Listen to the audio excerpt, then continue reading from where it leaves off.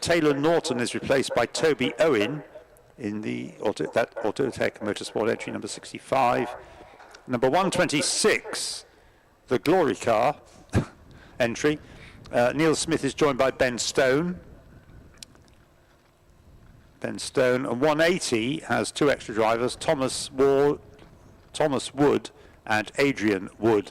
Thomas Wood and Adrian Wood. So those are the changes and extras and so on. Now the grid has 17 rows of it. The grid sheet printed with the team names. So I'll do that first, and then we'll have a stab at getting the start drivers. But it's unlikely we're going to know the start drivers until the race gets underway. And on the timing screen, we're assured that the driver appearing first by any car will be the car driver currently driving it. So the front row is 46 Milner Racing and 81 GM Performance. 46 and 81 is the front row. The second row, number 180 Shine Automotive and number 148 North Motorsport. 180 and 148 row 2. Row 3, number 333, Kahuna's Race Team, and number 12, Pro-Am Racing. 333 and 12 is row 3. Row 4, number 888, Boston Racing, and 65, Autotech Motorsport. 888 and 65, row 4. Row 5, number 3, Windgat Racing, and number 88, TCS Motorsport. 3 and 88, row 5. Row 6, number 121, the entrant Carl Lamety, spelt K-A and then L-A-M-A-T-Y, second word. And alongside it, appropriately enough, is car number 131, the entrant of which is Catastrophe, K-A and then a second word, T-A-S-T-R-O-P-H-Y. Hope they'll win a trophy rather than suffer a catastrophe. 121 and 131, row 6. Row 7, 74, Orca Sport. And alongside it, number 64, another Autotech Motorsport entry, 74 and 64, row 7. Row 8, 141, Kamotion, K-A-M-O-T-I-O-N, one word, you may never have heard before. And alongside in row 8, we've got number 95T, WKD Motorsport. That was a team that had a car failure in the practice in the qualifying session this morning, and I think they've been allowed to substitute a replacement car and have taken up that place on the grid on the 8th row. So that's 141 and 95T. On the 9th row, we've got 747 LAR Motorsport, L-A-R-R Motorsport, and 736 TLA Motorsport, 747 and 736, row 9. Row 10, number 114 KM Racing, and 69 LDR Performance Tuning. 114 and 69 is row 10. Row 11, 126 Glory Car, and number 1 Burton Power Racing. 126 and 1, row 11. Row 12, 55 Cash, as in K-A-S-H, Strapped Racing, and 96 Porsche, as in Poor, not Porsche, Poor, P-W-R-S-C-H-E, Carrera, that's Carrera, K-A and then R-R-E-I. They don't half word hard of these team names, don't they? So 96, Porsche Carrera Motorsport. 55 and 96, that's row 12. Row 13, 18, No Nonsense Racing. And number 11, 11 Tenths Racing. 18 and 11, row 13. Row 14, number 37, Semprini Racing. And number 60, 60, Tango and Crash. I'm sure I've seen Semprini Racing much higher up than this grid suggests they should be. Anyway, we'll see how things pan out in the race. Number 37 and number 60, Tango and Crash, are row 14. Row 15, number 2, NJM Racing, and 49, LDR Performance Tuning, their other car. 2 and 49, row 15. Row 16, number 6, NJM Racing's other car, starting behind its sister car. And alongside it is number 44, Graves Motorsport. 6 and 44, row 16. And the 17th row of the grid has number 172, Misty Racing, and 72, also Misty Racing. And on the grounds of safety, that car has been relegated to the back of the grid. What aspect of safety concern has brought that about, I'm not sure.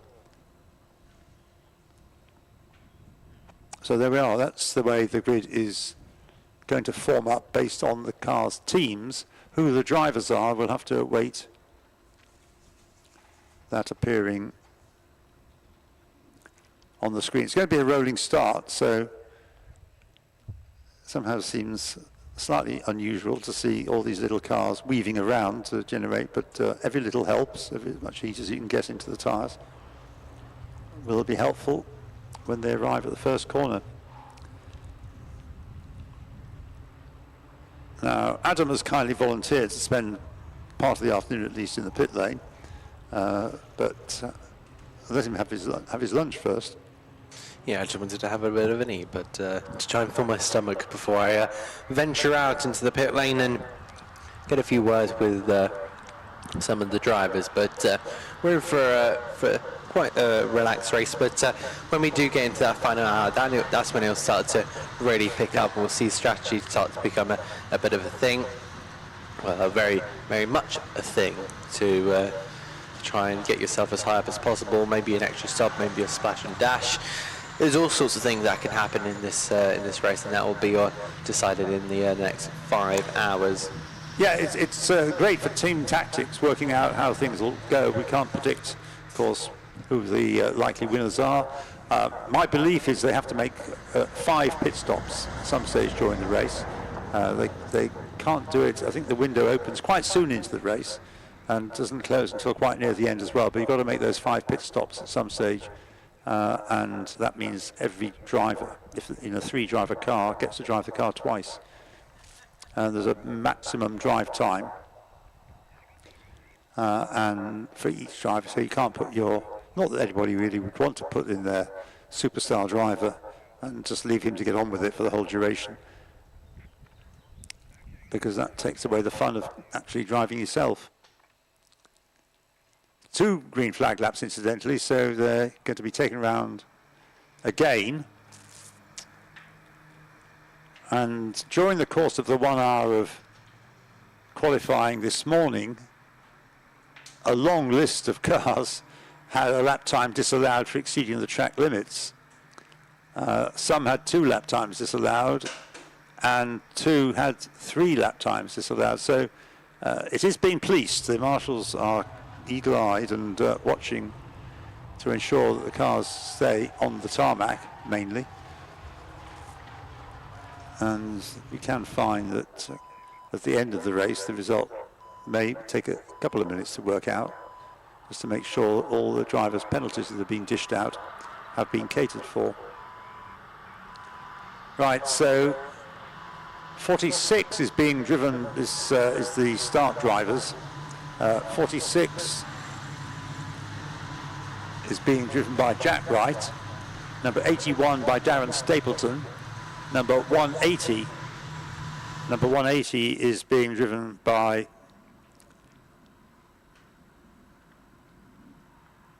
Adrian Wood, number 148 by Sam North, number 333 is being driven by Costa Kairitis, number 12, that's the renumbered number 8, number 12 being started by Louis Harvey, the additional driver added on to that team. Number 888 is being driven by number 888 being driven by Jacob Fells. Number 65 is in the hands initially of Toby Owen. Number 3, Leon Bidgeway. Number 88 is being started by Declan McDonnell. Number 121 by Marcus Batty. Number 131 by Robert Thomas. Yes, Robert Thomas. Well, we'll let the race get underway. We'll catch up with the other drivers because they are on the timing screen.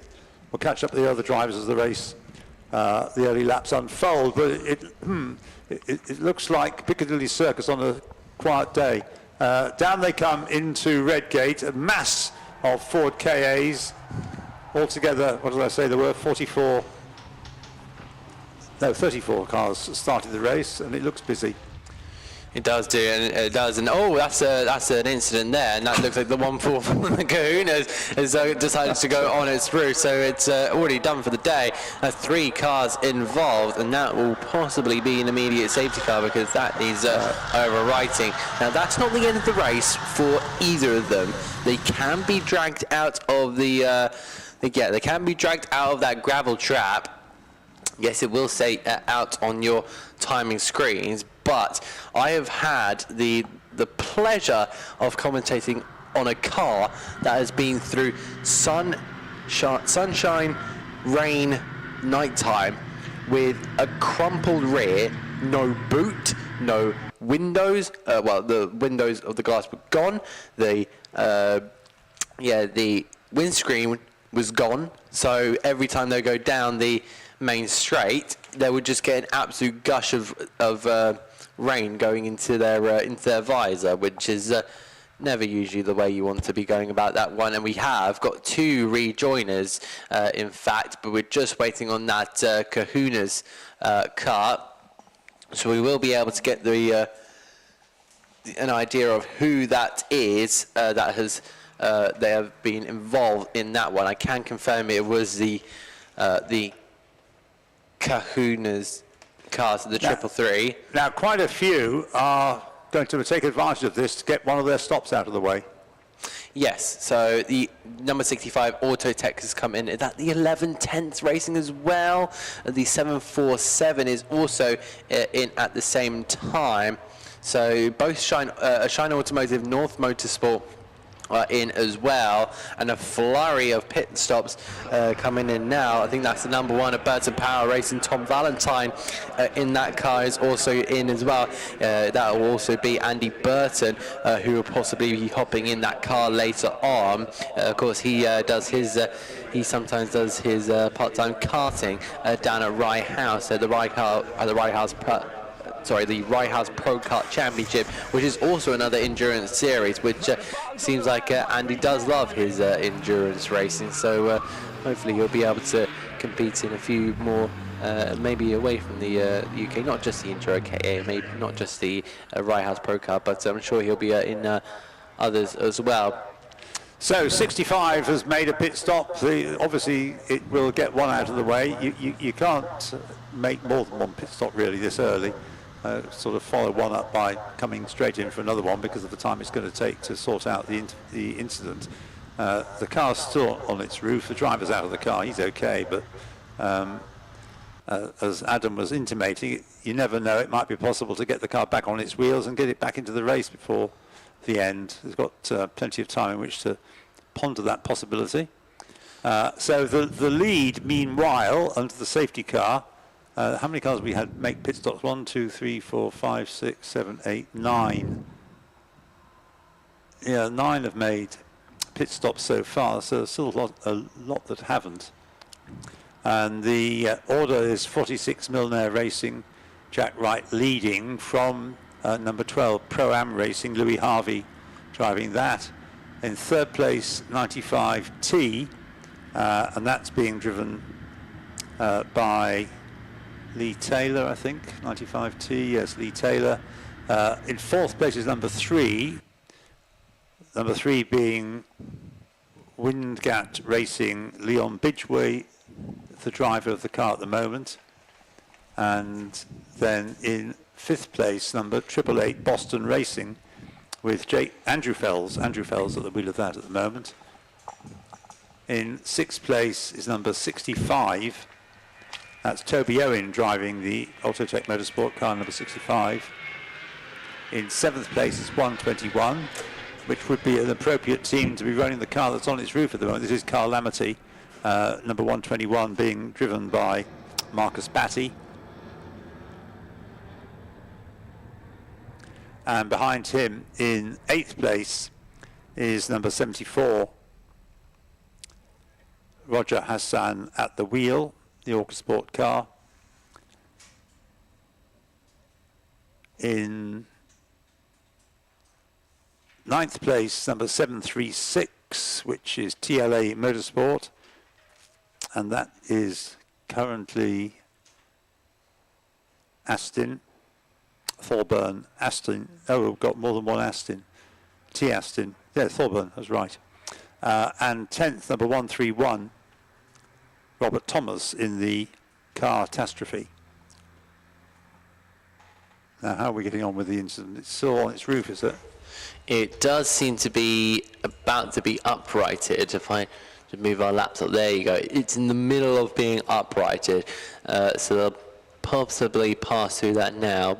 I don't think we'll be able to get an image of that on our current screens there. But oh, that's the doors come a little bit off there. But we'll see how that goes. So if they manage to try and go through this race without that door, it will be interesting. I mean, if one of the drivers can go without a door, without a boot, I think one of the drivers here can go without a door, and it kind of doesn't help with the crash help. But they're hoping to not have another incident that time around. Yeah, well, obviously they're losing those laps. Driver change pit stops are not permitted on the first lap of the race. So all those who came diving in at the end of the first lap, that would be deemed to be on the first lap of the race. And so there may have to be some rethinks required by certain teams as regards their strategy. Quite a few cars came in at the end of the second lap, and that's okay. But the first lap, no, you can't. So if anybody, well, and certainly some did. No more names, we'll let them sort themselves out, but that is a notice from the race director. Well, the race has certainly started in a spectacular fashion, happily harmlessly, possibly it's the car with, I think, the tailgate now providing extra ventilation through not having any glass in it. It would obviously have to go back to the scrutineers to have a look at before it's being allowed to get into the race. It does look like that car is going to be dragged off the road there. So there it is, the Kahuna's car does look like it is now being dragged off. So it won't be, unfortunately, not be a resuming for that green car. And they'll unfortunately have to drop out of the race before it's even got underway. Yeah, pretty disappointing when you've worked hard, saved up the money, got the money together to fund the drive, and three of the drivers aren't going to get, it's a three-driver car, isn't it, I think? Three of them aren't going to get a drive at all, and the fourth only gets a drive to the first corner before ending up on his roof.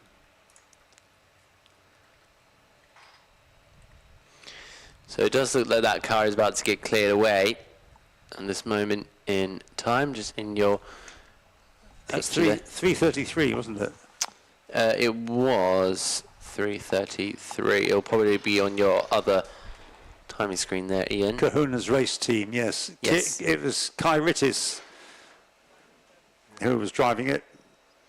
Okay, so Costa Kyritis. yeah, it was Kyritis, the Greek driver in there. So unfortunately for him, there'll be no going forward.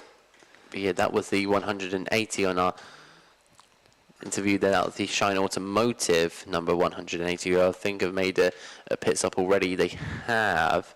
So they have got their pit stop out of the way. Well, the screen is showing us pit stop.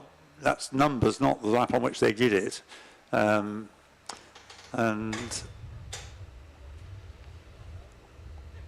certainly, yeah, the order at the front changing rather as pit stops are made by quick cars further down. So the leader has become number 74, the Autosport car with Roger Hassan at the wheel of it, who is ahead of number 736 in second place, the TLA Motorsport car with Thorburn, Aston at the wheel. Third is number 131, Robert Thomas driving that, and then fourth, number 96, Mark Carey in the Porsche Carrera. I don't know quite how you can make the point they're making by giving the team the name they have spelt in the way that it is, but the Porsche with two O's, Carrera spelt with a K,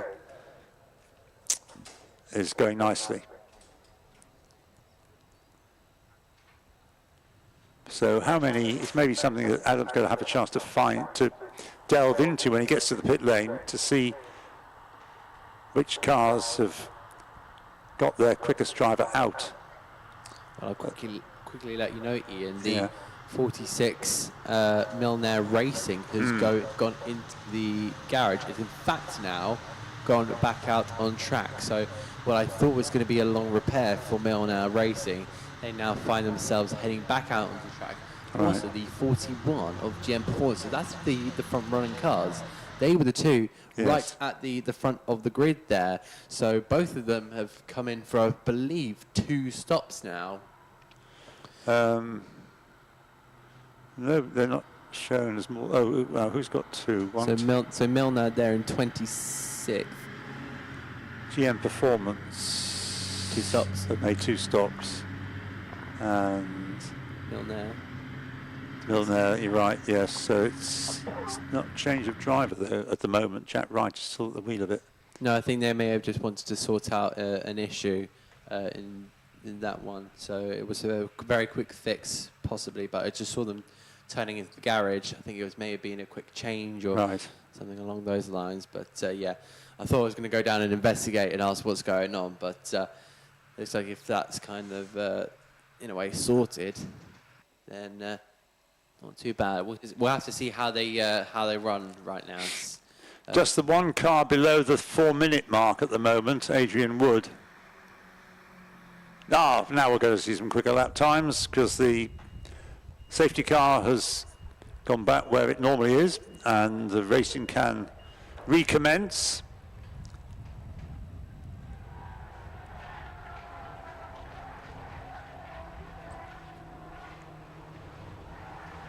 And the change of place, I think Aston has gone ahead of Hassan for the lead, so 736 is now the leader, is it, ahead of 74. But it's all very much feeling the way at the moment of how the race is going to unfold. Nobody else wanted to have the same fate befall them as befallen that car that ended up on its roof. Costa Carreras, the Kahuna's race team, 333.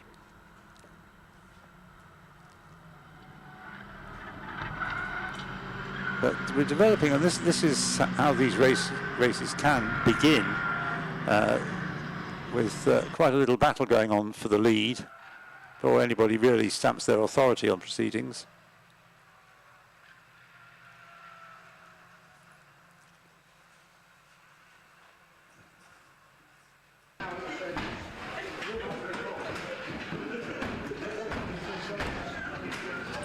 Yes, everybody else seems to be either in the pits or now circulating again.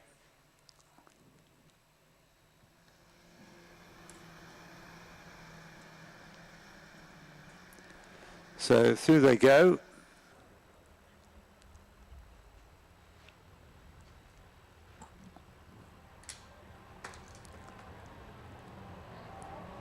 And the leader is now 736 with Aston T driving it at the moment. Thorburn Aston. They've got their secret weapon in the shape of Shane Deegan. In fact, I suspect that this Aston, of course, is a name much associated with the Mini Melia and Mini 7 racing. Kane Aston being a former champion in Mini 7s or Mini Melias, and Shane Deegan also. So those two, that car could have a chance of a good result. TLA Motorsport, the entrant. And that car leads by not very much at the moment, 736, its number, from number 96 being driven by Mark Carey at the moment. Car Catastrophe's car Number 131 in third place, with Robert Thomas driving. And up to fourth has risen number 55. Now this is going nicely. Alex Tentori, just a two-driver car this, so they've got a lot of work to do for the next few hours. But that car in fourth place. And in fifth place is now 74, dropping back a little bit, number 74. Roger Hassan at the wheel.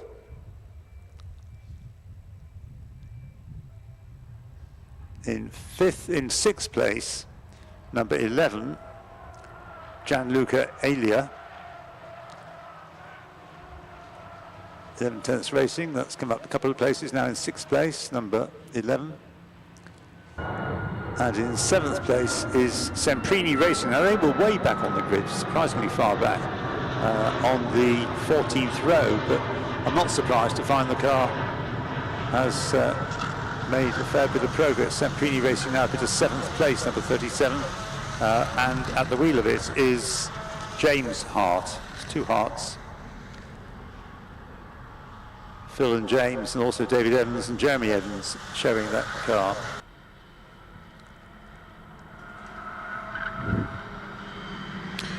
So just following the pack heading up towards the hill, and I can see there everyone in the YouTube comments section. How are we all doing? Where is the number 12 Pro-Am Racing? Well, that is being driven by Ollie Fernal, currently down there in P20. So I will have the live stream. You'll be able to kind of chat wherever you want, and I'll be responding to those in the live stream. So if you do have a question, you're more than welcome to ask. Keep interacting, keep with the like button, keep commenting, and also sharing. That will be most appreciated, in which we'll be bringing you all the action here from Donington Park, which has been kind of stop start more in towards that kind of more stop start this weekend. It's been quite the way throughout both days, unfortunately. The new fastest lap, I think, going to the new fastest. I think Elia, Elia number 11, isn't it? Yes, for 11/10 Racing, 136.664. So it's still pretty close to between all the cars, and that's because they're so close there. I think North Motorsport is also getting involved as well. They're getting a little bit of a side bang from their little battle there in the mid pack. And a new leader, of course, on the previous lap. So number 96 is now in first place, the Porsche Carrera Motorsport car. Now in the hands, or still in the hands, of Mark Carey. Absolutely, and those Porsche drivers, well, Porsche drivers to say very lightly, Porsche Carrera Motorsport drivers, in that black and green KA have been really working over the winter. They've really been inspired by what we saw last season, the incredible battle, and also the cheapness of the sport. It's not like you do have to fork out hundreds and thousands of pounds to be able to enter this championship. It's within the four-figure region, maybe even just tipping off to the five. If you do want to compete in the full season, but you're just seeing that pack racing coming into full effect. But of course, there is going to be big gaps throughout the field, because of course we've got a gap between Semprini Racing, the number 37 in P8, and then you've got a gap with Tango and Crash, the number 60 in P9, and then Missy Racing a little bit back as well. So they're now in P10, the number 72. Now just be continuing to race around here. Up into second place now is 131, so new second place car, the catastrophe entry for Robert Thomas at the wheel at the moment, and that's demoted to Aston down to third place. Moving up a place, number 11, the car with the fastest lap, this is Gianluca Elia, and others gaining places. Yes, Car Motion, number 141, that's going to place. That's in the hands at the moment of Daniel Edwards, is it? Yes. And dropping 6 places there well down to 16th place, I'm afraid. Number two, which is currently in the hands of Sam Beard. So there's a lot of chopping and changing going on as the race begins to settle down after the confusion, or not confusion, but the disorganisation of the first few laps with those cars getting involved. An incident at the very first corner. New fastest lap, Elia goes even quicker. He's gone up into second place now, number 11, Gianluca Elia. And that has done a 1:36.452. So, as I say, now second, just a quarter of a second behind the race leading number 131, dropping 3 places there. So Porsche Carrera Motorsport, Mark Carey dropping down to 4th place. He's actually got back up into third place, right, overtaking the number 55 there of Cash Tap Racing.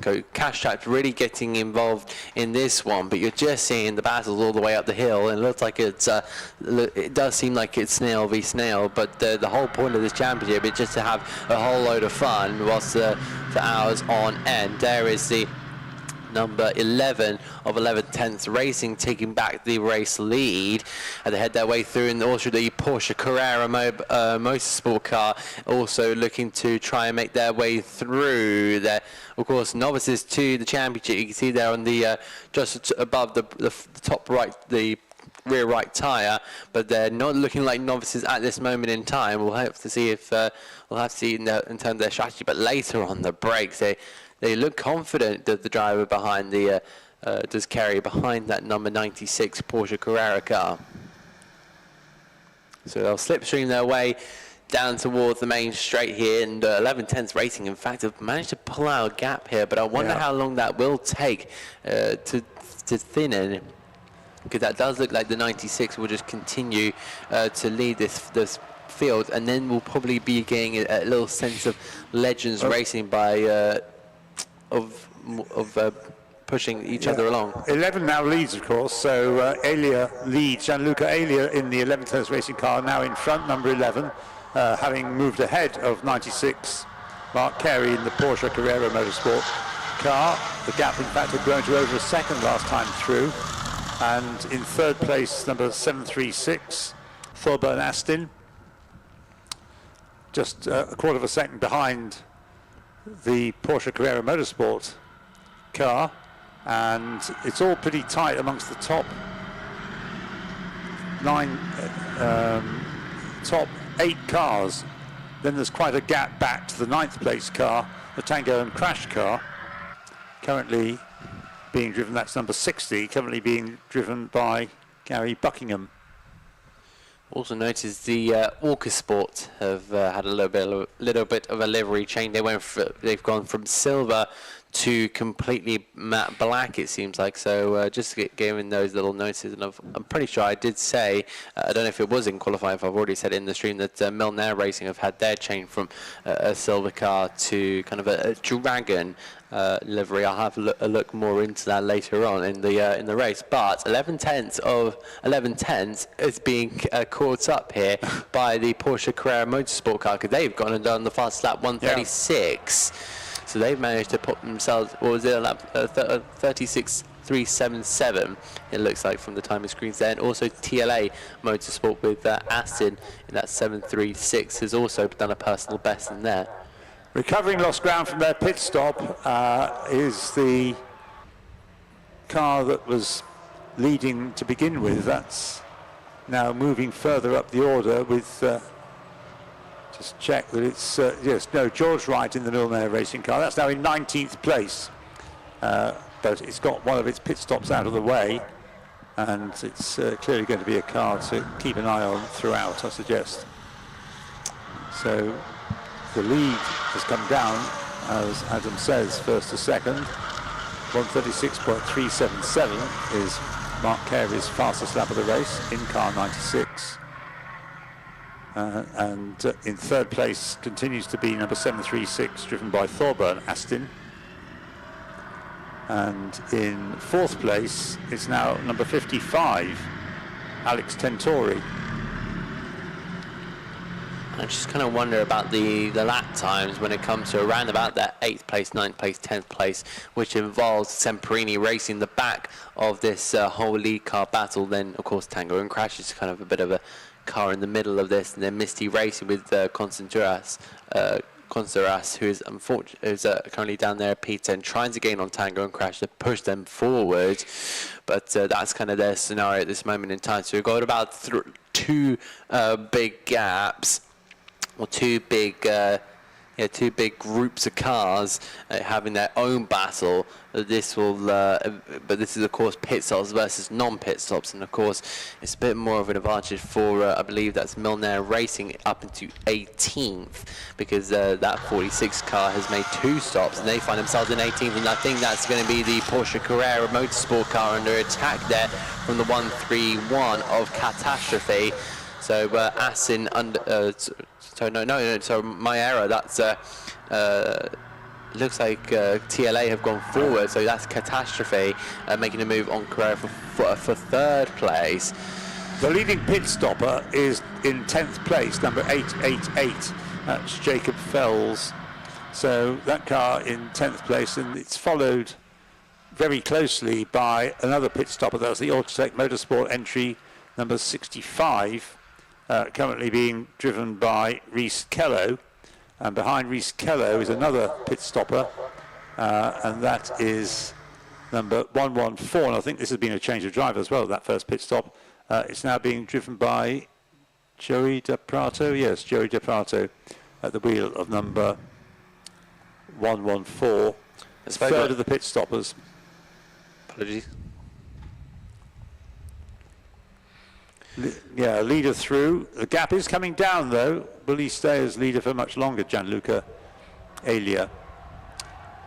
With Aston closing up, Aston T that is. Carey in the Porsche Carrera Motorsport car 3rd. Now coming up, is that a pit stopping car? I think it might be. Yes, it is. 4th of the pit stoppers, number 69. Is being driven by Cameron Richardson at the moment. So Cameron Richardson currently with the Napa Racing UK team in the Minis Championships, and of course Cameron Richardson, not a stranger to the Donington Park National Circuit, raced here in just about managed to race in back in, I believe it was April, when the British Touring Car Championship came in. It was a complete shower storm in that one. Really struggled to get some races in there, but he will be returning in the latter stages of August, when the British Touring Car Championship take on the Grand Prix layout of the Donington Park circuit. Now down in 17th place, but still climbing up the order after its early pit stop, the Milner Racing car. George Wright said to be at the wheel, and it's just done the fastest lap of the race at 136.123, even though, because of its pit stop, it's well down the order. Not that it's the only car to have made a pit stop, but it is one of the quicker cars. It was, in fact, at the top of the leaderboard a little early on. Fastest lap of the race now goes to number 736, to Thorburn Aston at 136.079. In qualifying, the best time was seen from Milner at 134.418. So with plenty of fuel still on the cars. Up a place, up to 6th place has gone number 37. That's James Hart at the wheel at the moment.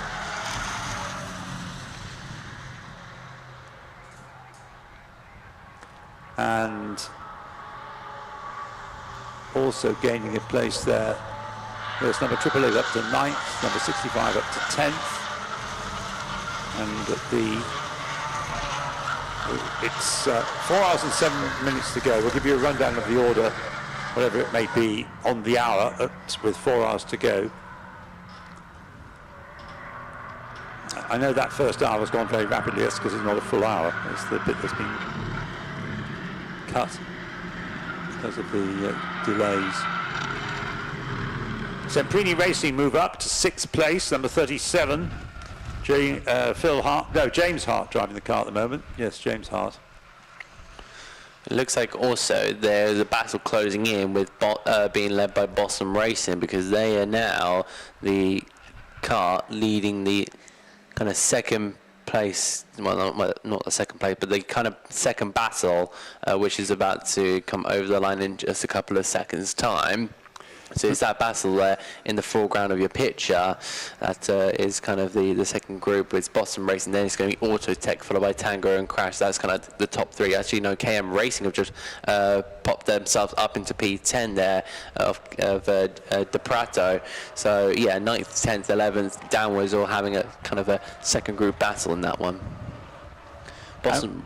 I was going to say, warning about track limits just been taken off the screen for number 37, which has been making good progress. This is a Semprini racing car, but James Hart perhaps being a little bit too exuberant. They've had a warning about track limits, and of course you don't want to be picking up a penalty that involves losing time, having time added to your race time or anything like that. Now the commotion car has just caused a little of its name and moved up into third place, number 141, and Daniel Edwards at the wheel has just done a personal best, that 136.803. The fastest lap still stands to the credit of Thorburn Astin at 136.079, and he's only half a second now behind Gianluca Elia, who made good progress but is now fading a little. It does seem to be that way, unfortunately. But TLA Motorsport have taken the lead of the race. But of course, with 4 hours to go and them not making a pit stop, it really doesn't mean much. It just really means they get a little bit more attention to. We have taken the lead. We get a graphic for that. We are now at the top of the standings. They do have the fastest lap to go with it, so a little bit more of a sparkle to their name with that fastest lap logo, or a little kind of tag, as I like to say, with a 136.0 as their best lap, 0.79 to be more exact, but say a 136.447 was that the time last time around. In fact, I think 11 tenths had a bit of a struggle, so Gianluca Elia was struggling last time around, a 37.2, so a good 8 tenths slower than TLA as well, but there's some really good battling amongst that kind of top group as well. Quicker than anybody else, though. Elia may not be as quick as the leader, but he's lapping quicker than anybody else, I think, at times. But yes, he's dropped back. But those two, the two leading cars, yet to stop, of course, 7, 3, 6 and 11, are now 5 to 6 seconds clear of anyone else. And anyone else is headed in third place by number 131, Robert Thomas, in the car catastrophe, presumably headed to win a car trophy. And the two leaders go through, yes, just 0.387 of a second between them, and then 5 seconds later along comes the third place car, number 131, with a group of followers, 96, 141 and 55.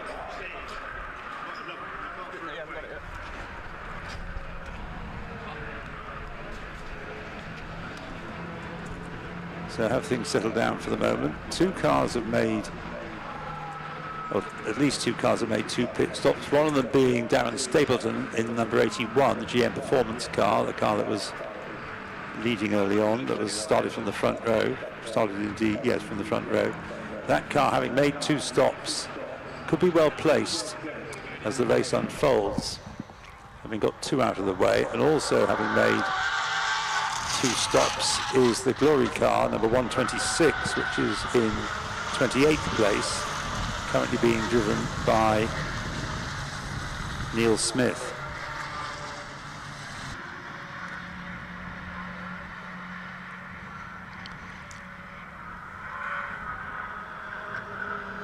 And 2 more cars down near the bottom here that have made 2 stops. Number 95T, which is the Lee Taylor Ross Folds, eventually Marcus Clutton car. Ross Folds at the wheel at the moment. And in the pits currently is 126, could be a routine stop.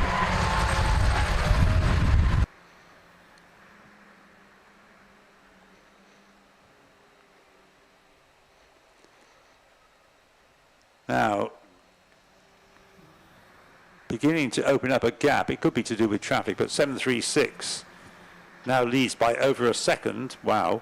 Thorburn Aston at the wheel from Gianluca Elia. 1.266 seconds the gap. And yes, for some reason, it must have been traffic, I would have thought, that are caught up in a brief yellow flag situation. The two leaders are lapping slower last time around than the next 6 cars behind them. Lapped in the 138s.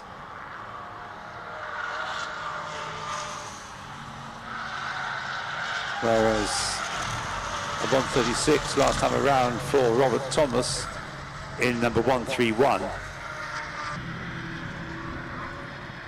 So he's beginning to haul in the two leaders. So the next car to focus on perhaps is number 131, Robert Thomas in the catastrophe entered car.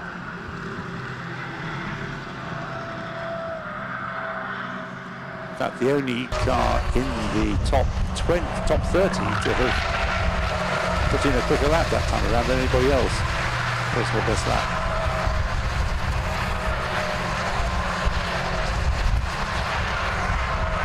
But that is soon changed because Gianluca Elia has closed in once more on the leader, on Thorburn Aston, and has taken with him Robert Thomas.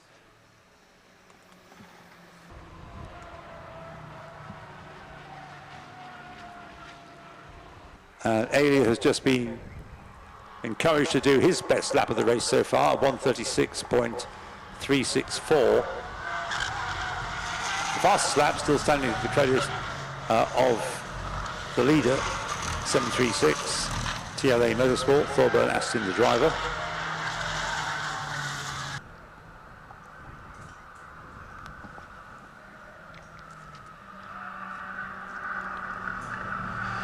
We've now just dipped under the 4-hour mark.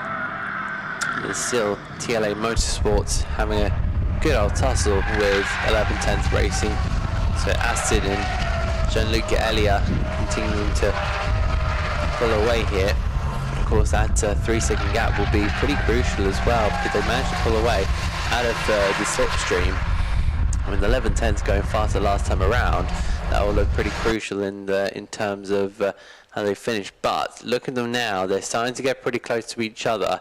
And I think Catastrophe just had the opportunity to try and pull a gap here. They'll slipstream their way all the way down towards turn number 1. Now will there be a chance to maybe make a move here to the right hand side? The 11/10 Racing will pull, but it doesn't quite have the speed there.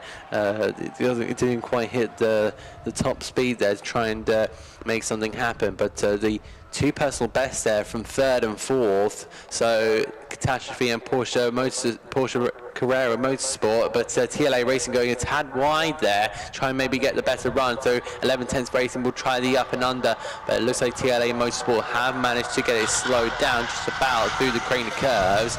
And of course 11/10 Racing will look to try and come back at them. Meanwhile, looking back there, but I believe that's Semprini Racing with along with Orcasport and Castrap. So they're embroidered in a tussle for 6th place in that one. So that's Hassan Tendori and Hart in that little tussle. But back with this lead battle, this is kind of the battle we need to be watching. It's still going to be much so far, but this is what we need to be watching. That 131 of Catastrophe bringing themselves back into the battle, because at one stage they were 3 seconds back. They were really looking to be down and out, losing that slipstream. But every single maneuver you make here, with these leaders, they need to try and push on. And of course, Catastrophe did have that open space to try and make a maneuver, well, more gains than maneuvers. But over the timing line, they'll be completely separated now by about 8/10 of a second, just under 9/10 of a second. 11/10 Racing are going for it. That's between the leader and between the car in third place. That's right. So it's 3 in the leading group, fair to say. No change in the order as they go round Redgate on their 22nd lap. Just to give you a rundown of the order, that's just beyond the 4 hours to go mark now, 3 hours and 57 minutes. We've got 736 in first place, followed by number 11 and number 131. In fourth place is 96. In fifth place, 141. In sixth place is 55. Seventh is 37. Eighth is 74. And then ninth in the leading pit stopper, number 888, Boston racing car. 10th is 69, also having stopped once. 11th is 65, having stopped once. 12th is 114, having stopped. Now, has that stopped twice? No, that stopped once, but the next car in 13th place, number 46, has stopped twice. This is George Wright in the Milner Racing, rising up the order after their double stop. In 14th place, number 81, also having stopped twice. In 15th place, number 12. 16th is number 3. They've both stopped once. 17th is number 72, which hasn't stopped yet. 18th is 60, which hasn't stopped yet. Then 19th is 747, which has stopped once. 20th is 88, which has stopped once. Then in 21st place, 148, which I don't think has stopped. No, it hasn't, so it's not shown on the screen as having done so. In 22nd place, 121 has stopped once. In 23rd place, number 40 has stopped once. In 27th place now, number 2. 28th place, number 95T. 29th place is number 6. 30th place is number 44. And we can, I think, just pick up all the others who are still running. In 31st place is 172. In 32nd place, 126, which has stopped twice. In 33rd place, currently in the pits, number 180. That's Adrian Wood in the Shine Automotive car. And 34th, the car that turned on its roof at the first corner, number 333, and which I don't think we'll be seeing again. And all that captioned on the screen for you if you're watching this on the stream. And back into the lead has gone Gianluca Elia by half a second last time through, so, and the new fastest lap of the race as well to celebrate the fact, at 1:35.530, still a second away from what 46 did to take pole position. There's a car limping along, or I think recovering from a moment perhaps. 147 was it? 141 perhaps. That's Brett Virgin, appropriate name for a first timer, and Daniel Edwards. So down they come.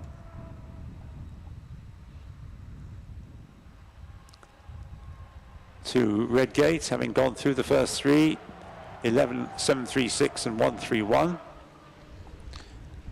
With 96 now, can that catch them up? The gap between the top 3 and 96 in 4th place is around about 6 seconds. A lot of support there coming into the chat for Basic Ollie, or Ollie Fernal, who's still out there at this moment in time. They're currently on a good run at this moment. Still trying to pull their way up 13th at this moment in time. So Ollie not doing too bad of a job as he continues to work his way in only his second ever race.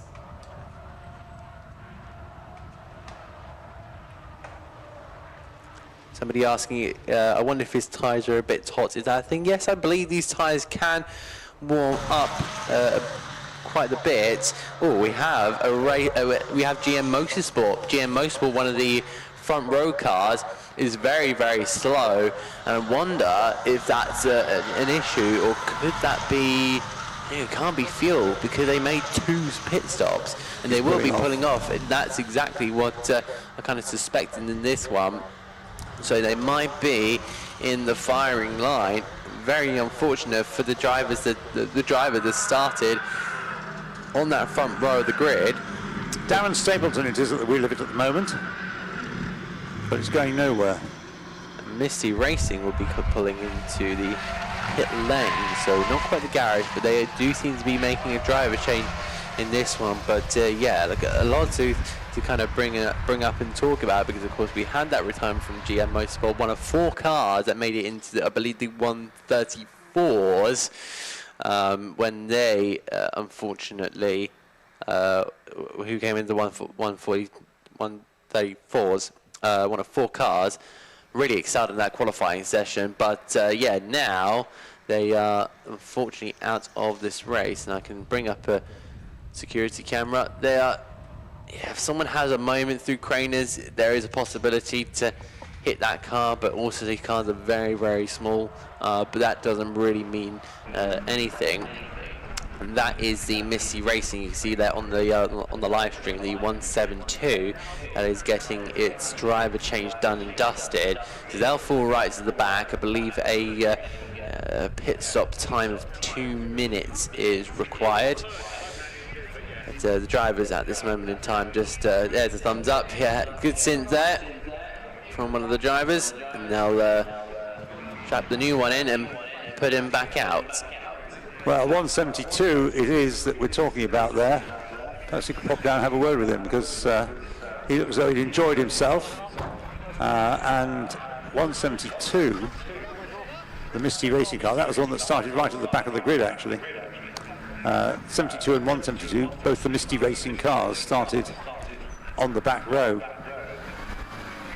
So their progress has brought 72 up to 27th place, but 172 is outside the top 30.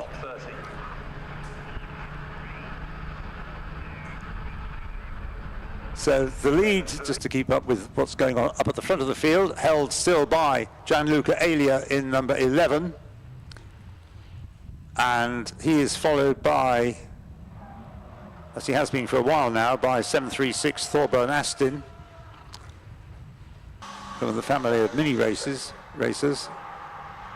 And 81 being dragged out of harm's way, live snatch, rather than having to, under yellow flags, rather than having to suspend the race, and the work done.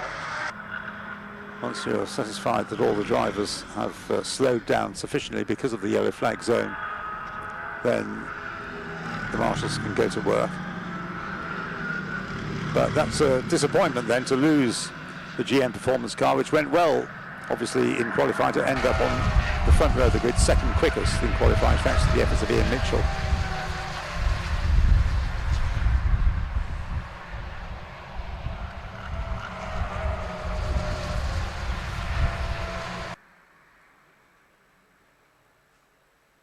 And number 172, just describe his accident, it's Douglas Fuller, who's now driving the car.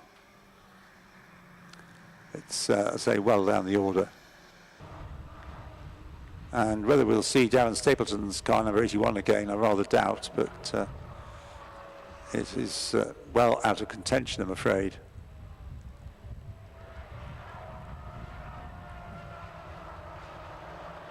Now, things are beginning to form a shape, but that'll be disrupted at the first pit stop, so the first planned, scheduled pit stops. Those who didn't think to take advantage of the early safety car situation. Though it's still 11, Gianluca Alia who leads 20 on the 27th lap.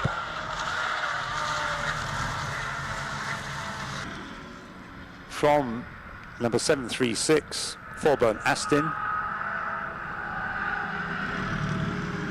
with Robert Thomas, number 131, in 3rd place, Mark Carey, number 96, in 4th place, Alex Tentori, number 55, in 5th place, and up to 6th now is 141. 141 with Daniel Edwards driving.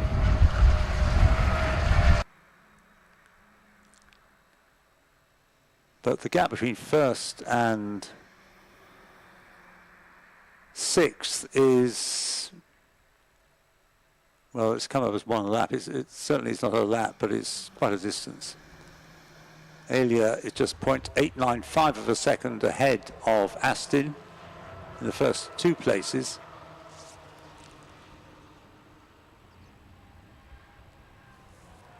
dropping rather. Alex Tentori, number 55, he's lost 3 places, dropped down to 8th. And we've had somebody asking about the fortunes of number 12, Oliver Furnell. Well, last time around, Oliver Furnell had gained a couple of places and was now up, or gained 1 place, up into 11th place. Also moving up, down in 16th, up to 16th, comes a couple of places gained by number 121, Andrew Hinch at the wheel. And lower down in 21st place, up to 21st place has come number 60. Number 60, courtesy of Gary Buckingham.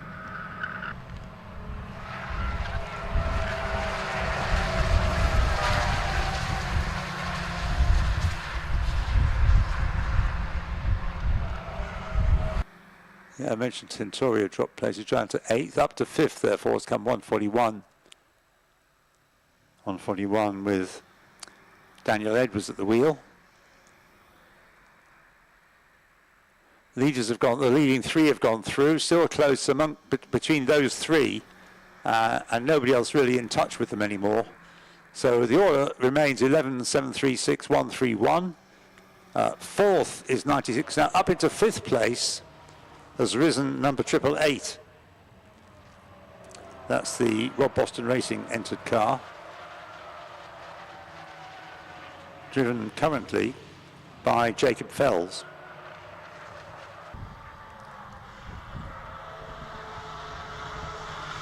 And Thorburn Aston has just done his personal best lap of 136.056. Still the fastest lap. Gianluca Alia's 135.530. But quicker laps than that were seen. A few quicker laps than that were seen in qualifying.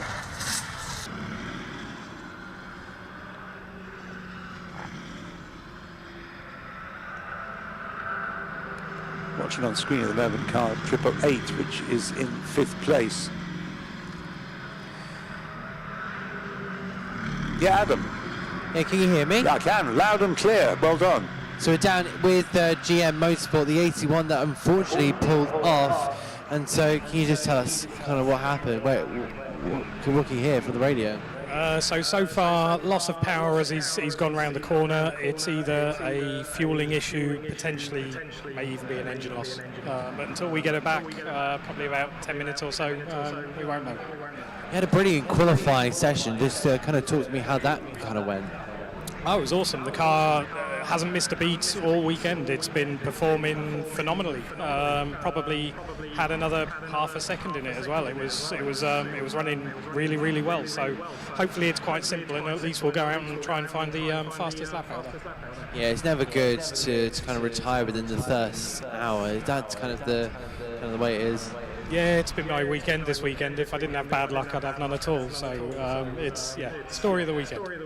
Yeah, thank you very much, and I do apologise for that. Unfortunately, we'll be heading back to our live action in just a moment, but yeah, super unfortunate for the retirement for the 81.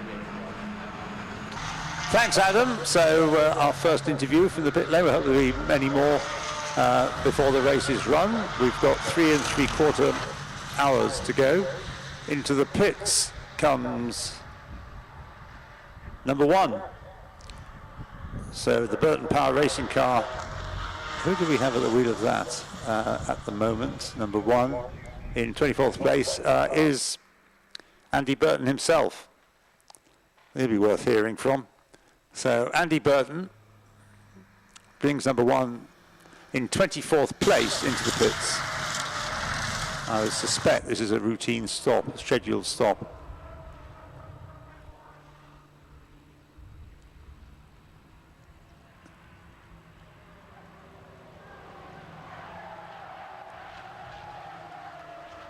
The leaders in traffic as they go into, well, it's going to be the story of the race really, isn't it? But in traffic, Gianluca Alia has opened up a small margin over a second, 1.105 seconds. He is now clear of Robert Thomas in the catastrophe car number 131, who's moved ahead of 736. Thorburn Astin. But they're all still close, and that could be simply a case of losing momentum and traffic on the part of Thorburn Astin. Oh, the safety car is being called out. Safety car. So stand by for a load of pit stops, Adam. Safety car being deployed. We can't at the moment see on the screen, because it's only showing us one picture, what the reason for the safety car is.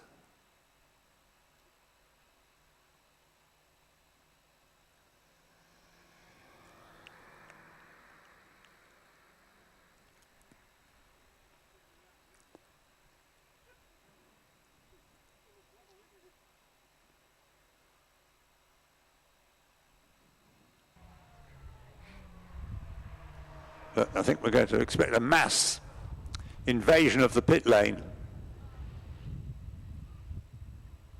Yeah, I can see in the distance our picture at the moment showing us the cars coming down past the pits down the Wheatcroft Straight, but in the distance you can see them, almost all of them, peeling off into the pit lane, so it's going to get pretty crowded down there.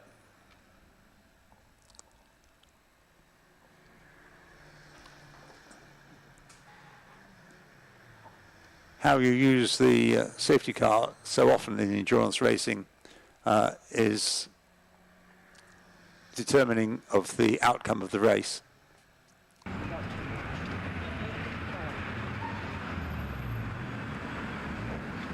So I think you can take it that everybody who's not yet made a stop is making it now.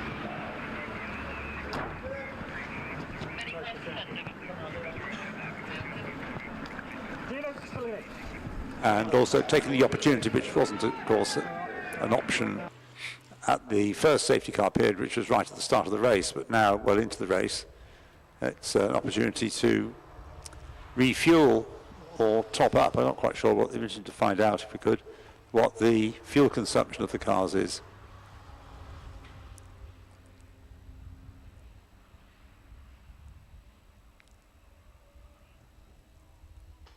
So we're going to have a quite shuffled order, but it'll be interesting to see where this group of cars that have been leading for a while stands in relation to the George Wright Milner racing car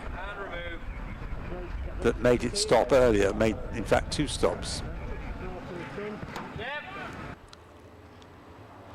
So that's a kind of yardstick. And that car is in 12th, or was in 12th place, but obviously it'll have moved up now by not stopping, it'll have moved up. The car that hasn't yet stopped is the Semprini racing car, number 37. Oh, yeah, it's gone through, it's not stopped.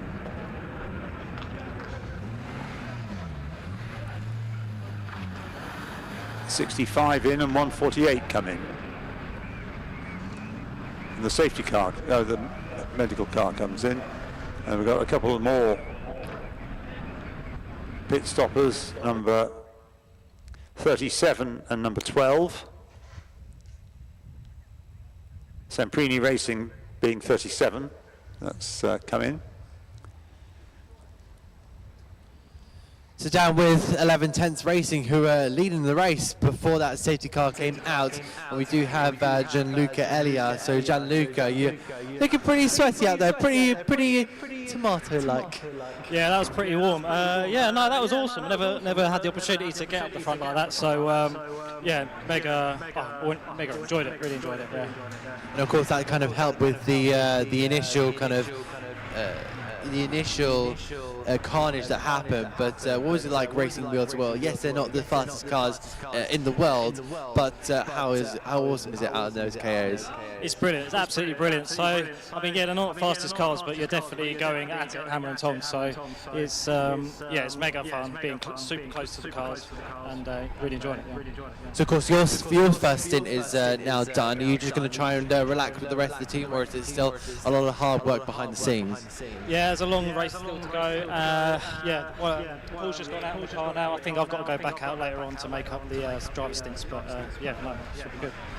So you're hoping for a really good result. Where do you think you'll be able to finish? Because of course other drivers have made their pit stops, I'll let you know, but where are you kind of hoping?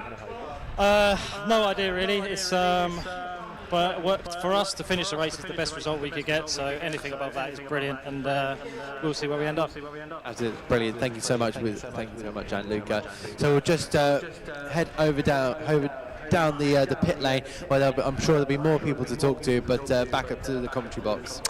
Thank you, Adam. So, yes, the order obviously shuffled around. There's a whole line of cars waiting to get back into the race because the safety car has to be let pass. So there's about half a dozen cars sitting at the end of the pit lane. It's a bit more than that, 6 or 8. Green light now, so they can make their way back into the race.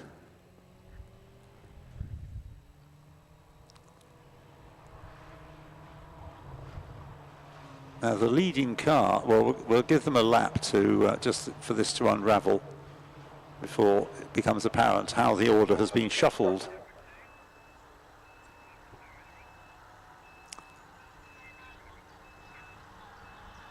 Gold wave yellow is being deployed to ensure that the drivers don't drive too quickly on their way to catch the queue behind the safety car.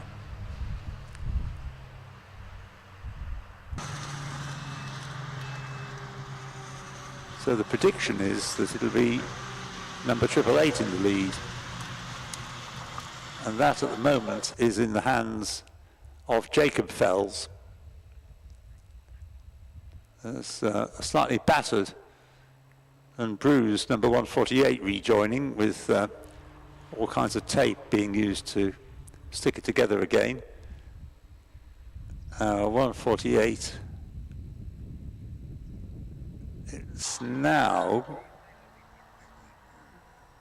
the Le Patron at the wheel, I think. Sam North.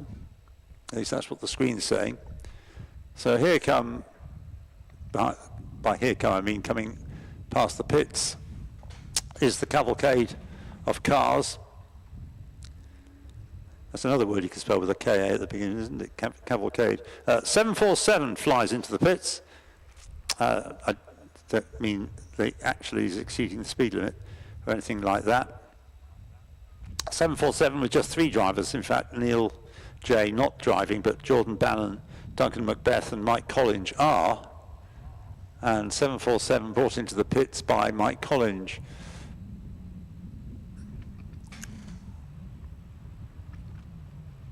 So the leading car,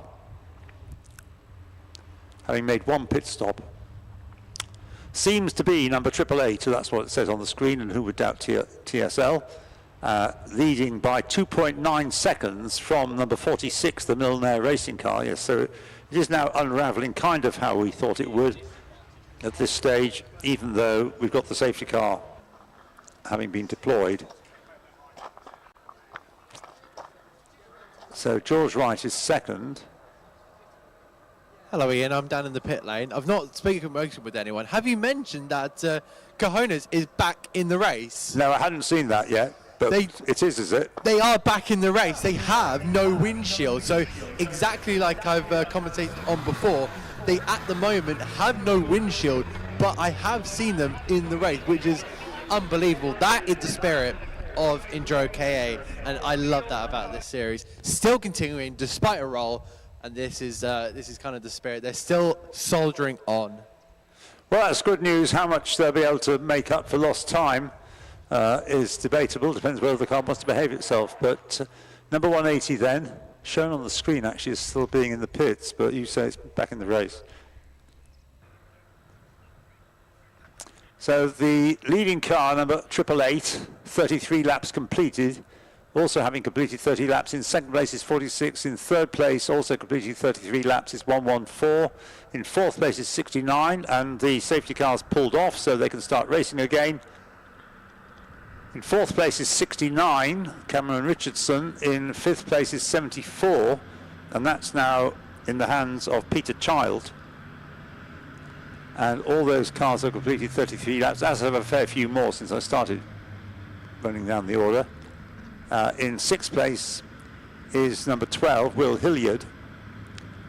In 7th place is 37, the Semprini racing car of Jeremy Evans. No, James Hart, I'm sorry, James Hart in that car at the moment.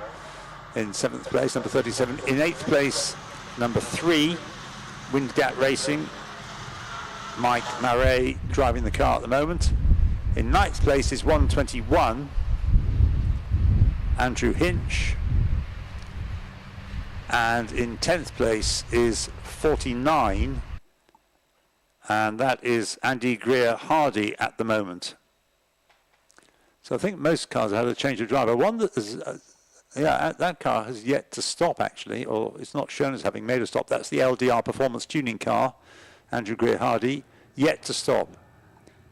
Now we're being shown on the screen, the safety car's out again, so we thought it had been sent back to its lair, but no, it's back out again for reasons that I can't identify.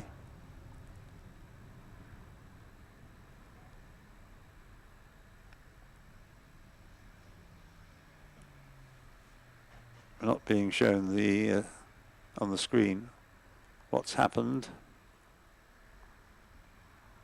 to call for this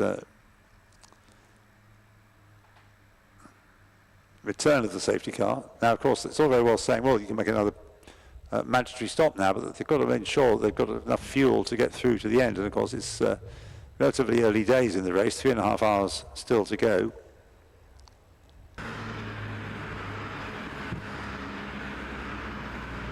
Now, 888 continues to lead. 34 laps completed. In fact, the first 11 cars have all completed 34 laps.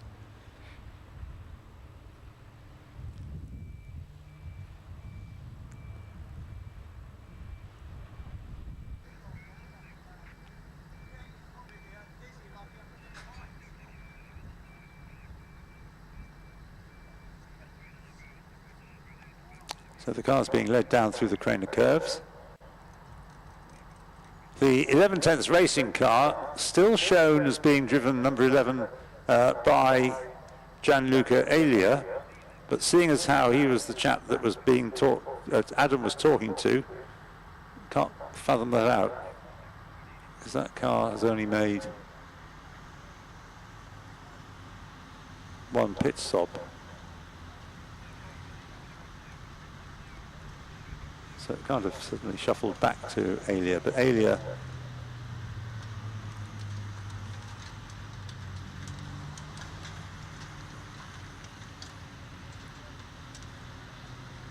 is shown as still the driver, so I'm not sure how reliable this information from the screen is, but we can only use what we're given.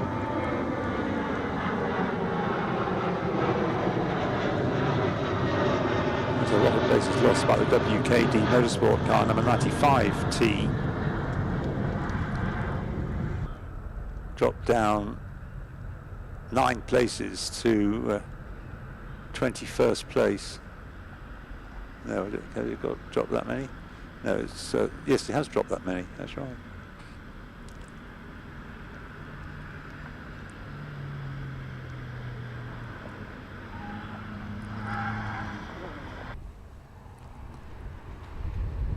Well, the safety car is getting on with this as if it's going to be returning to the pit lane at the end of this lap.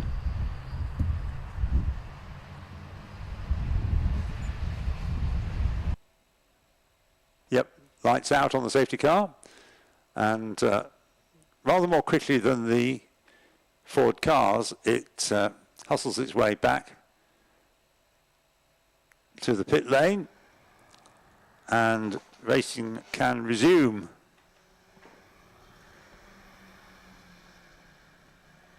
And leading on the road is 888, so congratulations to the safety car management team to ensure that it was picked up. And it led on the restart, of course, George Wright, assuming it still is George Wright at number 46. So now down at Pro-Am Racing with the very popular Ollie Furnell, or I like to say the Jimmy Broadbent of KAs. How was your first stint out there? Because it must have been quite pressurised to start that race. Honestly, it's genuinely the most fun I've ever had doing anything. I wasn't expecting, like, lap 1 straight in from a safety car, back of the grid like P21 or something, having to battle through like 10 cars, overtake 10 cars, get back to P11, then there's another safety car, have to pit and all this kind of, it was like, I don't even know how long the stint was, but it was just so much fun. It was so much fun. Even more exciting than your iRacing. Well, listen, depends who's watching this right now. if you watch my iRacing streams, no. If you do watch my iRacing streams, yes. Oh, no, yeah. Both answers, but what was it like being able to get into real life racing? Because had that been I'm guessing that has been a long dream of yours. Oh yeah, I've always wanted to do it all my life. And just growing the YouTube channel and on Twitch now as well, it's just helped out massively. And ever since the first race, that was it. Just addicted. So now I've done this one. I'm going to do 24 in 2 weeks' time.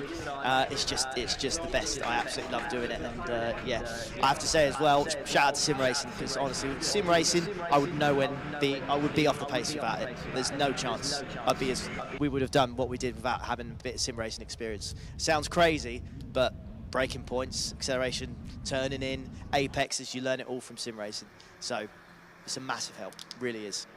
Brilliant, thank you so much. Thank you for the kind words there. And really just showing that sim racing can get you into an awesome place. If you haven't, if you're still a young whippersnapper looking to maybe try and get into racing, then for sure, sim racing is amazing to get into. It becomes a very, very addictive hobby. Trust me, I have upgraded my kit recently back at home.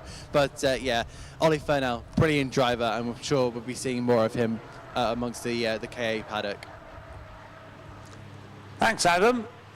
Meanwhile, on track, Boston Racing continue to lead, courtesy in car number 88 of Jacob Fells, and lead by not much more than, slightly less than a second from the Newell Racing car number 46 with George Wright at the wheel. Third is number 114, Andrew Malpass. And in fourth place now, we've got number 69. And that is said to be in the hands of... pausing because... Oh, there we are, yes. Ben Jenkins. It's one of the extra runners, isn't it? Late entry. And in fifth place, number 74. 74 being driven by Peter Child.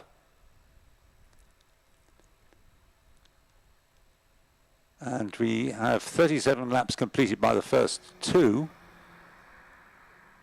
which shows just there he is now in third place, number 114, which is 20 seconds behind the leader. So at the moment, the pendulum's swinging the way of Boston Racing and Newell Racing, teams both of which have a load of experience, whether it's in the team personnel or whether it's the drivers. Up Peter Child up now to fourth place, number 74, with the Orca Sport car, moving ahead of 69 Ben Jenkins, and lower down, losing 4 places, Semprini Racing. Now there's been a change of driver on that car, number 37. It was James Hart, it's now Phil Hart, number 37. Who may not be as quick. And 148, now that's one to watch. Dolly Jackson, Porsche Carrera Cup, Caterham and BTCC regular driver over the years. Ollie Jackson now at the wheel of number 148. And has just done that car's, not surprisingly that car's best lap of the race. He's down in 14th place, number 148. He's running 5.5 seconds behind Shane Deegan, but he's another quick driver. Shane Deegan in number 736 in 13th place, the TLA Motorsport car. So those two, number 736 and 148, are worth keeping an eye on to see how they progress up the order. Shane Deegan is 14.9 seconds behind the No Nonsense Racing car number 18. And Ollie Jackson is the next place behind Shane Deegan, and the gap between those two is 6.6 seconds. So those are two drivers to keep an eye on. Now the 11/10 racing car, number 11, is now in the hands of Paul Stout, and it's running in 19th place. This is the car that was leading, who's the driver of which, Gianluca, we have heard.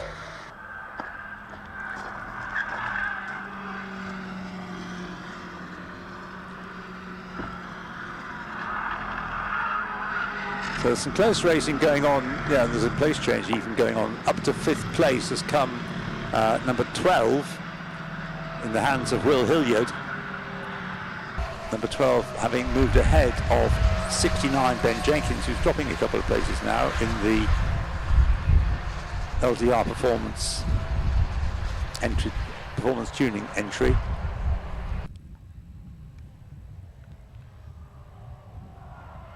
First two through, 39 laps completed, 2 seconds between them, 888 and 46. Shane Deegan just done 7:36, his best lap.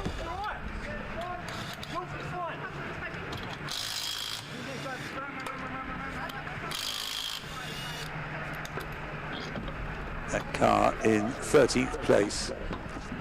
And upper place up to 15th place, we just saw that car rejoining, 747. Now with Jordan Bannon at the wheel. Yes, Jordan Bannon driving number 747. Just moved up ahead of the cash-strapped racing car, number 55, currently in the hands of Ben Smith. It's a two-driver car, that Alex Tentori, the start driver in the car.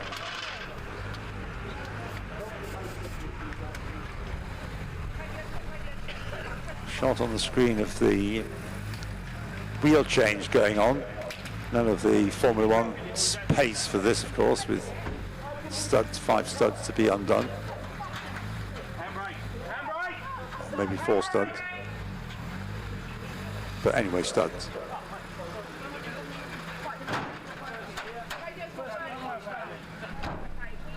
Yeah, there's cars in the middle of the order which have not been driven by such quick drivers. But Shane Deegan and Ollie Jackson, 13th and 14th, and continuing to put in quicker lap times than the car has had previously.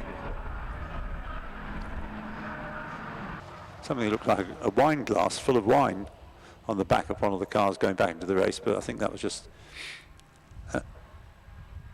mirage.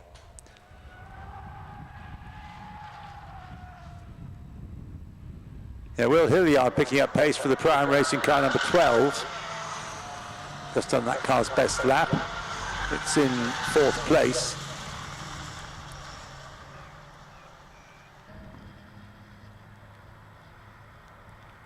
Shane Deegan continuing to put in quicker and quicker laps, as is Ollie Jackson.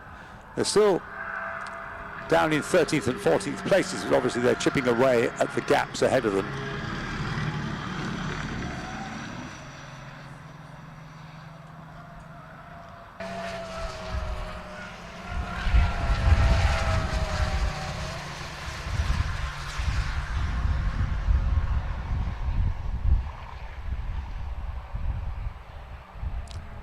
Number 95, it's being driven at the moment by Lee Taylor. Car that Marcus Bicknell has briefly sampled in the race. And it is in 18th place, number 95T. Will Hilliard improved his lap time for that car. Number 12 in 4th place.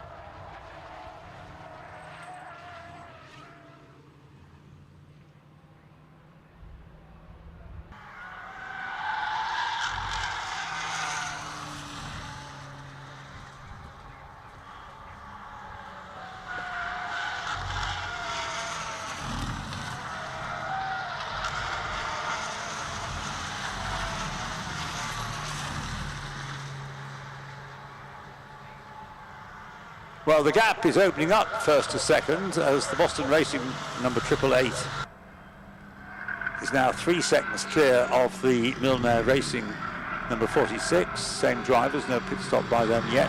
But we've had a new fastest lap, and that's Shane Deegan. Yeah, Shane Deegan, the Mini Melia king. He has done a 1:35.495, and he has to make up what looks like 11 seconds before he gains another place. The car currently in 13th place.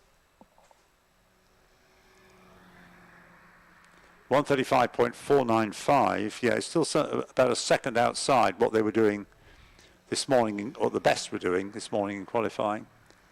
But it's the fastest lap of the race so far. The WKD Motorsport, now Lee Taylor at the wheel of it. That's the car that Marcus Button will take over at some stage. That's in 18th place, but has just done its best lap.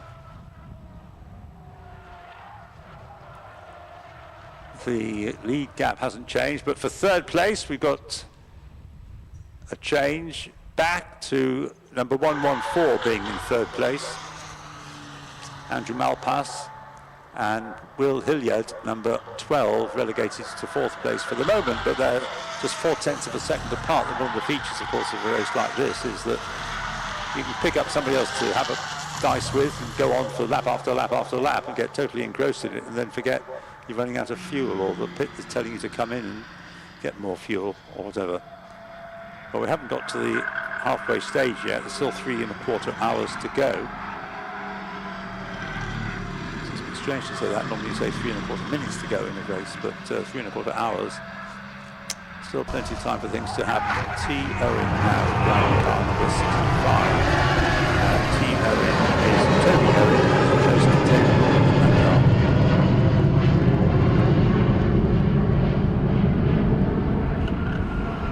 Best lap just set in 15th place for car 55. Alex Tentori. No longer Alex Tentori. Car 55 now being driven by Ben Smith.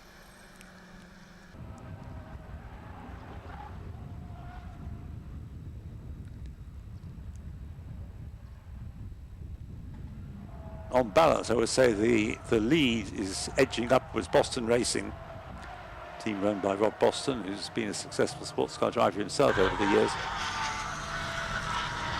That car is gradually stamping its authority on the race. 3.5 seconds. It's made only one stop, however, to the 2 that the Milner Racing car has made.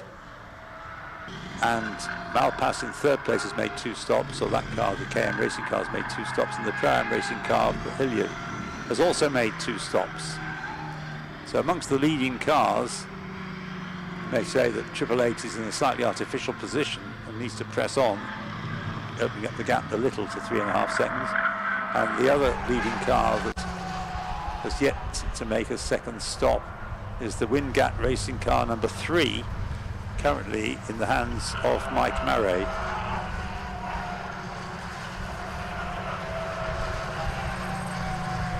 Still seeing cars with their best laps being set as we speak, as it were, as different drivers take over, settle in, and improve lap times.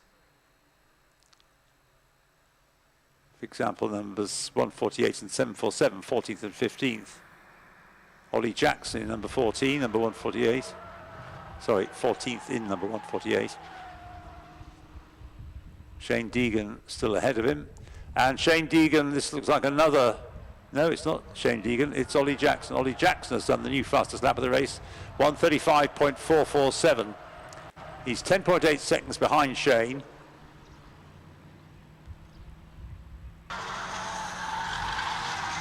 Who is 5.5 seconds behind car number 18, which is in the hands of Dominic Jackson.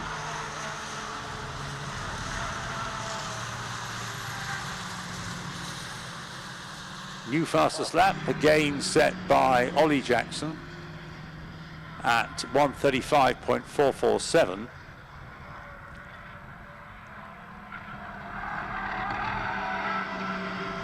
and he's still down in 14th place. So despite all this pace, he's not actually making much of an impact on his race position, or improving his race position, but he is obviously improving the race time of the car, which may well pay dividends later on. Andrew Malpass has just done a personal best lap for car number 114 in 3rd place, but it's not really helped reduce the gap to George Wright ahead of him in the Milner car number 46, and the fastest car, the leading car number 888 has just had an improved lap time for Jacob Fells at the wheel at the moment, 1:35.913, but the fastest lap of the race continues to be that of Ollie Jackson at 1:35.447, down in 14th place.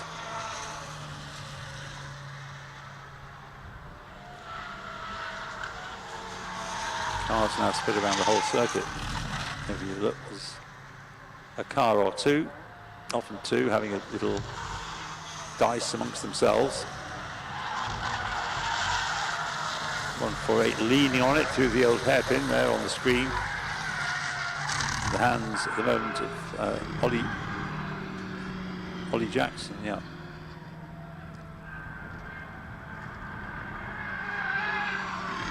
Well, can he gain many places for the car in his stint? He's 11.89, call it 12 seconds behind Shane Deegan. Well, the trouble is he's chasing a quick driver in Shane Deegan, who's just 1.2 seconds now, and lapping 5 seconds a lap quicker than number 18 in 12th place, which is being driven at the moment by Dominic Jackson. The lead, 3 seconds, 3.188 seconds, between 888 Jacob Fells and 46 George Wright.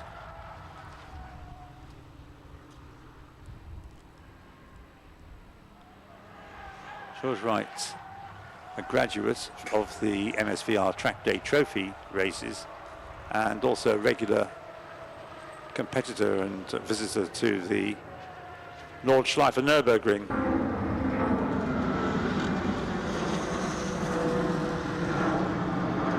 Lee Taylor goes up a place, up to 17th now, 95. Number 95T, the WKD Motorsport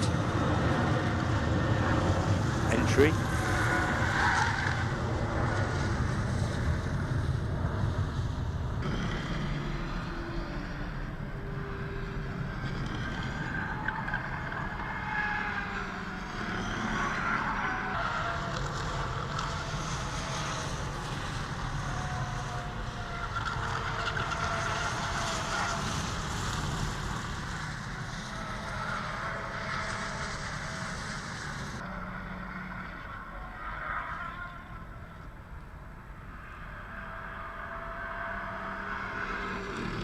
I was just going to say, the first time for a long time, no car has improved its time, and I find one that has, right down near the bottom end of the top 30. Down the pit lane comes number 96, I believe that was. Yes, the Porsche Carrera Motorsport car, which we were talking about an hour or so ago as a car that was leading the way. Well, it's coming to the pit lane from 21st place, so a long way from the lead. And that was it Mark Carey driving it? 96? No, he was the one who was gaining places. It's Ben Smithwell. So at the moment, it's just stopped right down at the end of the pit lane. I think they're getting told something from a marshal, but I'm not entirely sure what the conversation is. Well, it's actually not a marshal. It's not a marshal. It's somebody in green. So, a couple words being spoken there. There's the 49 is also heading into the pit lane as well. So they are making a pit stop, and that said 49 is LDR Performance Tuning. So they're getting that refuel done at this moment in time. That's Andy Greer-Hardy who's brought it in then. It's in 9th place, or was. And that's going to start dropping down the order, but they do have a pit stop out of the way, and they will have a full fuel tank to go about the next stint, of course. And this kind of really just tells you all you need to know. They will drop down the field, and of course they'll come back out and find themselves in the abyss of wherever you go. And there is a wonderful, interesting livery as well on the front bonnet there of the 49. Of course, a lot of creative liveries around the. I think that's one of their drivers on the front of the car. Their face stuck on Superman, which is always it's creative, and that's what I love about the series as well. Creativeness. Of course, you do get those classic liveries, but you also get funny stuff like that as well. Something that are just a bit less serious in a series like this. Ollie Jackson set another new fastest lap of 1:35.401 just now, and he is still in 14th place.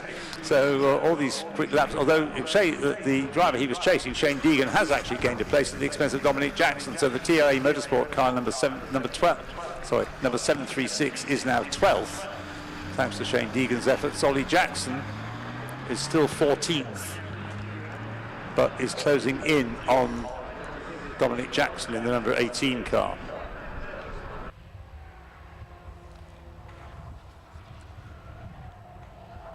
So that 49 will approach pit exit and will continue on its way to see if they can make anything happen. Of course, I'm pretty sure that that fuel stop may get them about, I want to say 40 minutes as far as my memory goes. I'm pretty sure I was told back in August when I got to cover the 12 hours of Do Norfolk, or the 12 hours of Snetterton as it's easily called. But as far as I'm aware, it does go around that kind of 40 minutes to an hour of time. The battle for third place has changed around again, so Will Hilliard back up into third place, only just ahead of Andrew Malpass, number 114. So the KM racing car number 12 is back up to third. The KM racing car Andrew Malpass, number 114, down to fourth for the time being. And the pit stop by the Wingate racing car number 3 has obviously helped a few gain a place or two.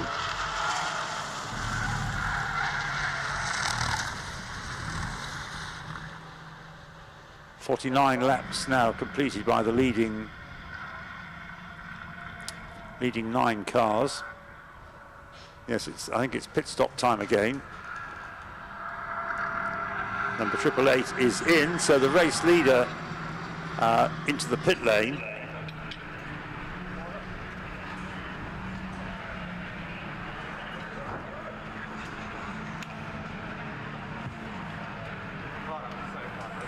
Pit is up at this end, the top end of the pit lane.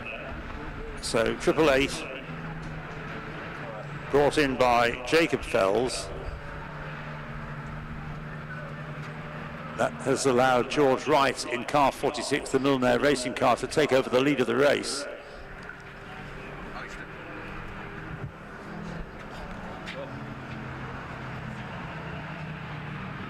.172 also we're looking at in the pit lane, a Misty racing car being driven by Dylan Fernando,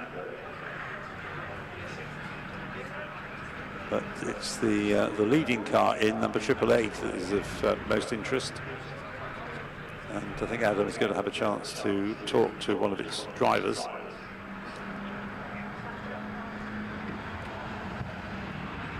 Jacob Fells brought it in. Eduardo Correa or Andrew Fells will presumably take it out. It's number 172 that we're for some reason focusing on. Well, that car is down in 29th place, so it's not exactly in contention.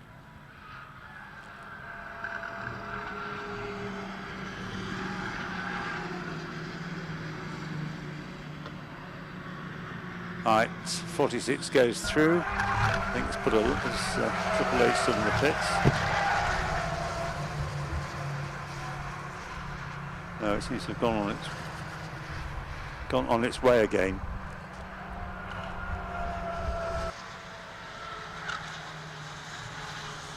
So both the leading cars have now made 2 pit stops.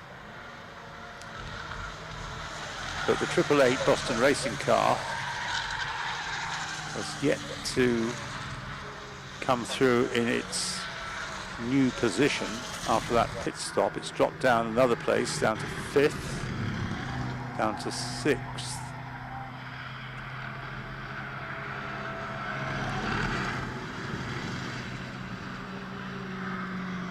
Down to 7th. And I suspect 2 or 3 more places will be lost. Oh, sorry. Hang on, here we go. So George Wright's lead in the Milner Racing car, number 46, is over 20 seconds now over car number 12, Pro-Am Racing Will Hilliard, which in turn is 1.1 seconds ahead of Andrew Malpas in number 114.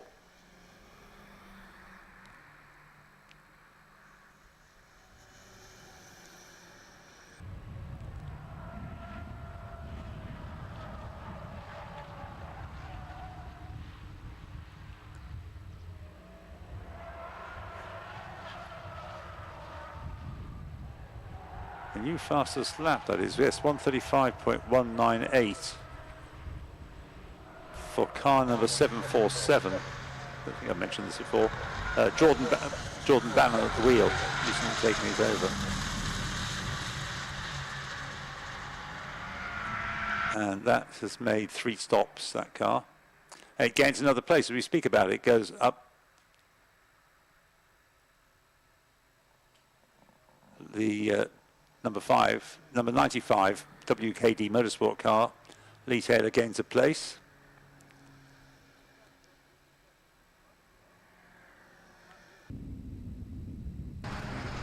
Now what has happened to Triple Eight? It's dropped way down. It's shown as still being in the pits, actually. Whether Adam can shed some light on this. So it's been handed over, number 888, to Andrew Fells from Jacob. But when it rejoins, it's going to be way, way down. Down in at best, 16th place. The effect of the minimum pit stop time.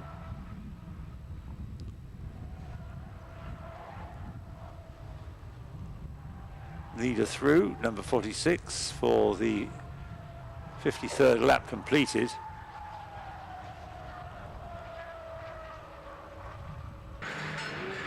Ollie Jacks is now 10th in number 148, taking with him in 11th, number 747, Jordan Bannon.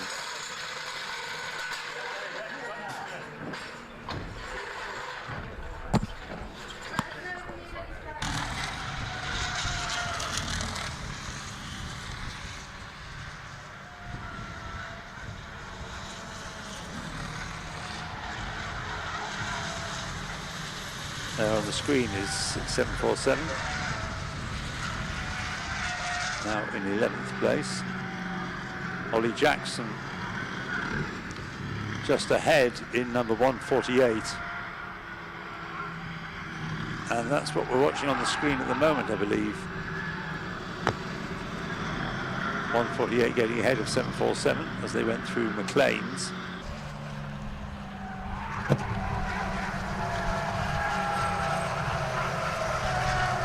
Interested to hear Ollie Jackson's comments on the difference between racing a BTCC car and a Ford car.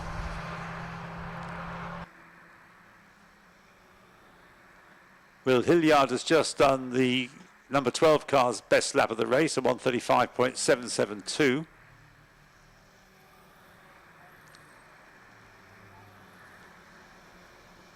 Which for one lap at least narrows the gap slightly between him and the leading Milner racing car.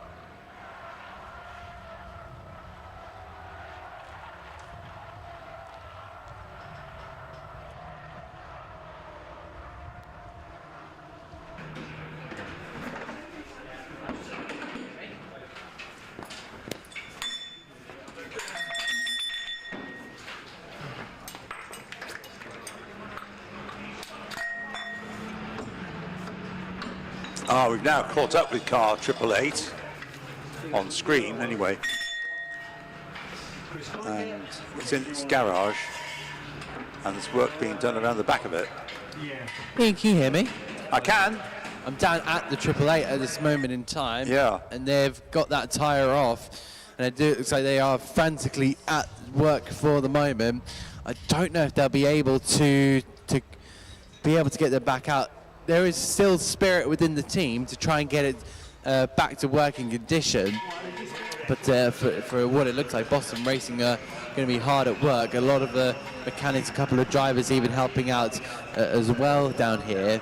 But I think it's all hands on deck at this moment in time. I'm not still entirely sure about what's kind of happened. Of course, I did feel like I saw a bit of smoking. But yeah, it doesn't seem to be. Still a little bit sure. I'll have a talk about, see if there's anybody I can find anything out from. Okay, thanks. Yeah, good for that. So 888, a leader of the race for a while, is at the moment looking as though it may not even finish the race. But clearly, there's time enough. There's 3 hours. In fact, we're just under the 3-hour mark now. 2 hours and 55 minutes remain. And the spirit of continuation, as Adam is implying, is well worth it.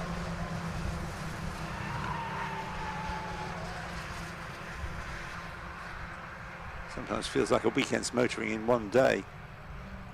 A week full motoring, I mean, in one day.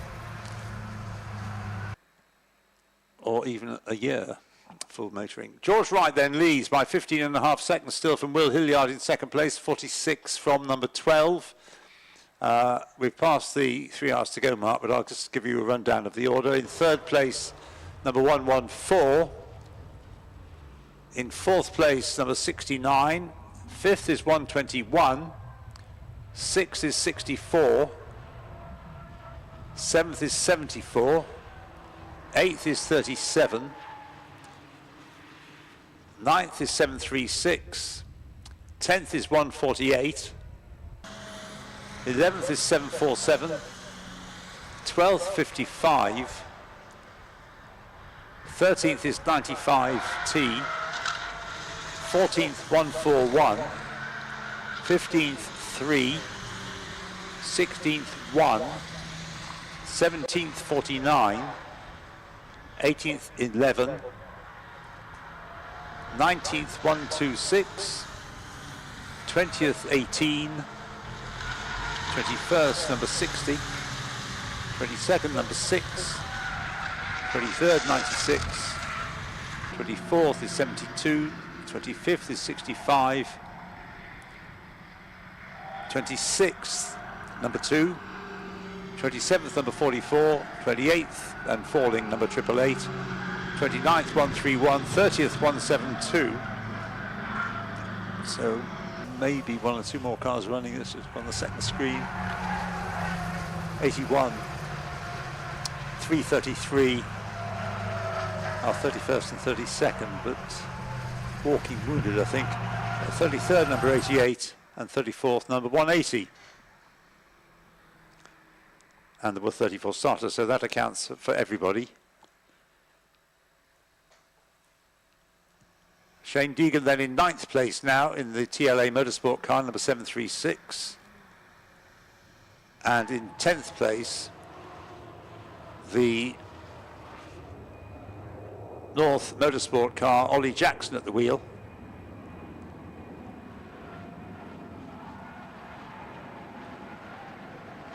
In fact, he's now been passed.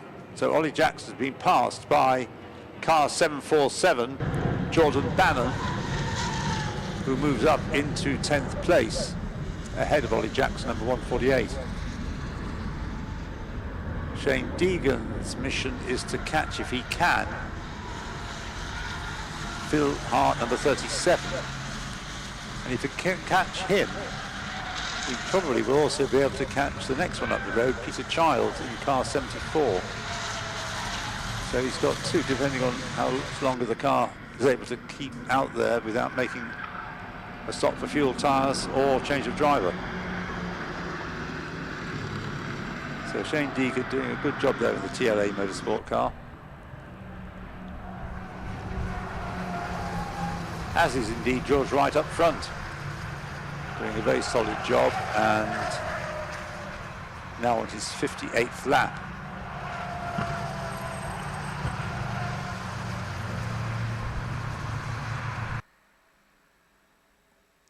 Oh, we've got double wave yellows. That means safety car. Oh, there's a car I see pulled off on the infield at Redgate. But is that the only... Oh, there's a car. Not sure that's the same car that we saw on the screen just then, but certainly double wave yellows on the exit of the chicane.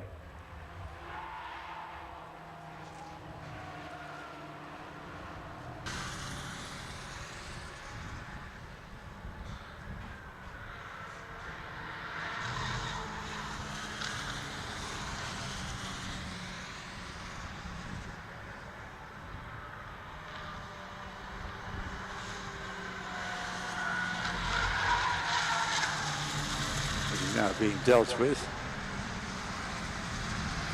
A live snatch, as they like to call it. It is number 18. That was Dominic Jackson, I think, when I last looked.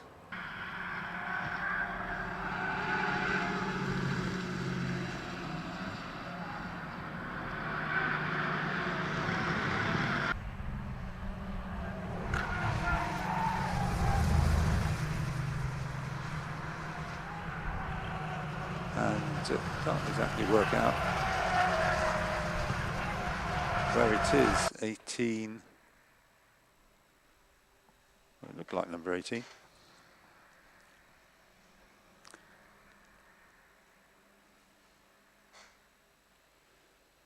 Oh yes, there it is. No Nonsense Racing, and it is dropped down to 27th place, but it's still just ahead of Triple Eight. Triple Eight, I think, has become, as far as a decent result is concerned, a lost cause, whatever its problem is. As it's dropped down, having come in when it was leading, dropped down to 29th place, and there's not much further to fall.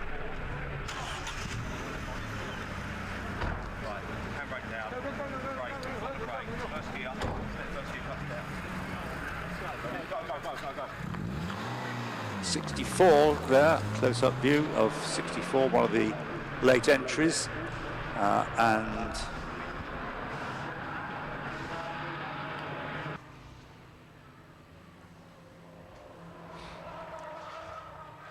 running in a good 6th place, and now being driven, the Autotech Motorsport car, by Lee Rickard.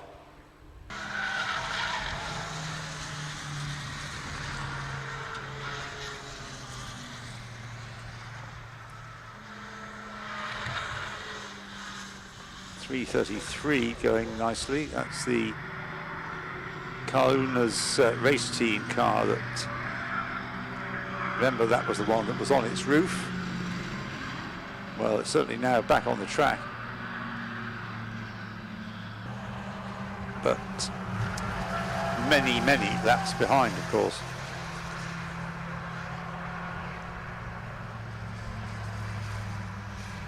Yeah, in fact, 26 laps behind.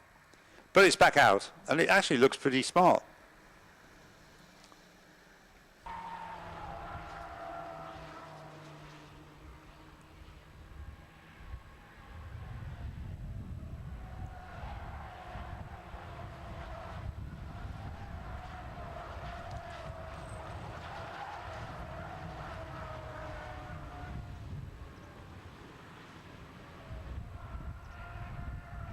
the lap times being set by the couple of leading cars, 46 and 12, are so consistent that the gap hardly changes. The gap first to second, 15.089 seconds. I think it's seen to 15.5 seconds, but it's only come down half a second to be that.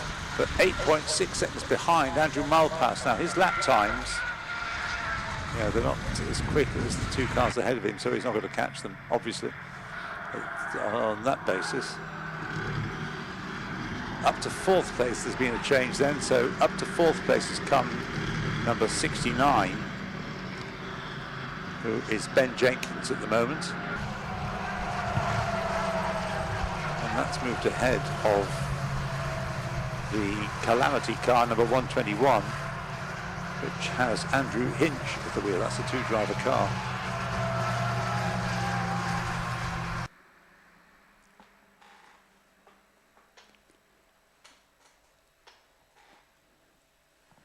So the leader through, and in 15 seconds time we should have the second place car through, number 12, to complete 61 laps.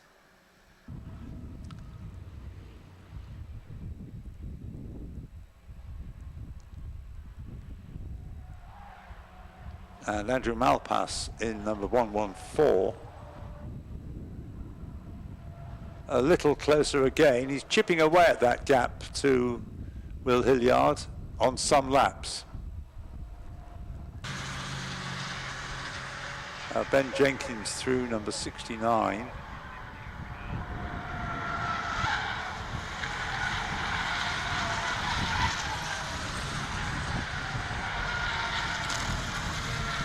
Yet knows. Anticipating something that hasn't actually yet happened, but has now. And Ben Jenkins in the fourth place car, number 69, nearly a minute adrift of the race leader, George Wright, in the Milner Racing car, number 46.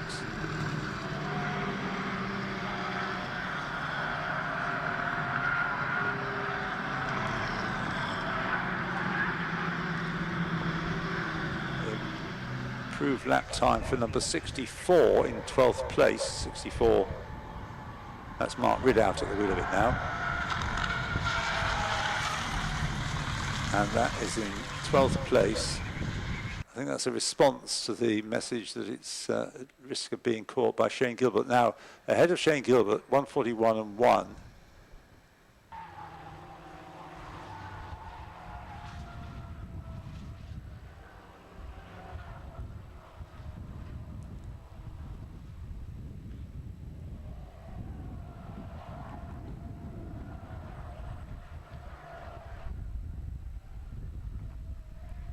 Shane Deegan, I was looking at the wrong. Yeah, Shane Deegan actually is now up into sixth place. So it's been a great stint by Shane. Up into sixth place, number 736.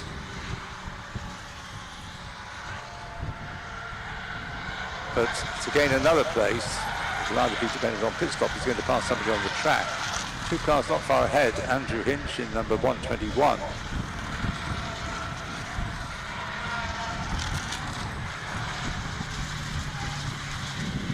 So Shane Deegan, then car 736.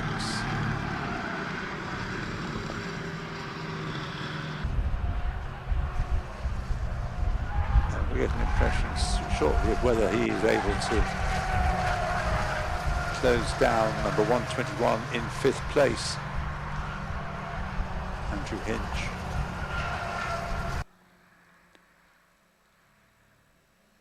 Shane Deegan just doing the car he's driving's best lap of the race, at 135.612.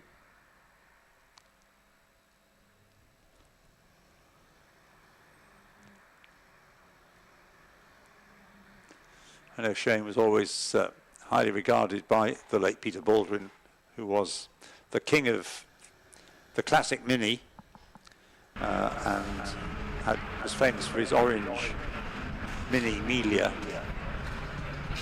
amongst other cars that he raced, but they were generally products of British Motor Corporation, BMC or Rover, and won lots of races, and I think he lent this car, not this car, but Shane Deegan was lent by Peter, his famous Mille Miglia, for a season. He won the championship, I think, or certainly came close to winning the Mille Miglia championship.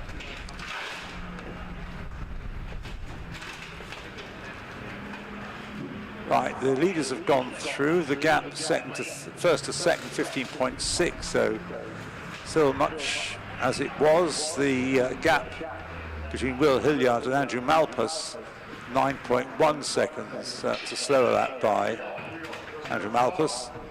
So the gap's gone up again to just over 9 seconds, 9.199 seconds. Ollie Jackson has come into the pits, 148 in the pits. Adam may have a chance to have a word with Ollie and obtain his views on how he compares car racing, Ford car racing, with racing BMWs and other cars, racing Porsches in the Carrera Cup GB and cars in the British Touring Car Championship.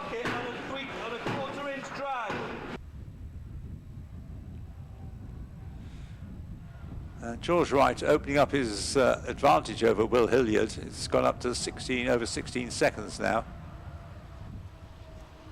for the lead, and 8.5 seconds is what it is between second and third. I have a feeling though that's pursuit may have to be ended for a pit stop.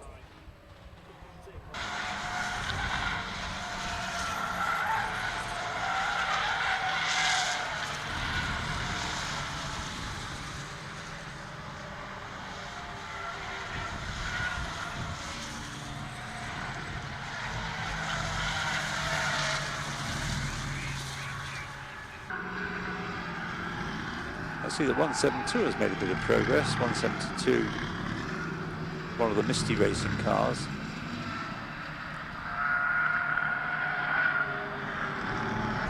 With Joseph Somerville currently at the wheel. It's up into 26th place. Ian, can you hear me? Yep. Yeah, just down at North Motorsport. Oh, yep. So of course they're having a good old whack of the car, and of course we do have Ollie Jackson in here. It is quite warm in here, I won't lie, but yeah, just kind of briefly tell me what's happened in here. Yeah, unfortunately we've had the exhaust come loose, so probably, I mean, we were caught up in the first corner accident, so set us back a bit after a decent quali, and yeah, I was pushing pretty hard, so I probably caught it on a curb or something like that, unfortunately. That's the hazard you take with trying to make up, trying to get back up there again. Do you think it's going to be an easy fix, or is it going to be pretty lengthy? It won't take us too long, but yeah, there's not much gap, so we've dropped quite a lot already, so I don't know what we can do from here, but we'll see how it goes. And of course, am I right in saying this is your first couple of turns, or first stint, I should say, in a Ford KA? No, we've been running this car. We're all mates from Caterham Racing years ago. We've been running this car for a few years, and yeah, we just started getting good at it after a few years, but obviously not good enough. And do you think you're going to try and enter that infamous 24 hours in a couple of weeks' time? Unfortunately, I've got some personal commitments that mean I can't make it, but we had a great time year before last when we did it, so we're sorry to be missing it. Absolutely brilliant. Well, hopefully that 148 can get repaired, but back to the commentary box. Thanks, Adam. So Ollie Jackson races all kinds of cars, and as he mentioned, his Caterham group of chums from when he was a front-running Caterham driver. A lot of noise hammering away there, trying to fix the exhaust on that car, but it's obviously costing him dear. But Shane Deegan is now up into 5th place, in fact. They were circulating not together but in adjacent positions in the race, but they were a lap apart. But anyway, Shane Deegan still going strong and is now in 5th place, and if he's going to gain another place, he's going to require to make up a deficit of 29 seconds on the number 69 LDR performance tuning car of Ben Jenkins, one of the late entries. And that is Let's look at his lap time. Shane Deegan last time around at 1:35. Ben Jenkins at 1:38. So there's no doubt Shane Deegan is one of the quickest drivers on the track at the moment. Looking at judging by lap times, 1:35. I don't see anybody else in the 1:35s. A few in the 1:36s. Oh, here's somebody right down near the bottom. Oh, that's Lee Taylor in the WKD Motorsport car, which is now out, I think. It's certainly shown the roadwork sign, the triangle symbol, alongside its line on the timing screen. So we've lost 888, and it now looks as though we've lost Ollie Jackson's car. But still going strong, as they do so often in these sort of races, are George Wright and team. That car just seems to circulate like the proverbial clockwork. Now 333, we've got a close-up there on the screen. Look at the slightly wrinkled roof. Perhaps on closer inspection it looked to be more than slightly wrinkled, but you can see the missing windscreen. It's like one of those videos you put online when you want to sell your car. Walk around it with the... Take the film of it. Yeah, that's a creased panel or two. Yeah, but it doesn't half fly when it's not getting stuck involved in incidents. I think the consequences of the roll are, although the car's been doing some laps just recently, the consequences are rather greater and there's more work to be done.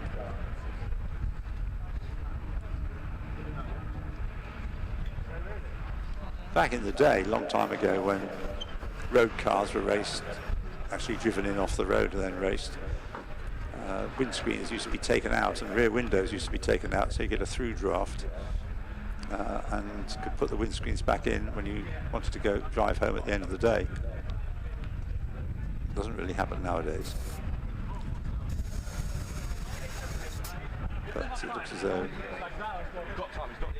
it's not unconnected with the... It's obviously something that's happened to the car as a result of its roll, which we didn't actually capture on film happening, but I suspect it was fairly straightforward. Not a violent roll at all. Just toppled over, being dug in the gravel.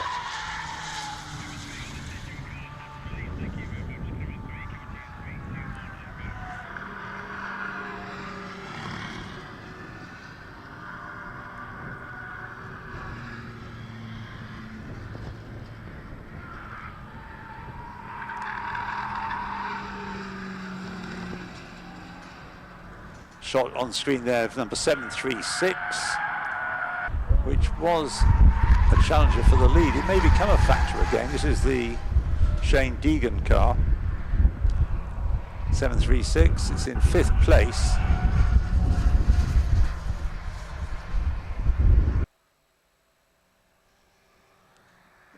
As I mentioned, it's quite a deficit on the 4th place car, number 69 of Ben Jenkins. But what's the gap going to be when it comes through?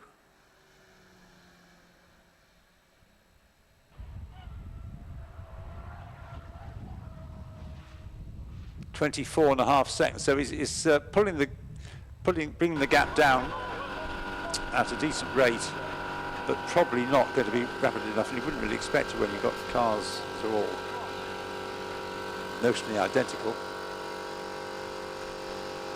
Leader through again, 69 laps completed by George Wright in the Millionaire Racing car.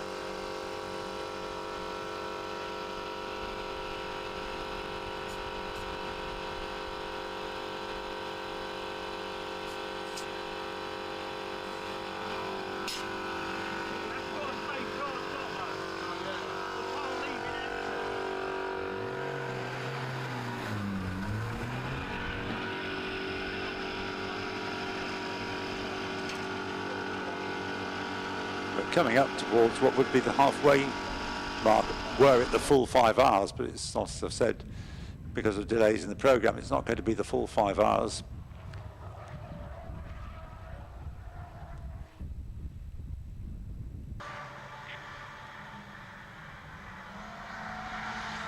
So we are just about at the halfway stage.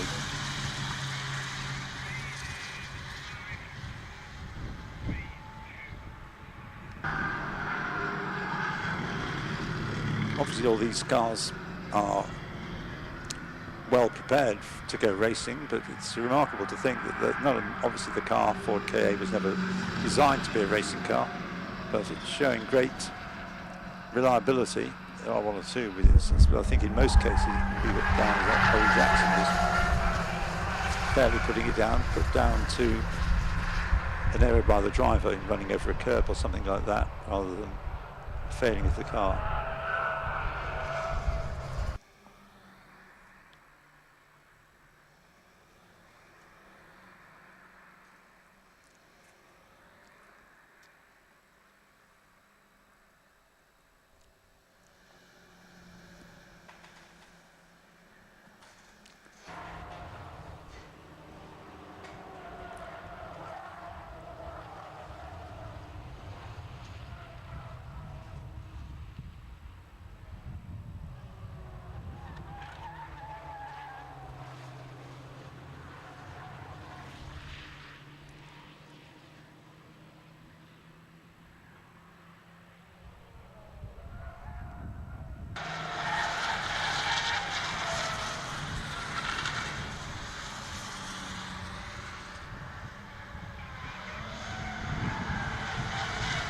Is that number 114, I think?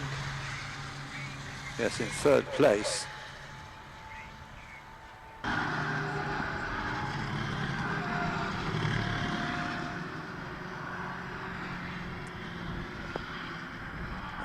Currently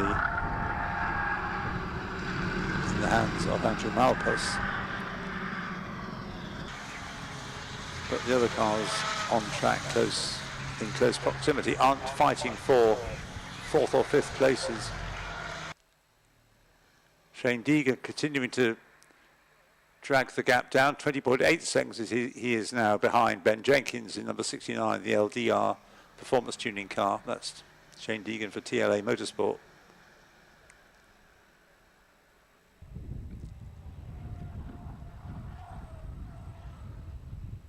And the gap first to second going up by the lap. George Wright easing away from Will Hilliard in the Pro-Am racing car.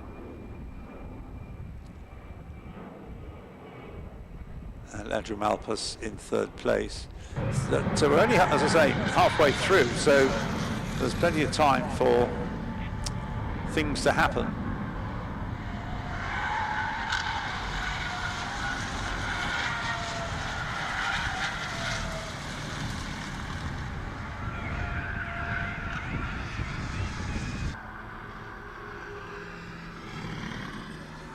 So we're down up to 11th, has moved number 121.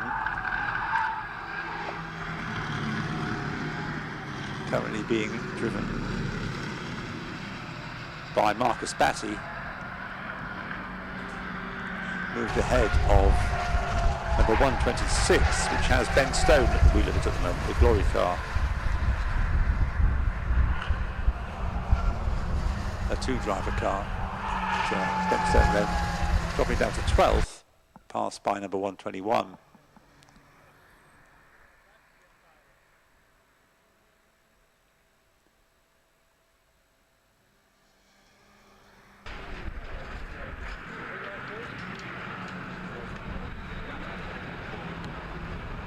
I must say that at the moment, the way things are going, the Milner racing car looks to have things nicely under control. I said a few laps ago that it was a 15-second gap, but it's now gone up to nearly 20 seconds. 19.7 seconds is the gap.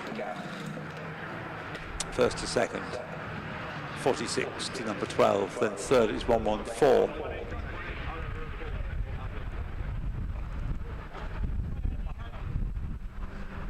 And fourth is number 69.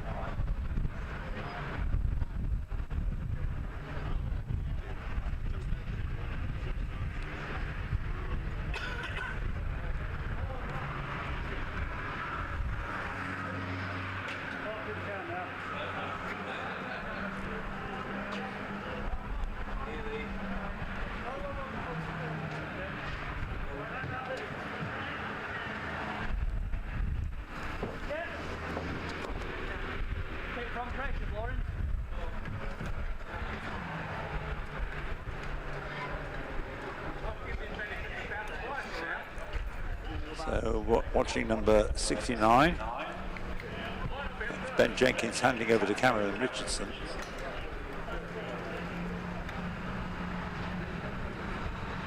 That car is certainly in contention for a top 3 finish. But at the moment it's dropped out of the top 3.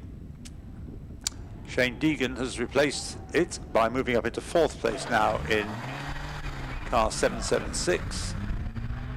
So back into the race goes number 69 with a change of driver back to Cameron Richardson.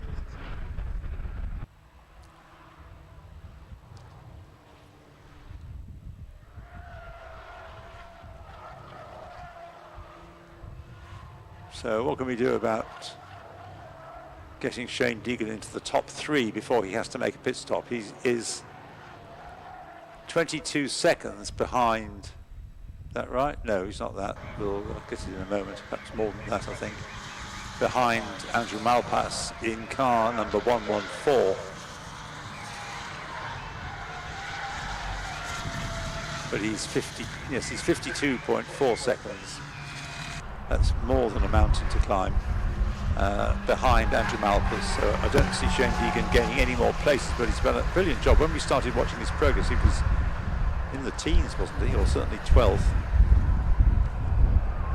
Worse than that. So it's been a strong performance by him, and presumably he'll be given another chance before the end of the race, which is 2 hours, 24 minutes away.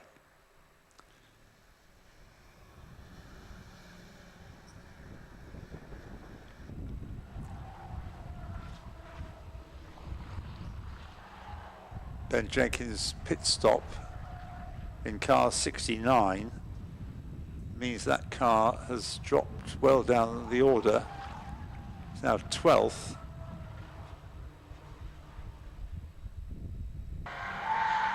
With Cameron Richardson at the wheels, in fact it's now 13th. But that's the effect of the pit stop. Not any real cause for concern as long as the pit stop is undertaken with rules and doesn't take longer than it needs to.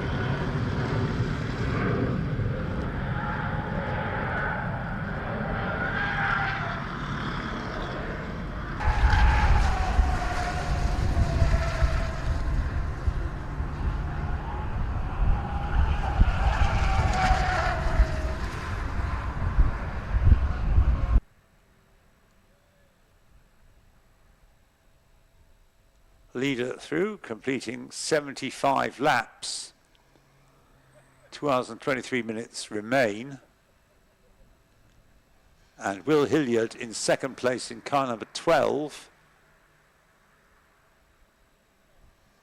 Going well, but not well enough to close in on George Wright. So Will Hilliard 19.7 seconds behind George Wright, with lap times that are similar but usually slightly slower, which I mean by 1/10 of a second or so, not a big difference.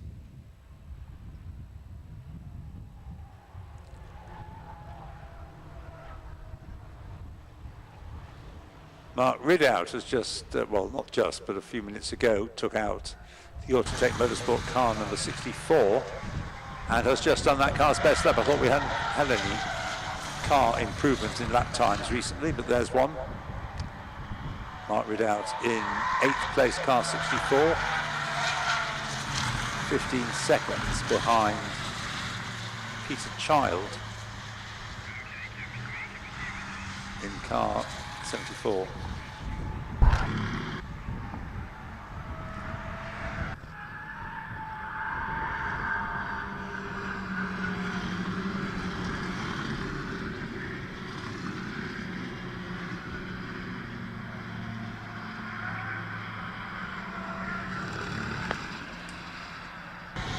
Well, Triple Eight is back in the race, so whatever needed fixing hopefully has been fixed securely to enable the car to continue, but It's now down in 29th place, having been leading when it came in, as I said.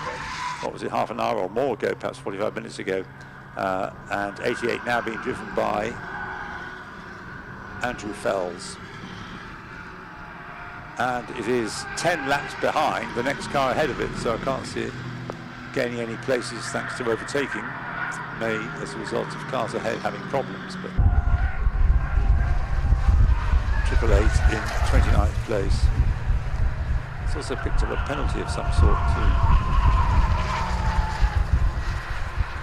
Too much curb hopping, I suspect.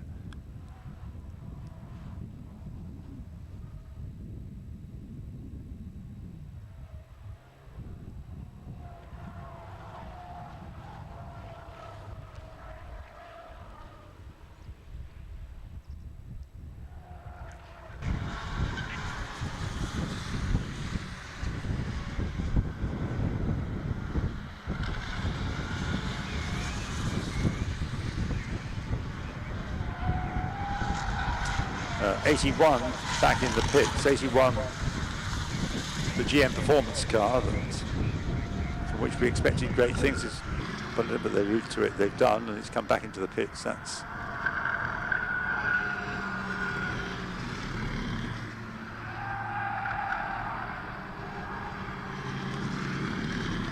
I think it's even outside the top. It's lost so much time. It's outside the top 30.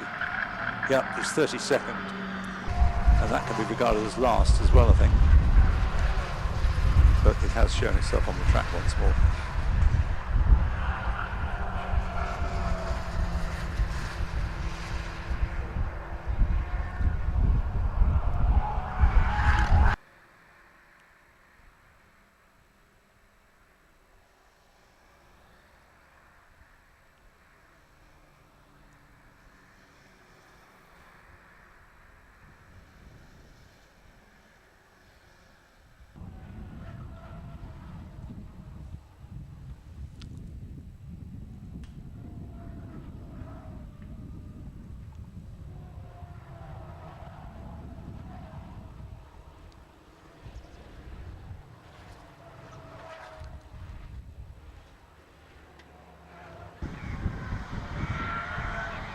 Cash-strapped racing has picked up its pace. Now in the hands, this is car number 55, has picked up its pace in the hands of Ben Smith. Just done its best lap of the race, which is unusual to be happening at this stage. It's in 6th place.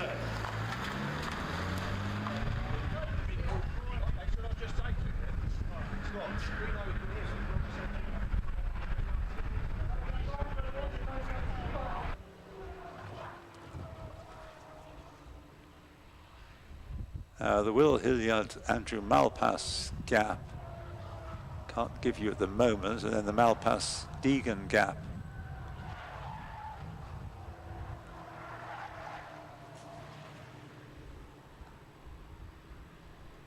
Yeah, Malpass to Deegan, oh, it's still shown as a lap, but it's less than a lap, but it's still quite a significant gap.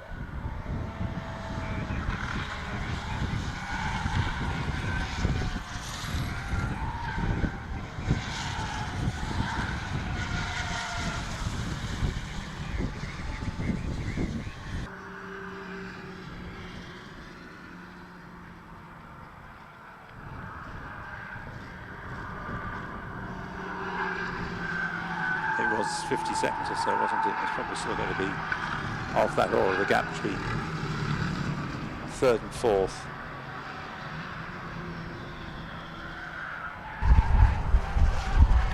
Yeah, it's come down to by about 5 seconds since the last monitor. It's 45.3 seconds now. But that's still a very chunky gap to dispose of.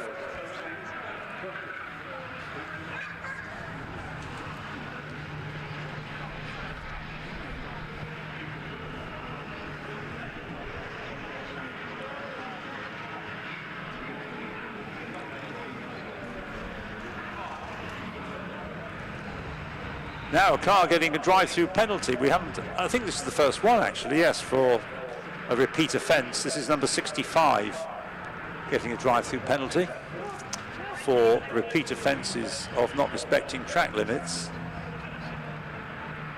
Whereas 65 in 15th place, currently driving it, is Thomas O'Farrell.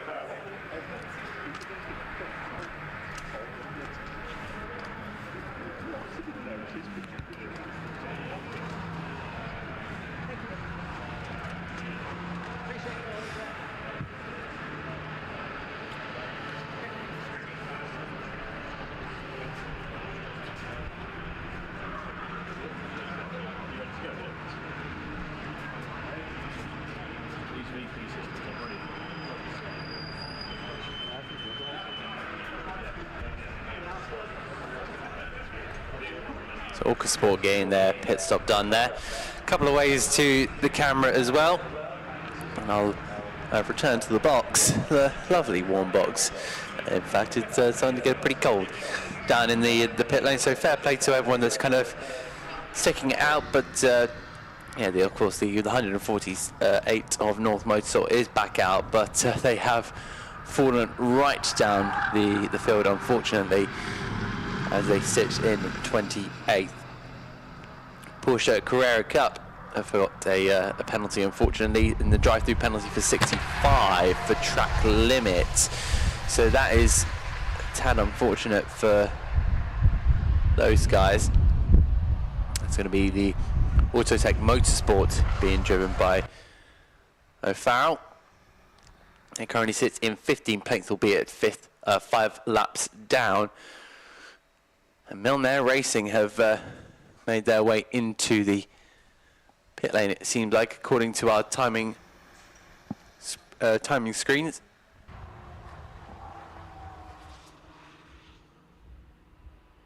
But more battles are out on track. Or no, that is the that's the 64. So of the Autotech Motorsport car, currently running quite the way down. This is the first time I'm seeing the timing screen for a good 20 minutes, half an hour, with 2 minutes and 13 seconds left to go. We're in for a pretty exciting race. Still a lot to kind of gain, but also a lot to lose, especially if you're near the front. Of course, that 69 LDR performance tuning, currently being driven by Cameron Richardson, has a big opportunity to maybe make some really good places up there. Of course, Cameron Richardson in the mini championship, as I said, for the Napa Racing UK team. I believe he's alongside Ollie Jackson's brother.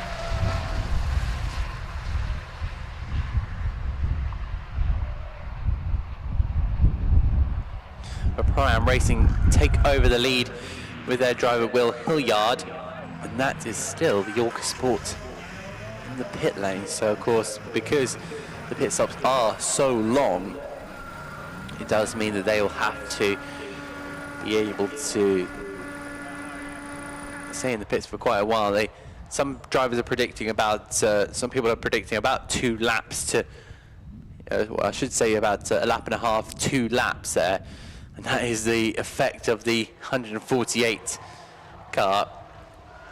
A load of gaffer tape banged to the side of the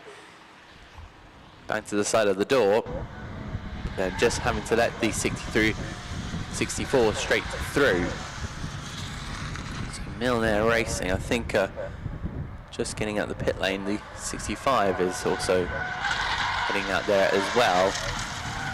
They're really looking to try and make their way up as high as possible. I think that's the main aim for a lot of these drivers, but when you're so many laps down, as far as maybe 9 laps down for the likes of NJM Racing and Missy Racing down in the mid-20s in terms of positioning. And of course it still enables for other cars to be able to make their way in towards the top 10, because sometimes for a lot of the teams the top 10 is where they want to be. That's where they kind of aim. It means that there's a good result, and that's the Burton Power Racing team. believe that Andy Burton was saying that he was going to finish the race as I was walking down the pit lane.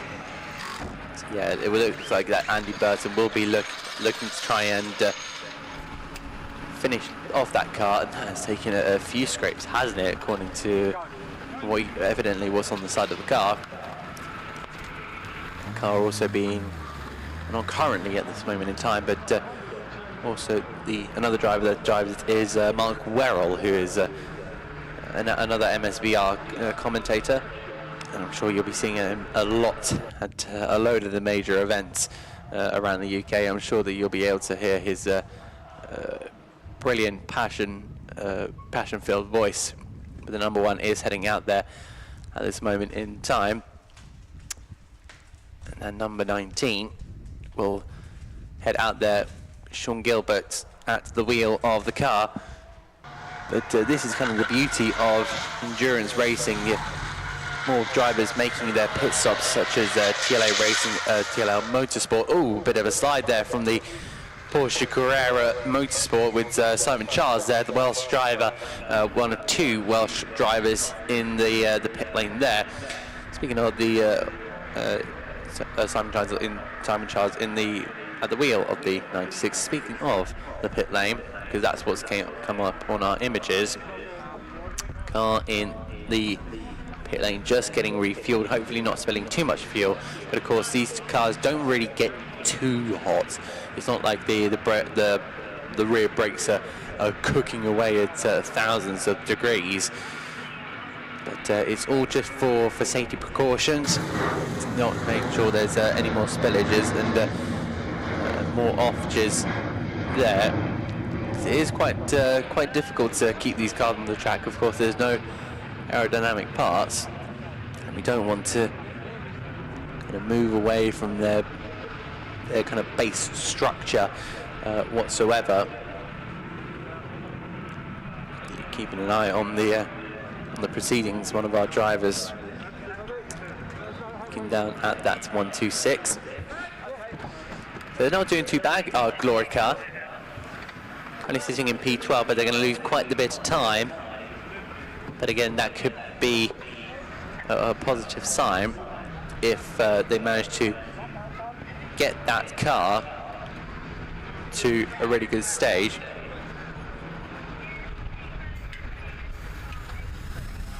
And of course, another pit stop kind of ticked off as well.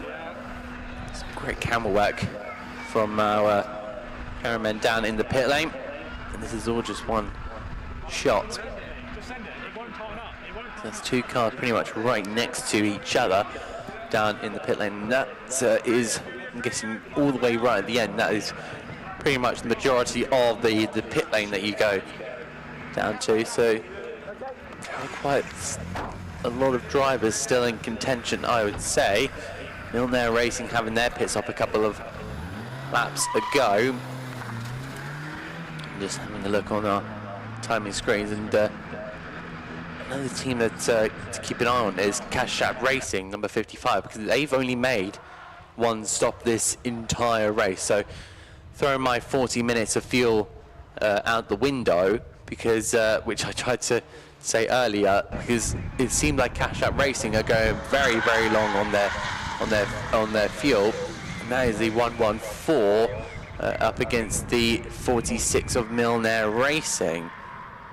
So I'm not entirely sure if that is going to be for a position. I don't believe it is, because they are separated by a good lap or so.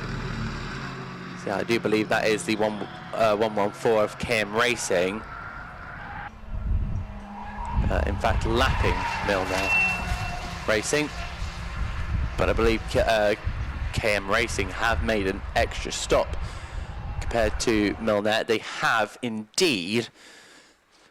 So the 5 stops that co-commentator Ian was alluding to seems to be about right. Andrew Malpass at the wheel of the number 114 KM Racing, and also saw Joey DiPrato, the Italian maestro, as he was called in the comment, one of the comment sections earlier on in the race. He's still sitting there with his helmet on, his harness device, ready to just jump in the car at any second.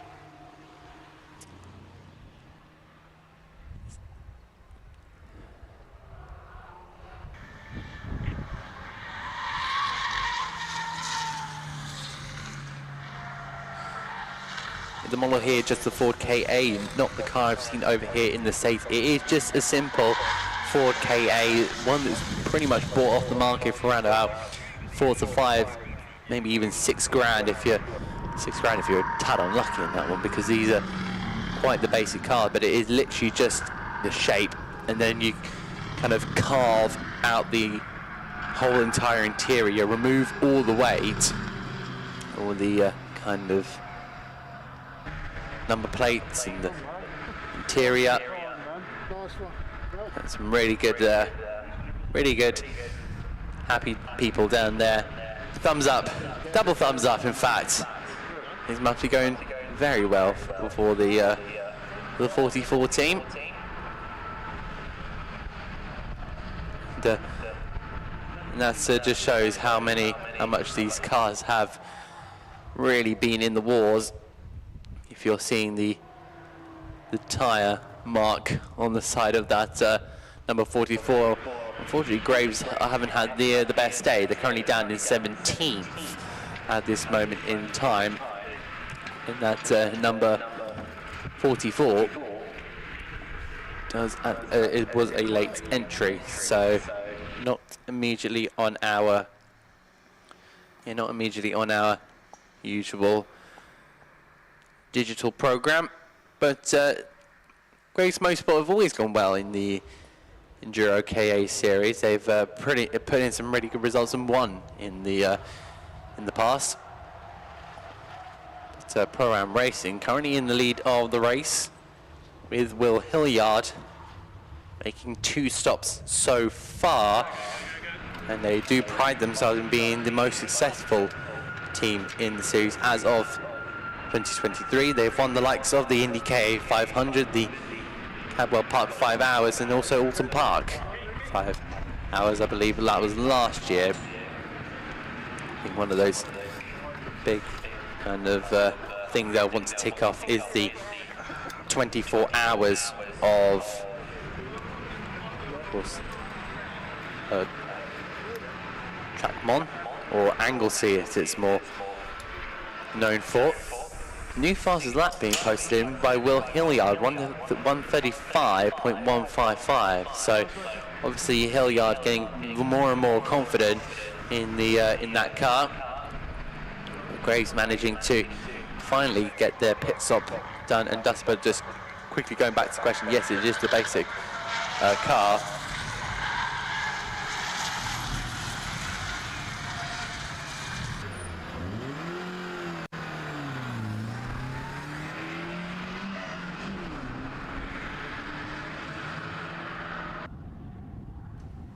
Yeah, a new fastest lap will be, I wouldn't say pivotal, but it is showing some good pace by Pro-Am Racing. And I'm sure they would love to win the 24 hours of Anglesey, which is happening in, I believe, next month.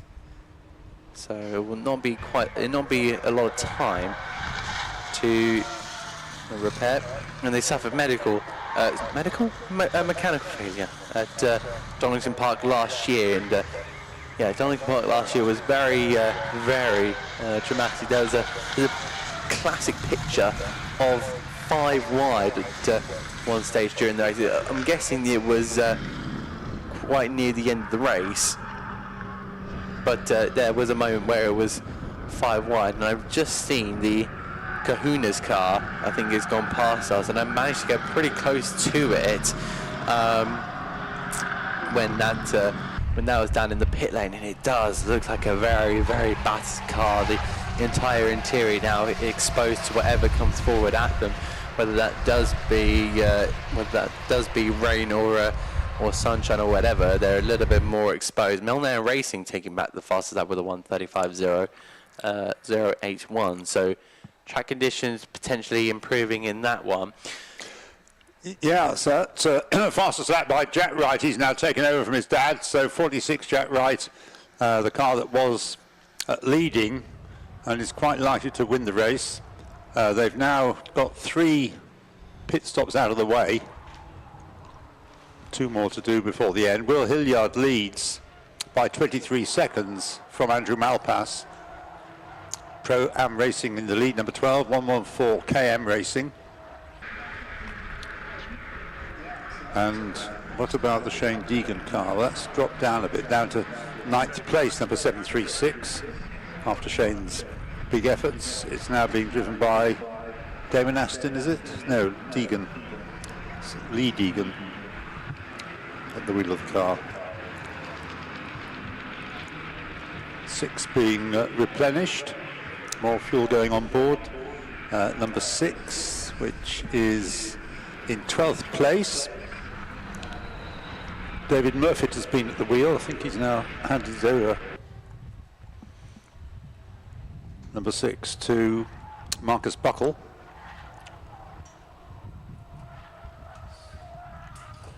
I'm afraid more drive-through penalties. Number 96, this is the Porsche Carrera Motorsport car. And that was some way down.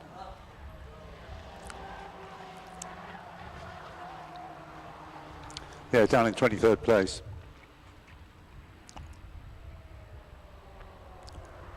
So, as Adam's just told you, a new fastest lap set by Jack Wright, getting behind the wheel of the car for the first time for a while, because his dad seems to be driving it forever, but obviously not. And we've got just under 2 hours to go, so a rundown of the order perhaps might not go amiss.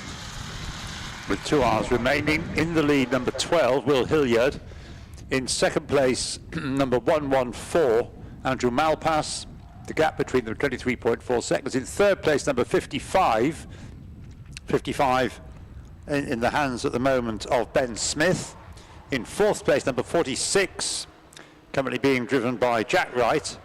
In fifth place, number 64, Mark Ridout for Autotech Motorsport. In sixth place, number 747, and that is Jordan Bannon, driving for La Motorsport. No, they've dropped a place, so because they come into the pits. So 6 is now number 121, the Calamity car, which is being driven by Marcus Batty at the moment. 7th, but it'll drop further because it's in the pits. Number 747 making a routine stop.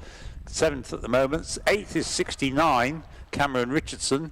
In 9th place is 736, Lee Deegan, the car that Shane Deegan was doing such great things with. In 10th place, number 49. 49 being David Bywater. In 11th place, number 11, back behind the wheel, is of number 11, Gianluca Elia. In 12th place for Semprini Racing, number 37, is David Evans. In 13th place, then, number 74, the Autosport car. The Autosport car of, where's that got to? Yeah, number 74. Of Mike Davis. Then behind it we have in 14th place number 65, Autotech Motorsport. 15th, up to 15th comes number 126, Neil Smith at the wheel. 16th, number 1, now being driven by Tom Valentine. 17th, number 6, David Murfitt.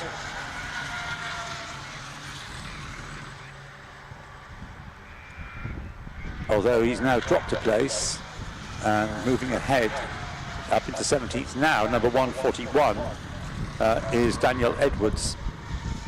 And then David Murfitt, now 18th. 19th is number 131. That's Simon Bonham. 20th, number 60. Number 60 being driven by John Senior. 21st, number 72, Lionel Verdi at the wheel, currently. 22nd, number 44, with Andy Cummings driving it. 23rd, number 96, is Simon Childs. 24th, number 2. Number 2 with Michael McKeegan driving it at the moment. 25th, number 172. We're now into the realms of cars that have got penalties for various reasons. 172, 25th, and that is being driven by Douglas Fuller. Not that that has a penalty, I hasten to add, but there are penalised cars around it. 27th, number 3, is Leon Bidgeway again. So we're going through the second cycle of driver stints now, I think. In 28th place, number 95, 95T, which is Ross Folds. 29th, number 888, Andrew Fells, and I think Adam, yes? Yeah, down in pit lane, and with the Porsche Carrera team that just had a drive-through penalty, unfortunately. It's not really going their day whatsoever, but yeah, a little shake of the head. But they've got a little bit of entertainment whilst they're going throughout this race. Of course, EnduroKA is just a bit of fun. But what have you got here? We've got to keep ourselves smiling through this race. Everything that could go wrong has gone wrong. It's been an absolute SH1T show from beginning to end. But we're still smiling. We've got girls, girls, girls, and we can spin on that thing if we need to. So fundamentally, we've got a podium of our own. We're still winners. Always winners. I've been told that you spent how long making this? Was it an overnight thing? It's an overnight thing. We spent more time than is comfortable in the local pub doing arts and crafts. They wondered why we were there with scissors and half a cricket, but we got it done, and so we got it over the line. I think we're pretty proud of ourselves. We're in 23rd place, but I think we won, what's that, the craft championship at the very least. So, very.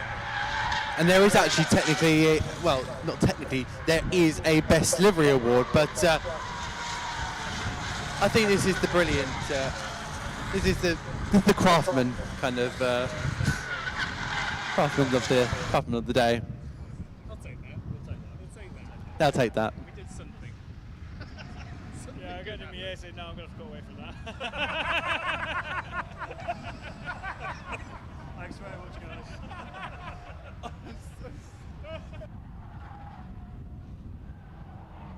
Well, on that very happy note, it's glad to hear that despite not having a very good race, they're enjoying themselves. And somebody who won't be very happy are the people responsible for car 888, because that's been given a stop go, a 1 minute, not just 30 seconds, 5 seconds, 10 seconds, or anything like that, a 1 minute stop go penalty for car 888 for causing a collision. Which collision it caused, because well, there's been a few little biffs, but nothing serious. But anyway, well, that was the first corner, I don't know. But anyway, 888 was leading the way. It's obviously, having had all its delay anyway, it's not going to feature in the prominently in the final results. It's in 29th place, and that's even before the 1 minute stop go penalty for causing a collision. That's number 888. In trouble. Gaining a place, I see, up into 9th place, number 11, Gianluca Elia, in the 11/10 racing car, suitably modest when Adam interviewed him earlier on in the day, in the race. Wasn't even sure he was going to be driving the game, well, he certainly is, and he's pressing on. Gaps to look at. Well, 2nd to 3rd, the cash-strapped racing car, rather carrying on as if it can't afford a pit stop. Ben Smith at the wheel of it at the moment is only 2.2 seconds ahead of Jack Wright, who is working his way back towards the top of the standings, where his father was for quite a while before handing over to Jack.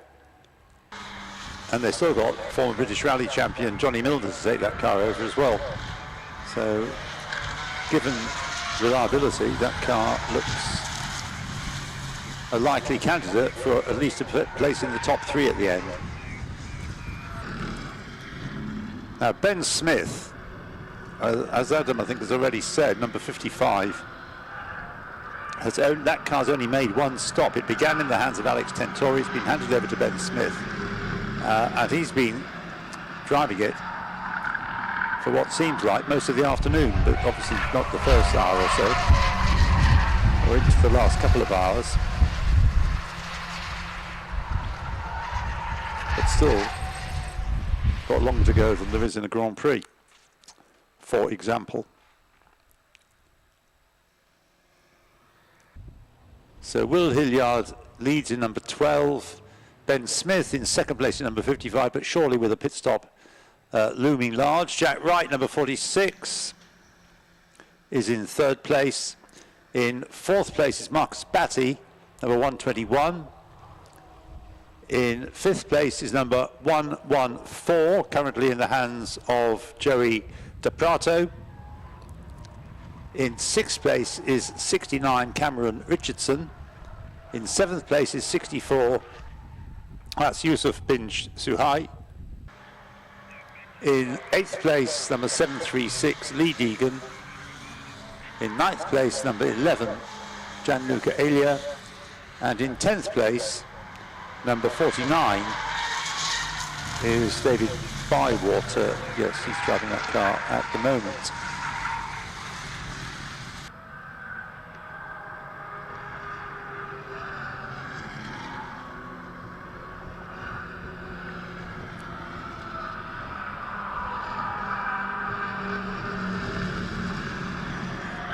The stop-go penalty for car 888, well, just to tell you, car 888 is in 29th place, having done 70 laps, i.e. 25 laps less than the leader.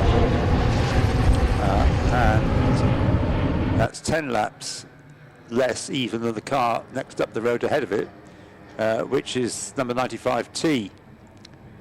That's the Lee Taylor, Ross Fauld's, Marcus Clutton car. So that's not having a happy day.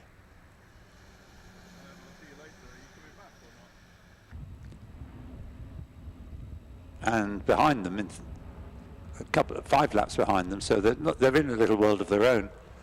In 30th place, number 333 is several laps behind. That's the car that was on its roof at the first corner at Redgate on the opening lap.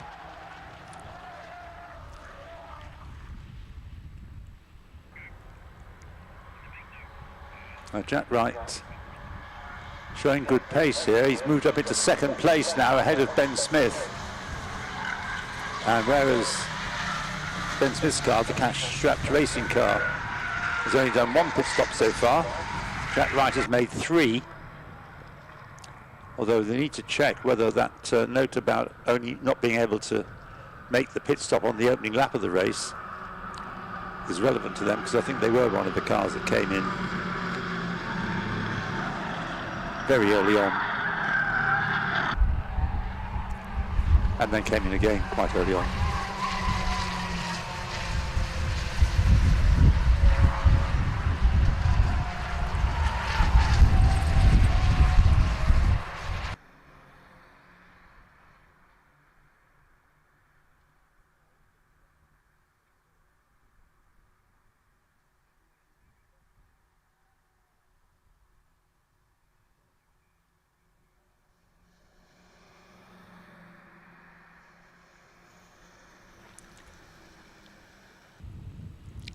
Fastest car on the track at the moment is, I think, number 11, Gianluca Elia, lapping in the 135s, which no one else is. Oh, here we are, right down. Simon Bonham has just done a lap at 135.932. Gianluca Elia's best lap, oh, not best lap, last lap was a 135.888.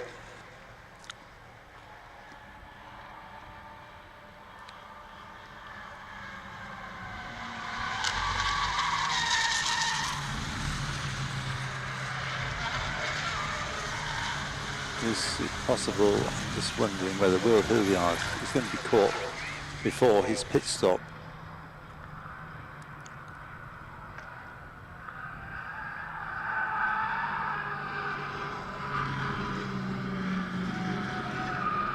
Well, Will Hilliard leads.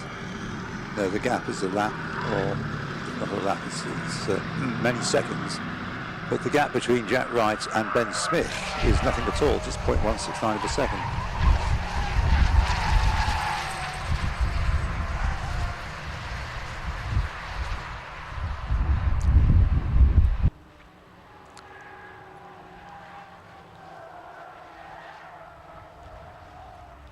Well, a minute and not a minute, an hour and 45 minutes to go. Still a pit stop to be made. There's a car that's made 4 pit stops. That's, but I don't think that's all mandatory stops. I think some of them have been of necessity because of problems. Number 96 has been in the pits and is currently, it's picked up a penalty anyway. 8 laps behind, currently in 22nd place. So 888 being shown on the screen here.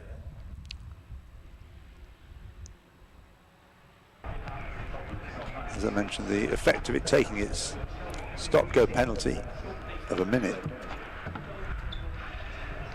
is not going to seriously affect its position. It's too far behind anything to be catching, and it's sufficiently far ahead of the car behind it that it's not in danger, I don't think, of being caught and passed even with the stop-go penalty.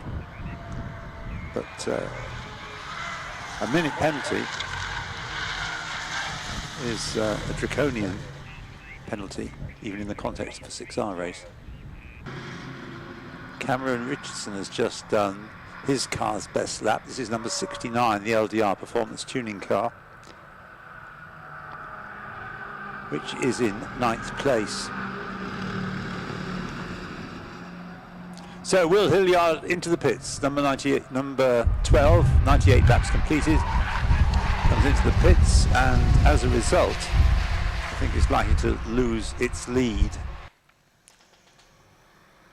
because Jack Wright has made Jack Wright's car, the Milner racing car, has made its equivalent number of pit stops already. And if 12 is displaced by number 46, it will also be displaced by number 55 because that car is right behind 46.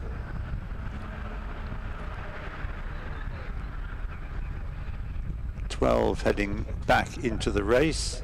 That was Will Hilliard who started it. It's now, well, it's going to change driver shortly. Well, the name on the screen will surely change. The car heading back out. I would have thought they would have had a change of driver at that stop. Yes. So number 12 now being driven by Louis Harvey, who started the race in the car.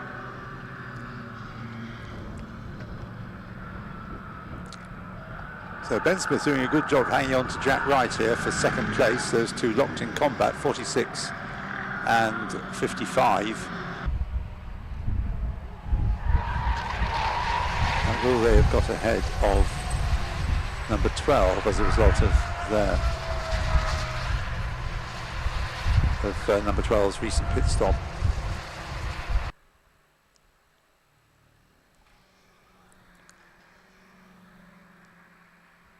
A car that obviously we're taking a keen interest in, but not sure that it's still quite so well placed.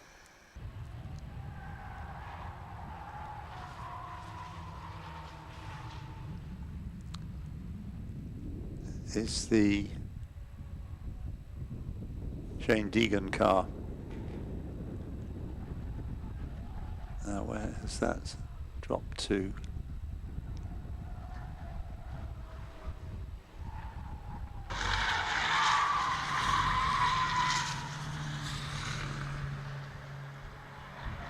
Yeah, it's dropped down to 11th place, and it's got a penalty applied as well, or to be applied.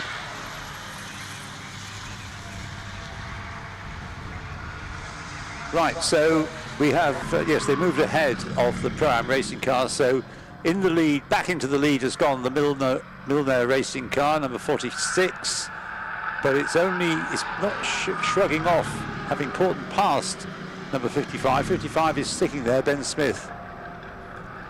He must be well warmed up now, because I think his driving stint has been one of the longest, running a bit wide there. See on the corner line, number 172, the Misty racing car, down in 25th place, getting on the dust. But yes, the gap first to second between numbers 46 and 55 is 1.5 seconds. And then in third place, number 12, now with Louis Harvey at the wheel. I think he's the quickest driver of that car. So Louis Harvey at the wheel of number 12 in third place with some ground to make up. But if you catch one, you catch two, actually, because they're both lapping within a couple of seconds of each other, the two leading cars, 46 and 55. So the chase is on for number 12 in the hands of Louis Harvey.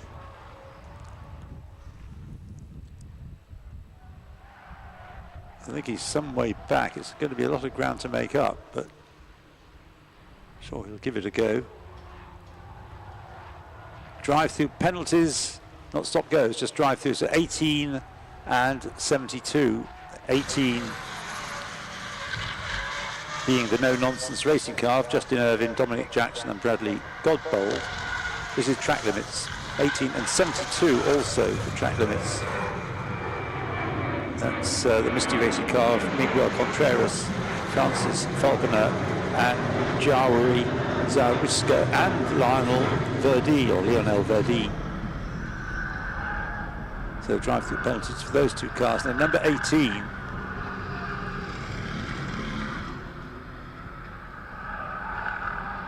scanning down the order to see where that's got to. I think he's outside the top 30. Yes, it's 31st, so it's not going to harm his chances very much. 72 is his 20th, and at the moment it's being driven by Lionel Verdi.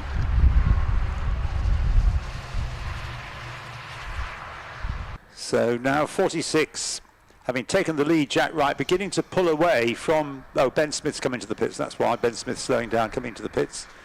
The gap's opened up to 6 seconds as he came into the pits, but so 55 in second place, was leading, now in second place, the Cash Strap racing car in the pits. It's probably going to, in this pit stop, lose second place to number 12, the Pro-Am racing car of Louis Harvey. Marcus Batty, number 121, in fourth place. And fifth is 114, currently being driven by Joey De Prato.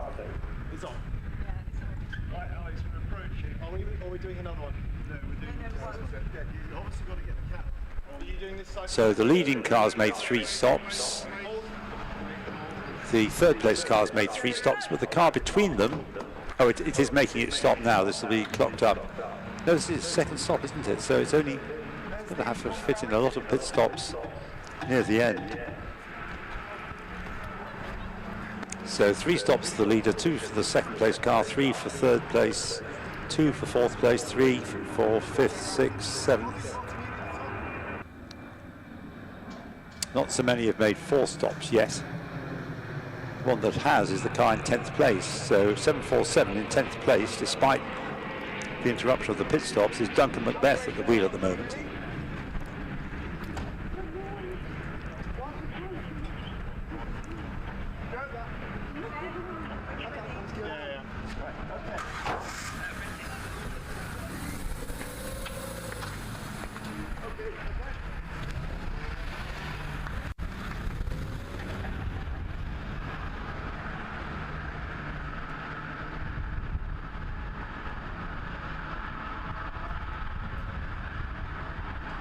.55 going back into the race,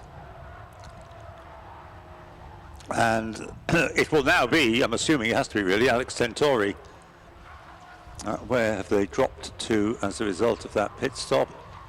Well, perhaps only third, perhaps fourth, but not that far down. So the strategy of having just 2 drivers and making them work for their living or their lunch is perhaps going to pay off.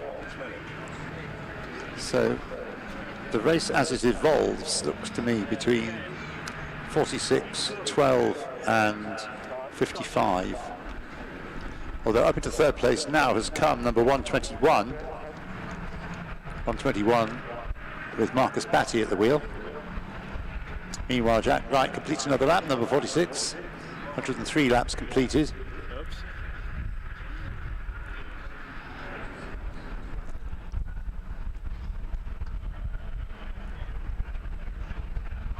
And in second place now, number 12, Louis Harvey, not yet come through.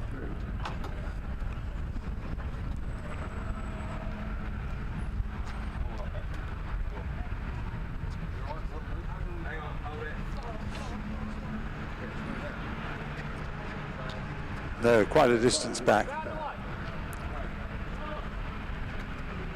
45 seconds, 44.992 seconds is the gap between the top two. And their lap times, well, the Jack Wright's lap time's looking slightly quicker anyway. So the Pro-Am racing car in second place, not looking as though it's going to catch the leader, nor looking as though it's going to be caught by third place Marcus Batty, I don't think.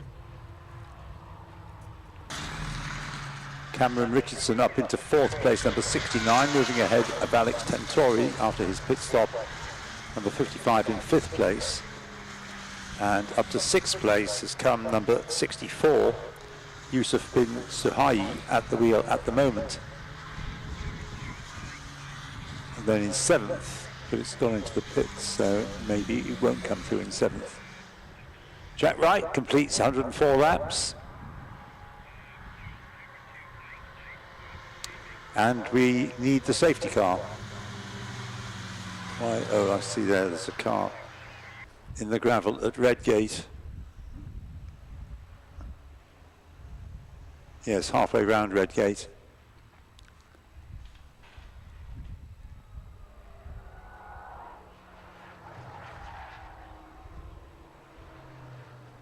I think it's another on the roof job.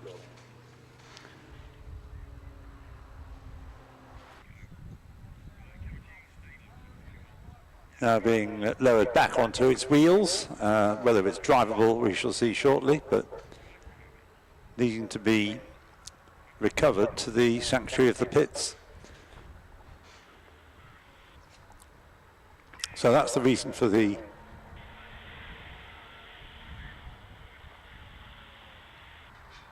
safety car having to be deployed.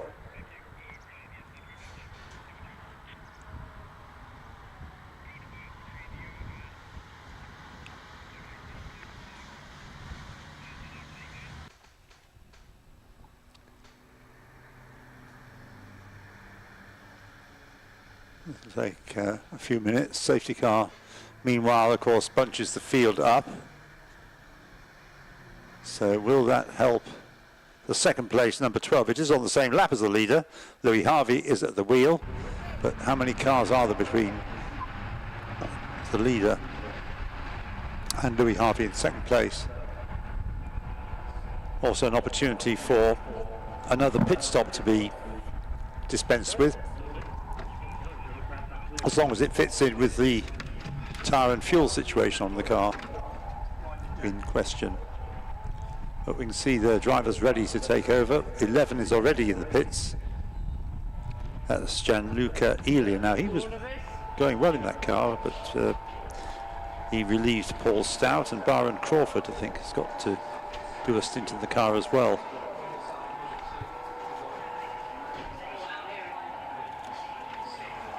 It's a refuel and tyre change, I think.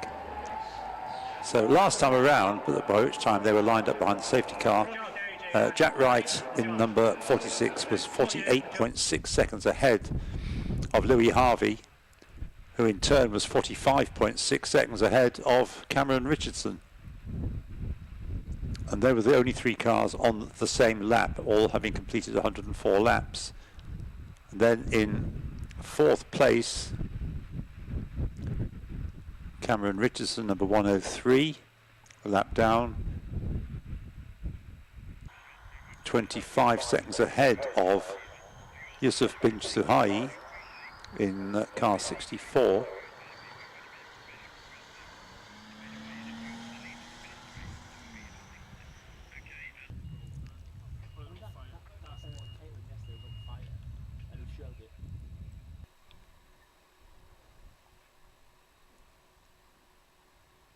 Well, the cars that we're missing, we've got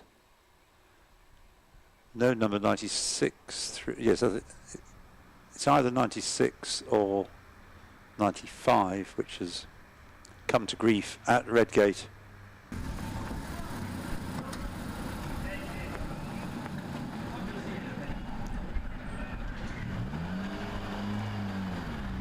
But a fair few pit stops continuing, dashing down the pit lane there. That looks a bit beyond speed limit, but anyway, others decide that. 44 down the pit lane.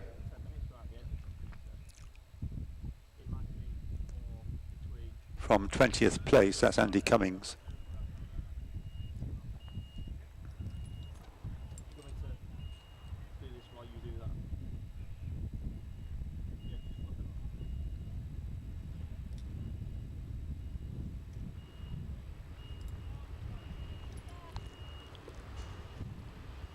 The recovery of the one that rolled at Redgate is making very good progress. So I don't think we'll have much more of the safety car on this occasion. But it has enabled Louis Harvey, without overtaking anybody because he can't under the safety car, in terms of time, make considerable inroads on Jack Wright's lead. The gap has come down from, what was I say, it was 45 seconds or something. Anyway, it's come down to 14.8 seconds. And the gap between Louis Harvey and Marcus Batty is 8.9 seconds. So it's closed the field up, well, certainly as far as the top three are concerned. But the Calamity car, number 121, has only so far made 2 pit stops.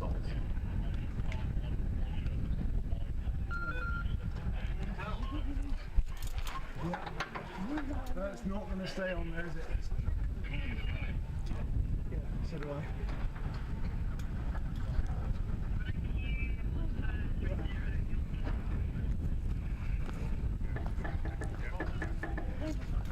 Well,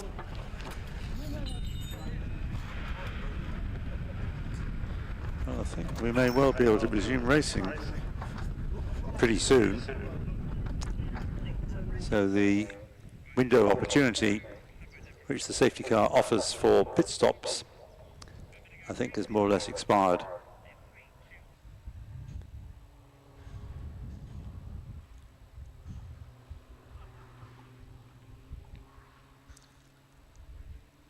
Number 3 there rejoining. That's the Wingate racing car. Leon Bidgeway at the wheel. That car well down the order now, down in 24th place.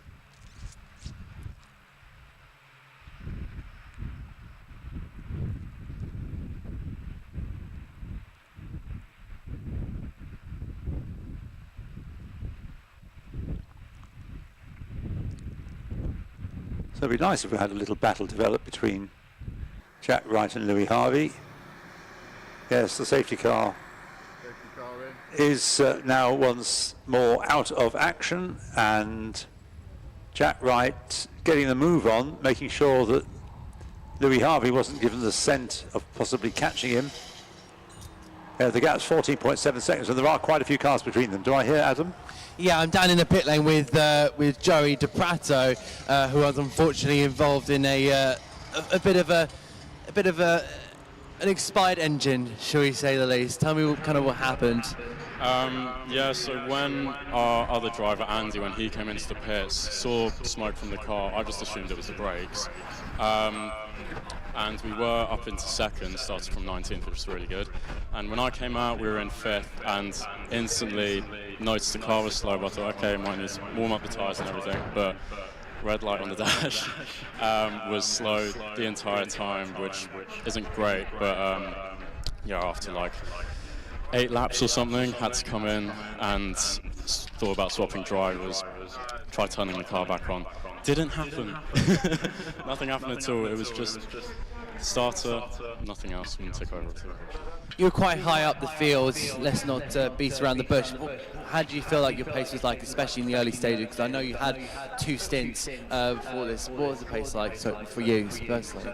Really, really good. This is my first time racing around Donington at all. Well, this is my first car race ever. I've just moved up from cars, and yeah, pace was really, really good. I thought my only meh section was the last chicane, but yeah, I was just overtaking cars. Felt really good at the start, and then we were lucky with the safety car, and that puts us up into third when I pitted. So. I know it's not the best way to kind of introduce yourself to EnduroKA racing, but do you still have that motivation to keep going? Because, of course, this is an incredible series. Oh, yeah, 100%. Yeah, I'm going to be doing this for as long as I can. I'm only 18 now. I want to be doing this when I'm in my 70s. So much fun. I just had one bad blip, but for the rest of the day, it's been incredible. Amazing experience. Thank you so much, Joey. Very much an incredible driver who you should definitely be looking out for, because, as you said, he may be here in the next 10, 20, 30 years doing this amazing series. Thank you, Adam. Well, yes, if he wants to carry on doing this until he's 70, it's going to be even more than 30 years. But if he's 18 now, but whether he's going to get another drive probably in the race now, I rather doubt. I think the car may beyond redemption. Anyway, the gap first to second is coming down once more. Jack Wright still leads, but in second place, Louis Harvey now 17.8 seconds behind. So he's bringing it down. Marcus Batty in third place. But I think he may now be a lap down as well. He's shown... No, he's done 107 laps. He's just... yeah, he's all right. He's sort of done 107 laps. So leader through, Jack Wright. That lap at 135.6. That's what Louis Harvey's going to have to be doing as well if he wants to get this gap down. In car number 12. Hasn't yet come through. Perhaps that was a misleading gap. No, there it is, 18.98. So the lap time for Louis slightly higher, slightly slower than Jack Wright, with Marcus Batty a further 11.1 seconds behind Louis Harvey, and lapping on the same kind of pace. So they're all very evenly matched, those top three, 46, 12 and 121. Cameron Richardson is in fourth place in the LDR performance tuning car number 69, in fifth place number 64, Yusuf bin Suhai in the Autotech Motorsport car. And in sixth place it's 55, the Cash Strap racing car of Alex Tentori, once more behind the wheel of that car.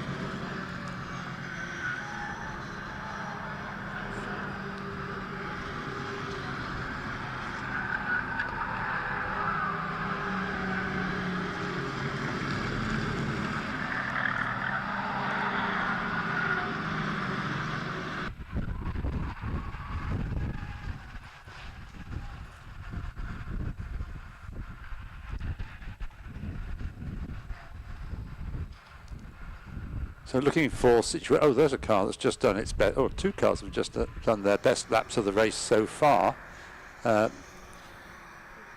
In car number 1, now at the wheel of it, Tom Valentine. That's just done its best lap. That car is in 13th place, and a few places further down, the Tango and Crash car number 60 has just done its best lap.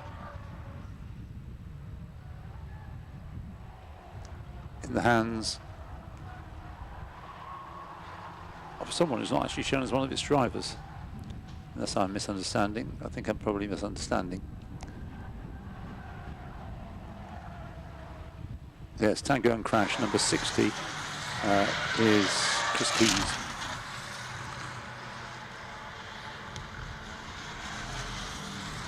And Autotech Motorsports has just done its best lap of the race so far. Number 65 which is currently Toby Owen at the wheel. I think Jack Wright out front has the situation under control in that he is getting a move on, but not having to work over hard to make sure he stays by an increasing margin ahead of Louis Harvey. Margin has increased to, probably this time it's going to be 20 seconds or more.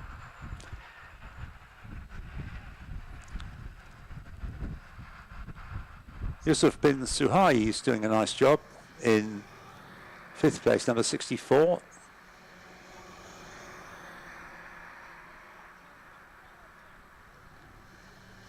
Just done that car's best lap.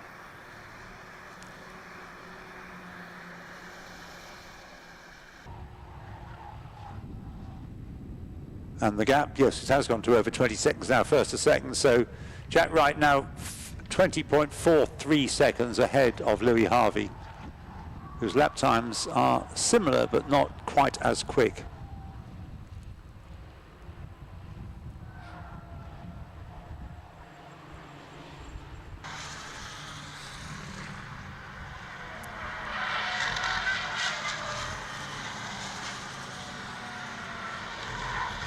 Quite a few cars have picked up penalties now. I can see, I think we've mentioned them all as they come up on the screen. I assume that number 888, I'm not convinced of this though, has taken its, should have done by now, its stop-go penalty. And 888 now being driven by Eduardo Correa.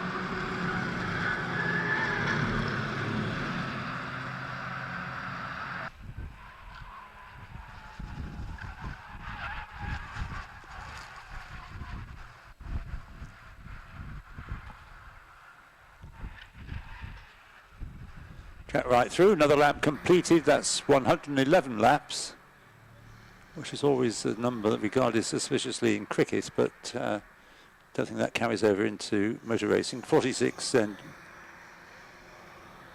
Jack Wright.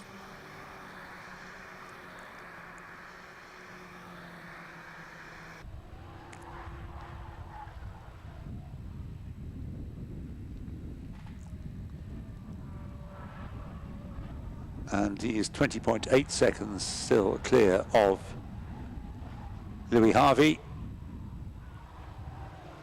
And in 3rd place, having only so far made 2 stops. Doesn't matter when you take them, as long as you take them, but 121. Marcus Batty in 3rd place, I think should be due for a stop fairly soon. Cameron Richardson in 4th place has just done his car's best lap of the race, number 110, in 4th place.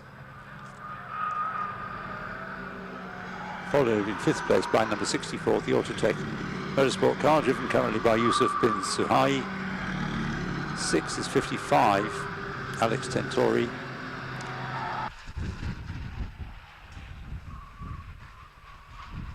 Who's made 3 stops. In 7th place, number 49, is David Bywater, and that car has only made 2 stops so far, as has the car directly behind it, which is number 736, which has at the wheel of it Lee Deegan, which has gone back up the order, not to where Shane Deegan had it, who was in certainly 4th, possibly 3rd for a short while place, but anyway, Lee Deegan doing a good job in that car in 8th place, number 736. And car number 11 in 9th place, now being driven, I think for the first time, but I could be wrong about that, by Byron Crawford. 9th place and 10th, number 74, the Orca Sport car.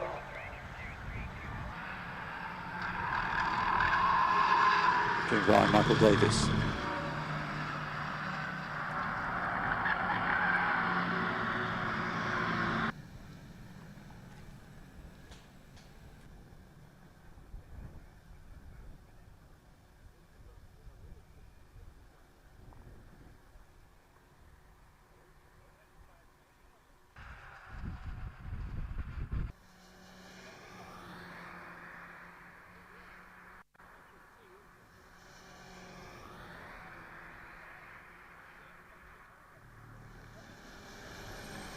Leader through, 113 laps completed.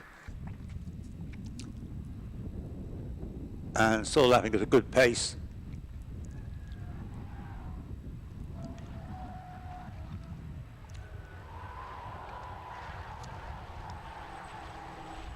And stretching its lead, it's now 23 seconds, 23.194 seconds clear of Louis Harvey in second place.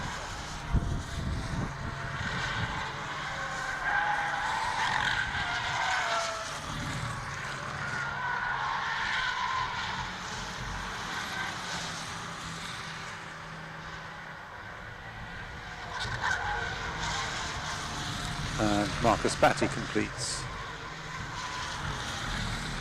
113 laps.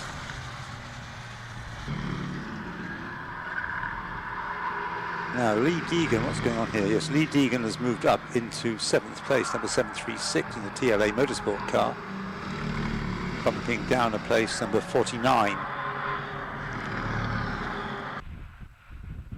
David Bywater. Yes, David Bywater in that car at the moment.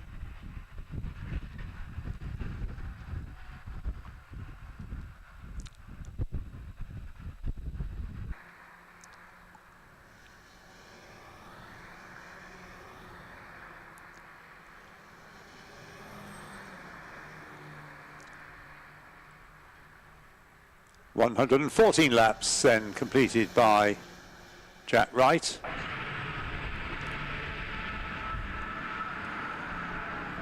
Whose lap times have gone up from what his best were, but they're still very competitive, if not the fastest on track now.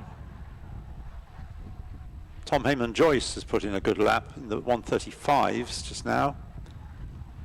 And also in the 135s, in car 131, Robert Thomas is lapping in the 135s. Car 131 being in 18th place.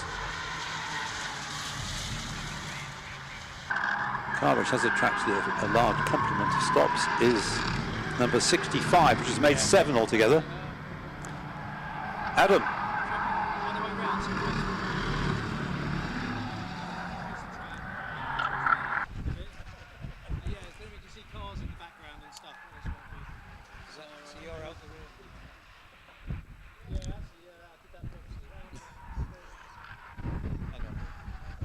Is it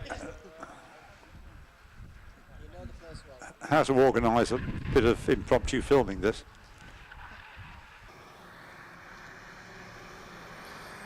And down at Milnair Racing, the 46 team that currently doing incredibly well at this moment in time. And I'm here with both Johnny and George.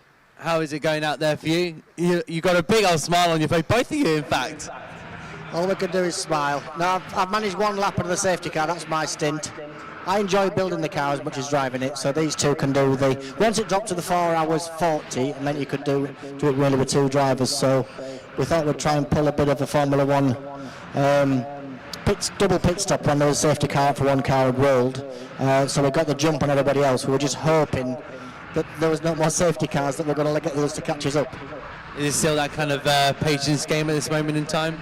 No, they've all played their cards now, so we're just running to the end. But Jack's trying to save fuel, although he's okay for fuel. So just keeping out of trouble and holding a gap of about 25 seconds. So yeah, very good. And do you think he'll be able to, because of course you did say he's still a bit saving fuel, do you think you can communicate that he's okay on fuel, or what's kind of the way it's going at this moment in time? Yeah, well, Henry Ford put a fuel gauge in them, so it's quite handy to keep relaying back to us how much fuel's in there. But the problem was we'd actually won the first round of the KAs, but Jack didn't have the goggles on for the refuel and cost us the win. So we thought, get Jack in the car, we can't hopefully make a mistake like that. So I'm only joking, but hopefully we keep it together and get the end. Absolutely brilliant. I'll move on to Johnny as well. So, sorry, my John. I did in fact say that. Yeah, sorry. So George, of course, your son's out there. You feeling a little bit of dad nerves out there?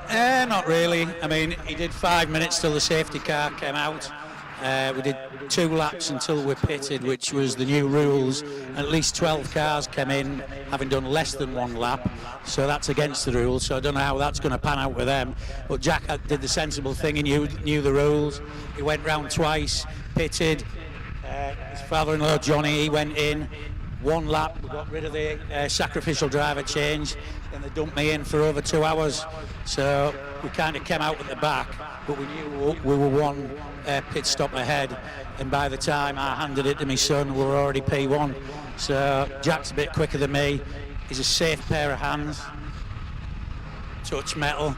So I'm fairly confident. I don't have that many nerves. I've got faith in him. I did my stint all right. So now it's in the hands of him up there.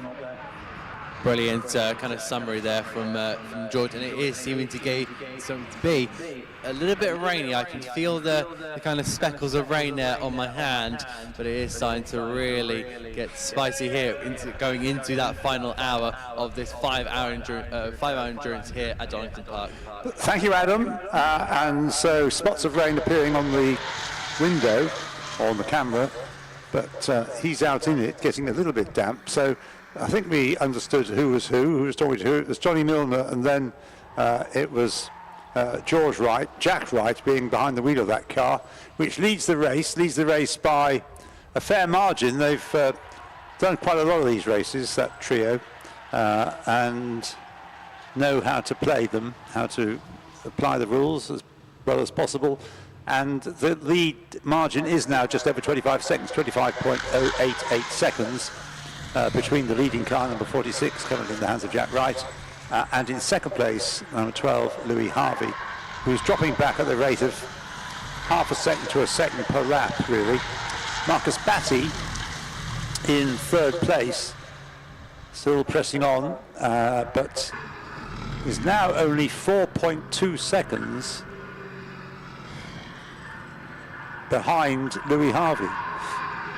But Marcus is going to have to make a pit stop. They've got another one they will have to make before the end. Oh, what's this? Another new fastest lap. Down in 22nd place, Tom Heyman-Joyce has just done the fastest lap of the race at 1:34.985. Well, that's a pretty impressive lap time, considering that it's only half a second slower than the pole position time from qualifying earlier on in the day. So Tom Heyman-Joyce in the North Motorsport team car in 22nd place, car number 148, has done the fastest lap.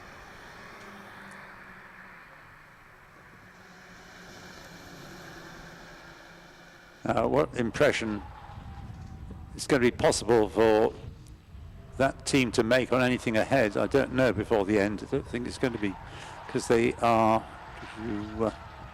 at least 1 lap behind the car in front. That's the number 72 car, which has at the wheel at the moment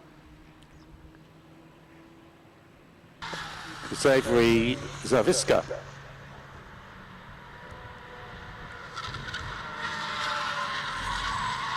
Meanwhile, we've got that, I told you about that fastest lap by Tom Heyman-Joyce, but somebody's gone even quicker. And that is number 736, and it's Lee Deegan at the wheel of that car now. So Lee Deegan, running in 7th place, has just done the fastest lap of the race, 1:34.726. The pace is increasing. Whether the cooler air, is it cooler, is encouraging the engines to perform slightly better and encouraging the lap. Stop-go penalty for car number 96. So that's the Porsche Carrera Motorsport. They've been in the wars already, haven't they, for some reason? But anyway, 96 now has a stop-go penalty for reasons not divulged on this screen anyway. Now 96. in 19th place. Currently being driven by Ben Smithwell.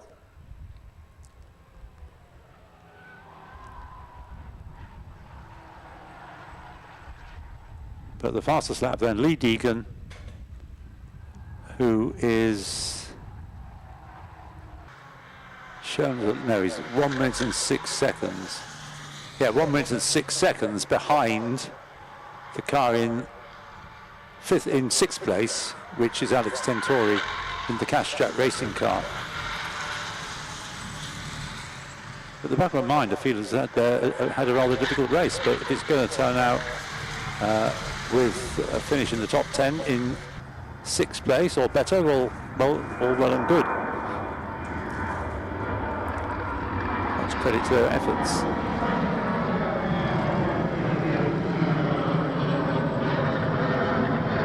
Now the gap between second and third, I can feel that is going to become irrelevant, although it's a small gap, just 4.3 seconds between number 12 and number 121.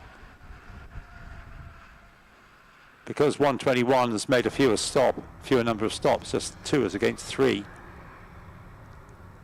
I'm not sure that whether Marcus Batty catches Louis Harvey or not is going to make any difference to their final outcome.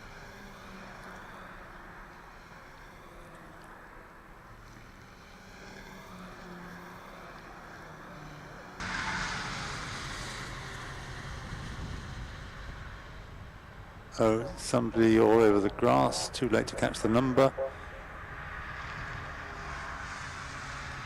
Having a moment that is soon sorted without much harm, except to the car's race time.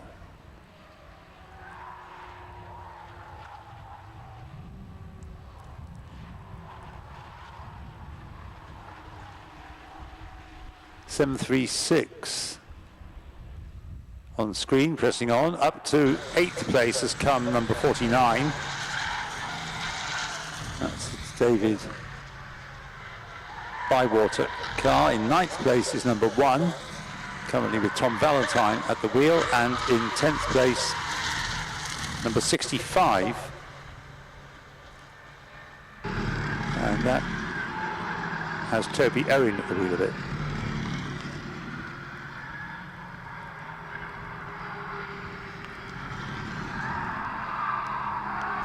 So quite a few position changes, but not so much as a result of what happens on track, more to do with the impact of pit stops.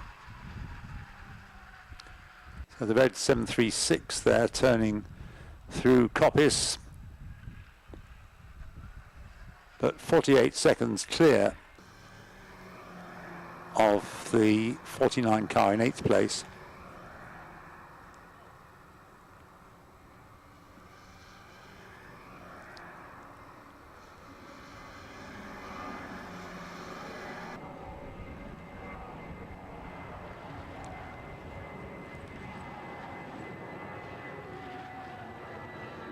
Just looking to see, yes, 333 I think is still circulating, isn't it?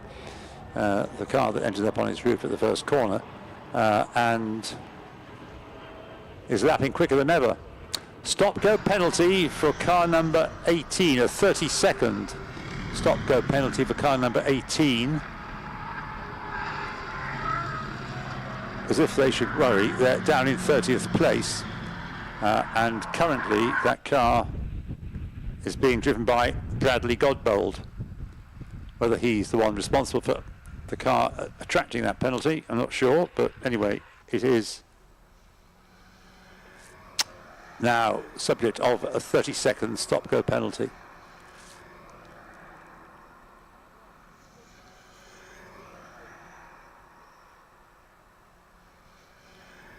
So it is way out of contention.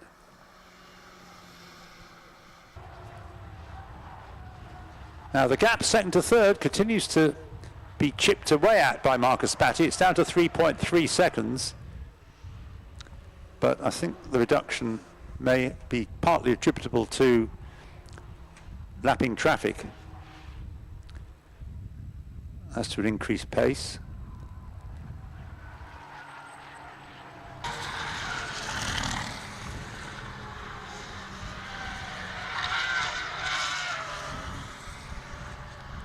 Improved pace there for Marcus Batty, does his personal best lap, and also for Yusuf bin Suhai, who's done his car, which is number 64, his car's best lap of the race.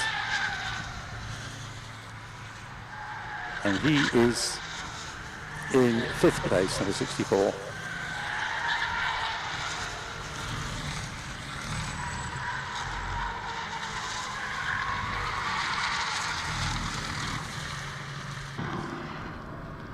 Well, we're coming towards the 1 hour to go. I can't say that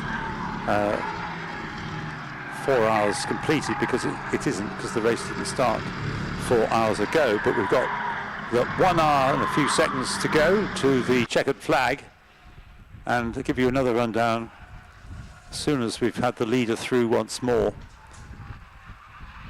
At the moment on 122 laps completed, and therefore circulating on their 123rd lap.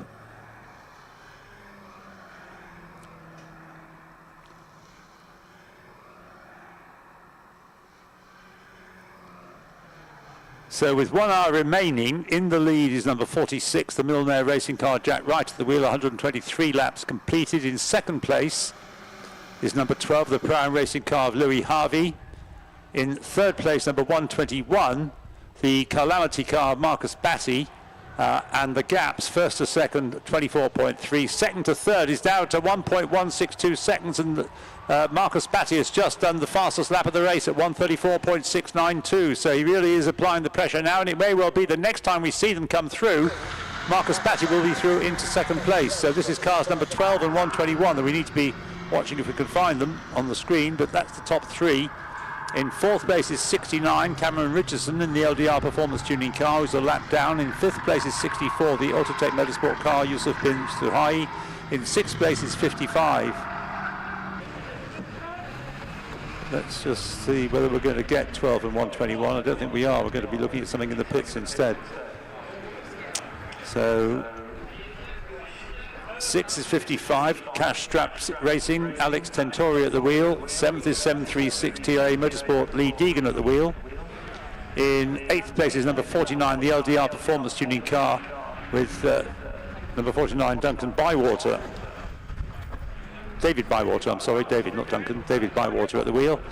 In 9th place, number 65, that's Toby Owen, driving it at the moment. In 10th place, number 1, Tom Valentine, driving it at the moment. In 11th place, number 74, Guy Wilkinson. In 12th place, number 141, Daniel Edwards. In 13th place, number 126, Ben Stone. In 14th place, number 60, Chris Keys. In 15th place, number 6, Marcus Buckle. In 16th place, number 37, Jeremy Evans. And in 17th place, number 131, Robert Thomas. In 18th place, number 2,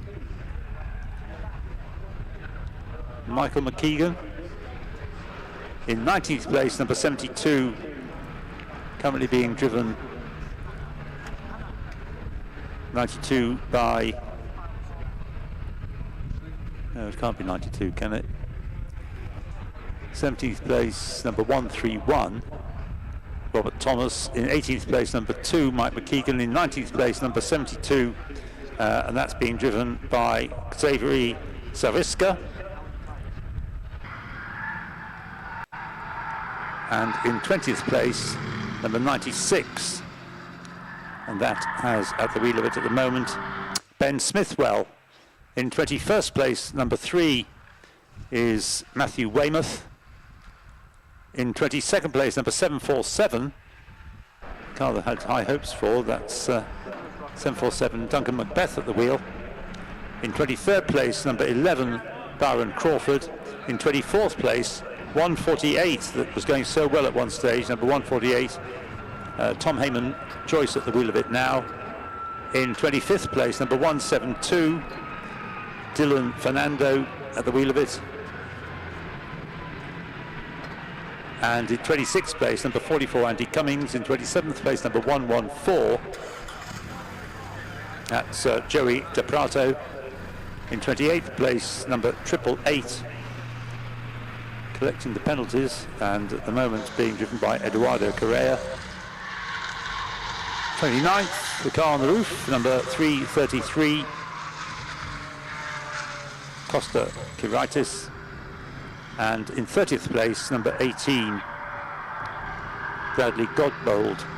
And we may just be able to pick up whoever else is still running. In 31st place, we've got number 95,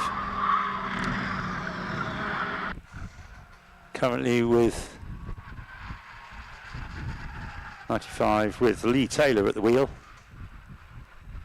And I think I'm right in saying that the others are no longer running, but there's only 3 cars that have fallen by the wayside, 81, 88 and 180.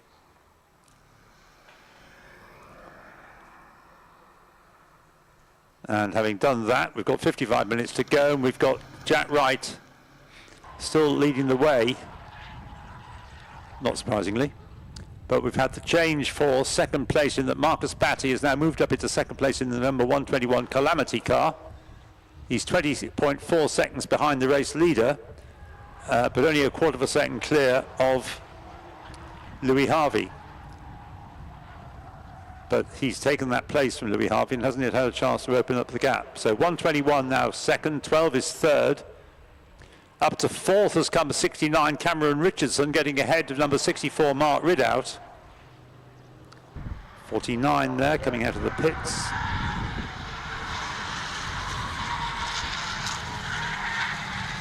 In 9th place, Duncan Bywater at the wheel. Stop-go penalty for car 96 for track limits offences. Now 96, I just mentioned that, haven't I? Anyway, 96 has a stop-go. Looks like just a stop and go. It's not a stop-go of any duration penalty. That is the Porsche Carrera Motorsport car once again having their issues. I think they're just seeing red this entire race. They've had penalty after penalty after penalty, and that just starts to infuriate you. And it gets to a point where, of course, it gets too much, and then it just sends them all the way down the field. They're currently sitting in 21st, 13 laps down. But the penalties aren't applied yet. I mean, the penalties have been notified, but they're not applied till the end. So 96, I don't think he's getting another one. It came away off the screen, but it's back there now saying stop and go penalty, car 96, track limits, but not how long the stop go is. But the penalties will not be applied until the last lap of the race.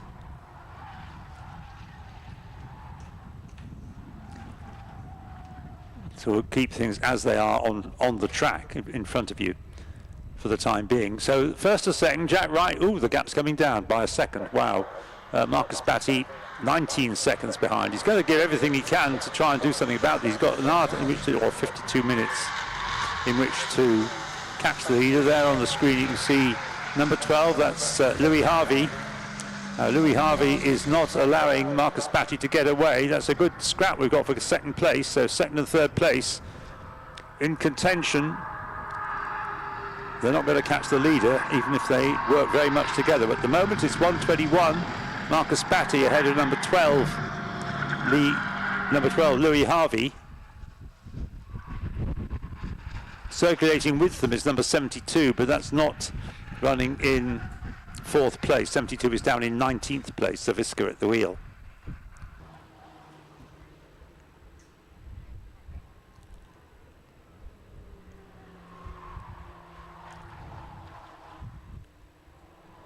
So a prize for the best livery will, that the Dagenham Dustbin prize.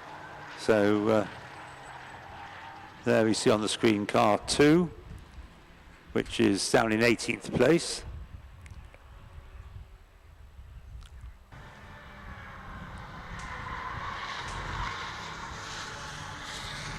And the lead still in the 19-second bracket, 19.3, but second to third, still nothing at all between 121 and 12.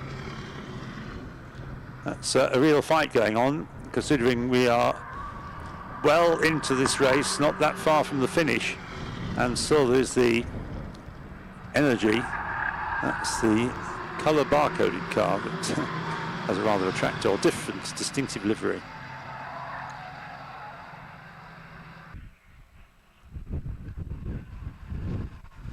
'74 making way. That's in 9th place. That's Guy Wilkinson.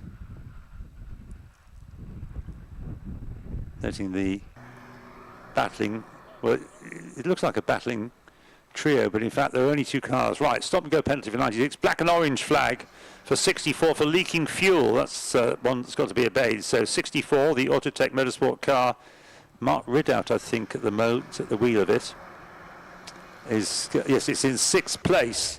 This will make them unhappy. The car's leaking fuel. They can't avoid making a pit stop when there's when the black and orange flag is held out. You've got to come in.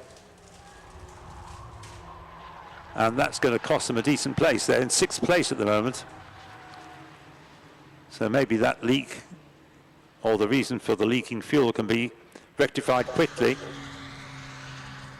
Marcus Batty has squeezed out another half second in his battle to hang on to 2nd place in car number 12.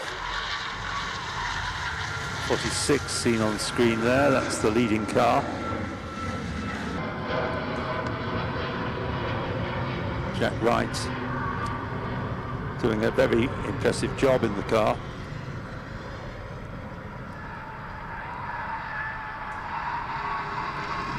There is 747.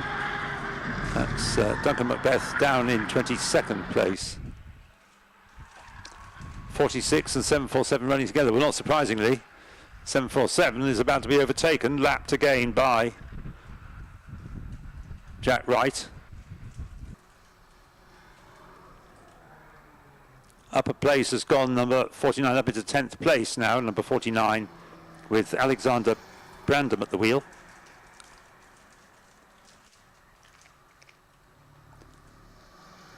Well, I suppose it's a bit of fun for Brandom to play games with the race leader, but I'm sure Jack Wright could do without it and just concentrate on winning. But the car right behind him is not challenging for the lead.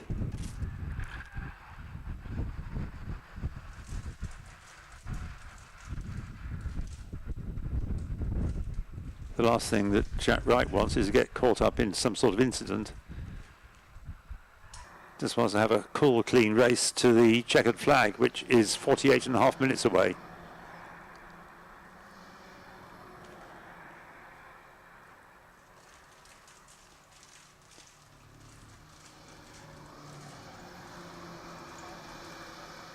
Right, so leaders through, and the gap Jack Wright to Marcus Batty down a little more, 17.8 seconds. It got to the point where you think, crikey, something could happen here. There's number 1 through. That's Tom Valentine at the wheel. That car in 7th place.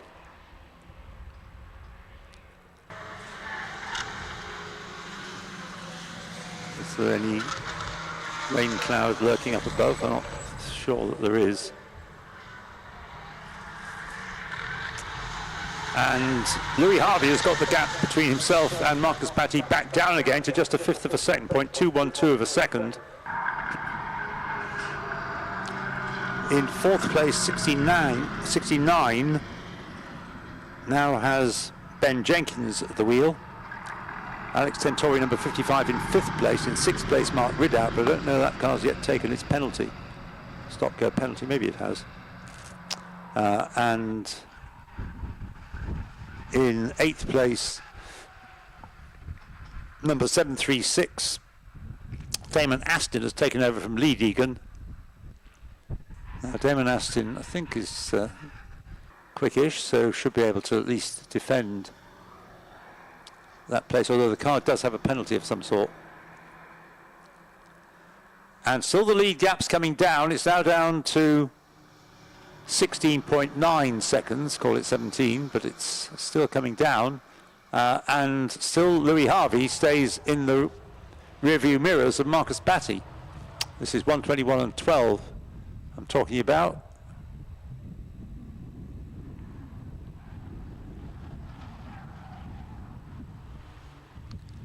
1 and 65 there.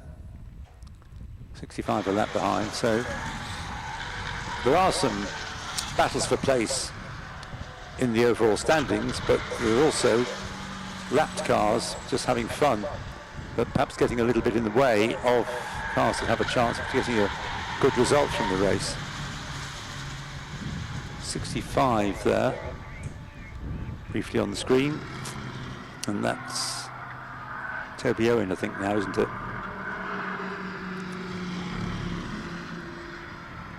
No, it's become Reece Kello. 45 minutes remain.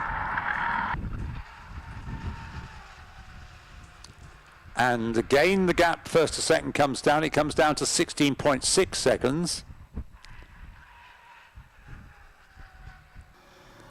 It's been a long stint for both of them, actually, for Jack Wright and for Marcus Batty. But they still have to make, surely, another stop. I don't see how they can get to the end without another stop, mandatory stop. So have fun whilst it lasts for the Calamity car, but I think it's doomed to be thwarted by the regulations.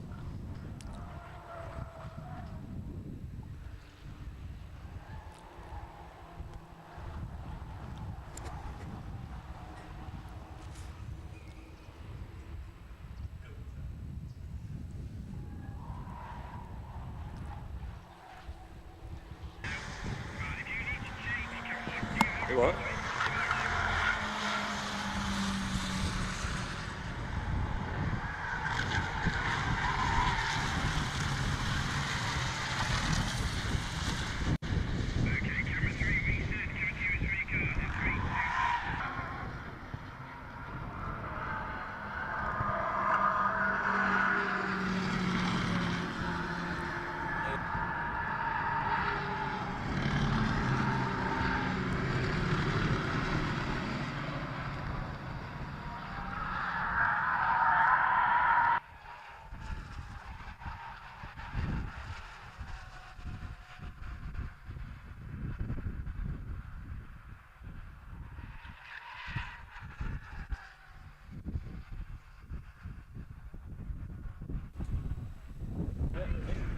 And the gap into the first to second, down into the 15 seconds, 15.793 seconds.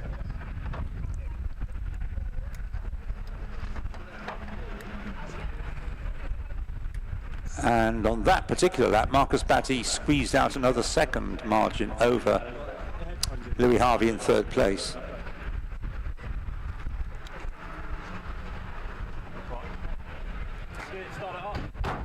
That's 172 in the pits, which the camera seems to be focusing on that car, although it's way down the order in 25th place.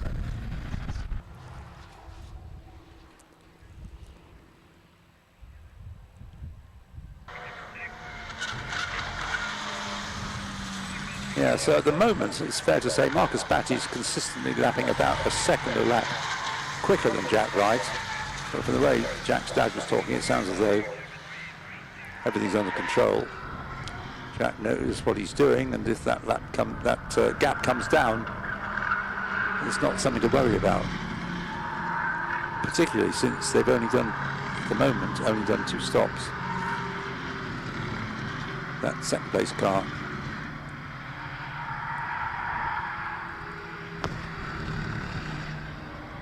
There on the screen, 126. That's Ben Stone, the EnduroKA car.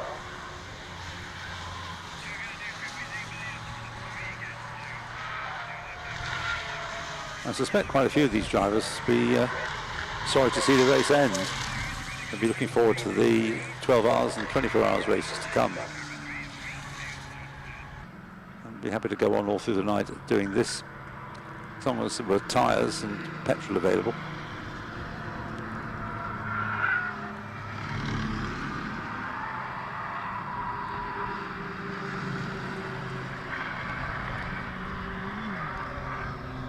Down it still comes, but we've got a 1 minute stop and go penalty for car 18.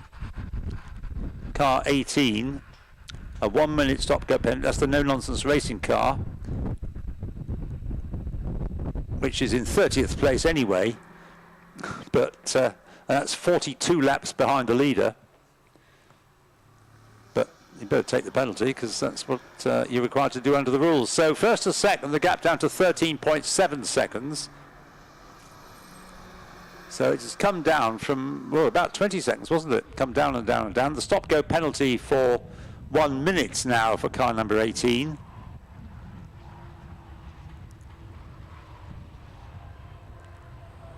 Jack Wright completes his 46th lap. 12 seconds behind now is Marcus Batty. So Marcus Batty doing a great job here of lapping more quickly than the car he's chasing, the leader of the race. And taking with him Louis Harvey. Now Louis Harvey, say again, if Marcus Batty catches a car in front, catches Jack Wright, he's going to have Louis Harvey for company, and whilst Marcus Batty may have to make a pit stop, one more pit stop, Louis Harvey hasn't. He's had his 3 stops.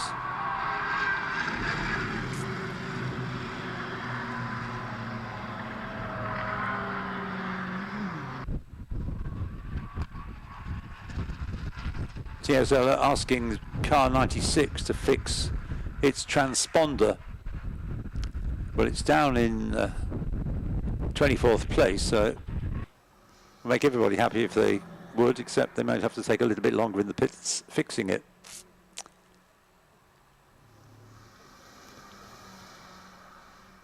So if, as I think is the case, and I've certainly got that impression from what Adam elicited from George Wright, there is another pit stop needed by car 121, then what will that do for Louis Harvey's chances of challenging the leader? 12 seconds is the gap, 12.069 seconds. 1 second is the gap second to third. And just under 39 minutes is what we have left to the checkered flag.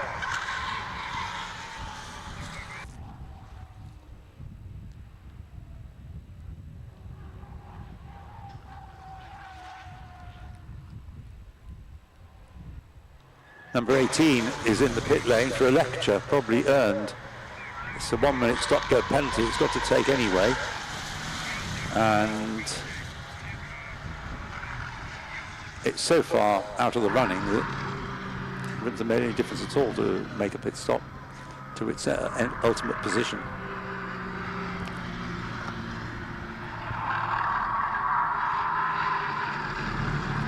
There's 12 on the screen, the third place car, Louis Harvey,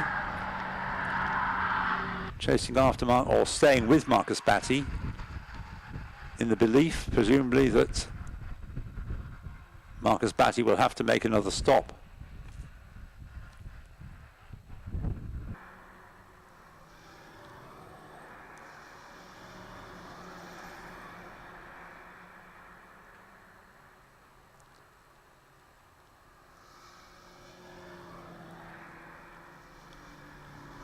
There's number 12 in third place, and right behind it is 64. That's now Mark Ridout. I believe I'm right in saying, yes it is. But he is 24 seconds behind number 55, who is 35 seconds behind number 69. So not sure we're going to have much of the changes there in the final result.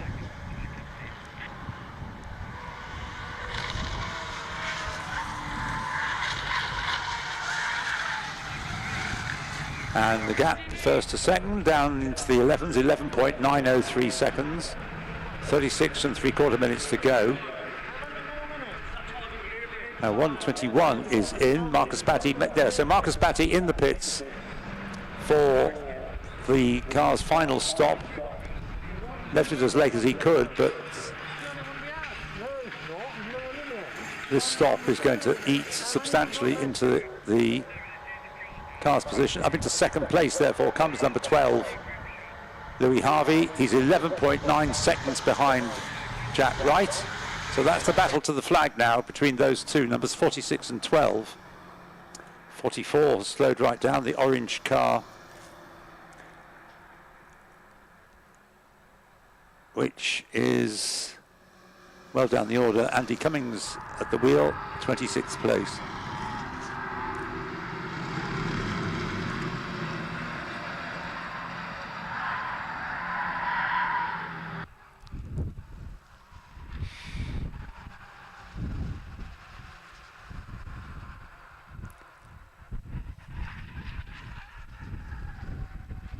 So Jack Wright against Louis Harvey, two young drivers.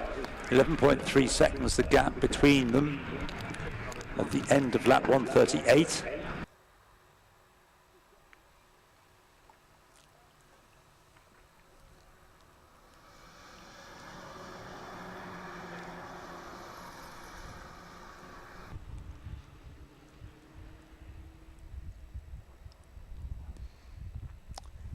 Will this last stop by Marcus Batty elevate up to third place the number 69 car, Ben Jenkins at the wheel, the LDR performance tuning car.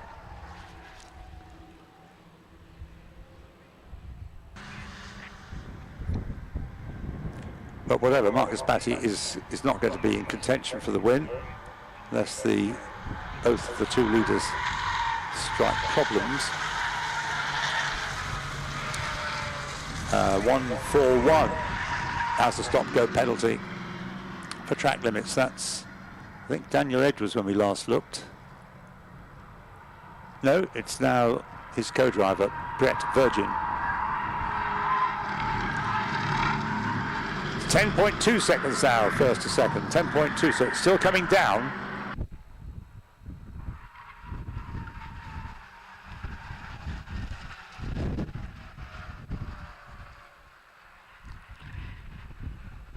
So a big effort being put in here by Louis Harvey, but the battle is as much against the clock. It's got 33 3/4 minutes to the checkered flag, and the gap is coming down at the rate of half a second a lap. That means I think it's just beyond reach. But you never know what may happen. Traffic could cause problems for one or other.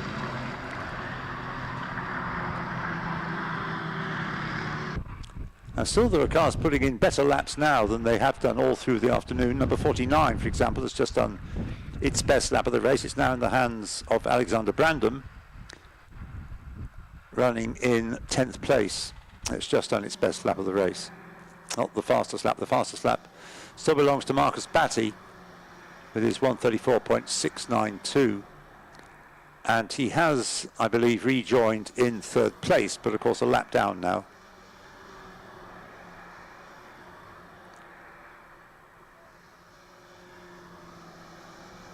Well, the first to second gap is in single digits now, just 9.913 seconds gap first to second.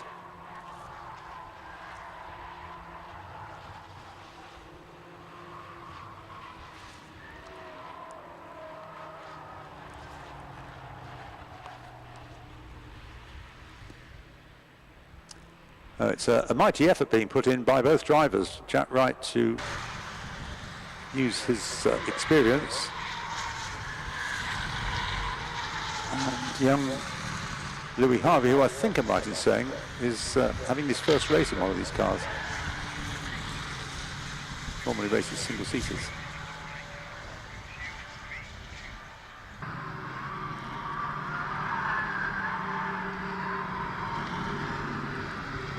And we still have half an hour to go, 31 minutes and 40 seconds.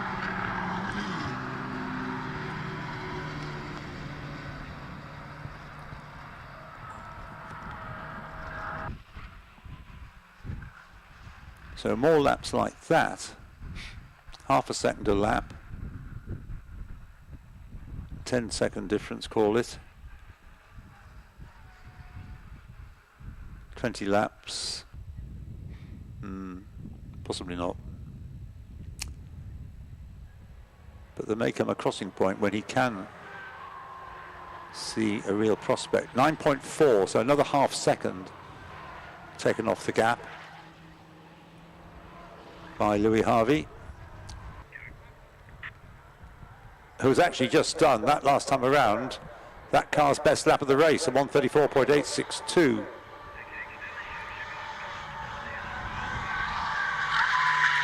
Ooh, a bit of bumping and boring going on down the old hairpin between a couple of cars.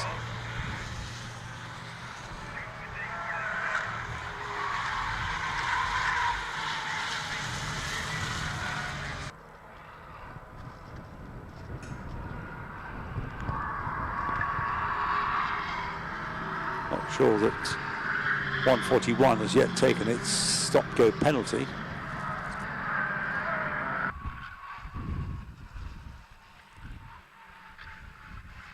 .41 being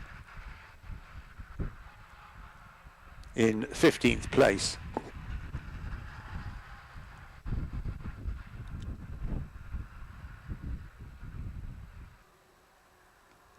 The best placed penalised car is in 8th place. That's number 736.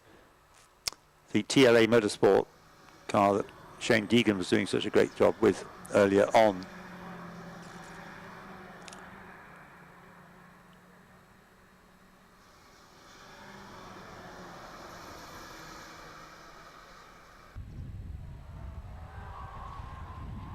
Right, the two, 8.8, so it's come down a bit more. First to second. And in third place, 121, Andrew Hinch, in the car that Marcus Batty was going so well in. So 121 in third place, but a couple of laps behind. In fourth is 69. Fourth, number 69. Ben Jenkins at the wheel now. In fifth place is 55, Alex Tentori. And in sixth place is 64, Mark Ridout. In seventh place, number 1, Tom Valentine. In eighth place, number 736 is Damon Assedin. In ninth place, number 74, Guy Wilkinson. And in 10th place, number 49 is Alexander Brandom. So 8.8 seconds gap between first and second, 28.25 minutes of the race to run.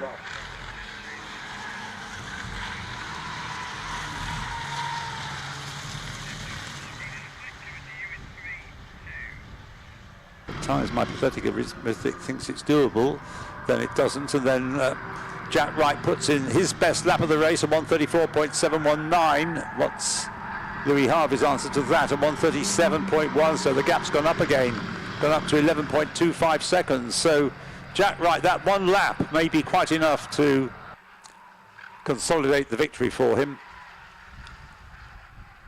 134.719 as against a 137, which is a slower lap than he's done for a while. 137.134 by Louis Harvey, who's really going to have to start all over again, kind of,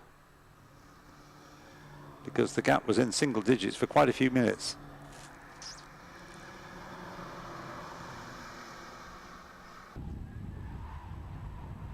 Lower down, somebody else who's just done a best lap of the race, car number 6, currently being driven by David Murfitt. That's just done its best lap of the race. He's down in 16th place. So does Louis Harvey have anything else up his sleeve that he can deliver to make this a really tight finish after over 5.5 hours racing, of which we have still 26.5 of those minutes remaining.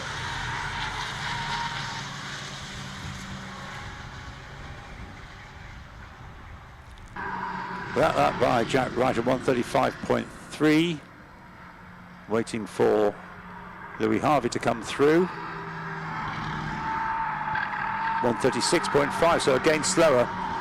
So the gap's gone up again. So having watched it come down and down and down over about 10 laps, it's now, for 2 successive laps, it's gone up.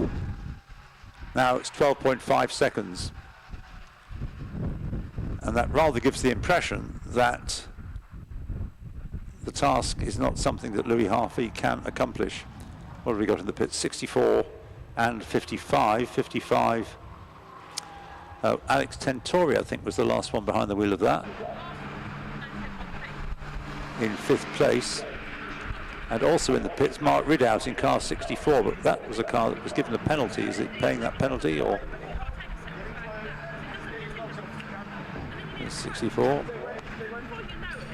Change of driver going on, I think, which means it should move to Yusuf bin Suhai again, I think.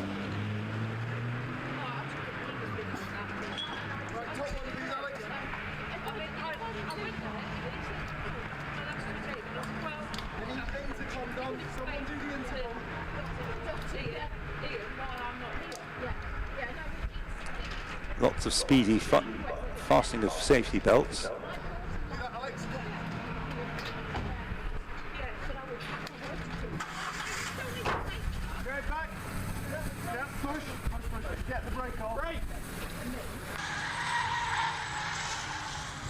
Now what's happened here? No, Louis Harvey's gone through, but he's now 13.3 seconds. Yeah, 13.3 seconds is another slower lap by nearly a second, 0.8 of a second.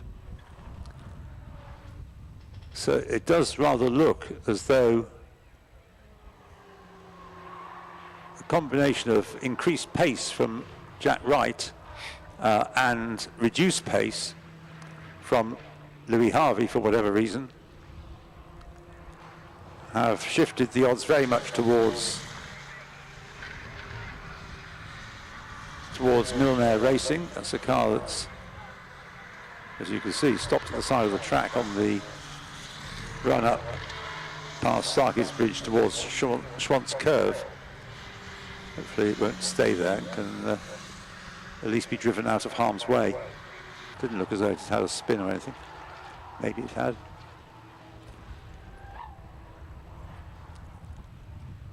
So the it has ground to a halt in a fairly vulnerable position, and it probably means safety car. Yes, it does. So the safety cars come out. Now, of course, what this is going to do, I think, we'll see in a moment whether it pans out like this, is put the 2 leaders on the same lap, separated by not very much.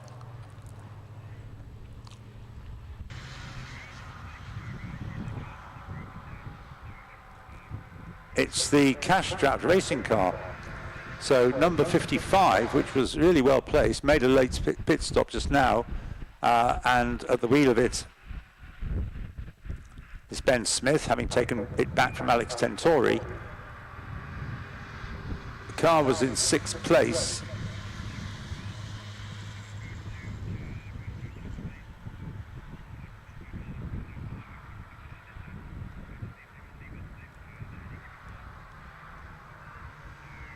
So whatever's failed.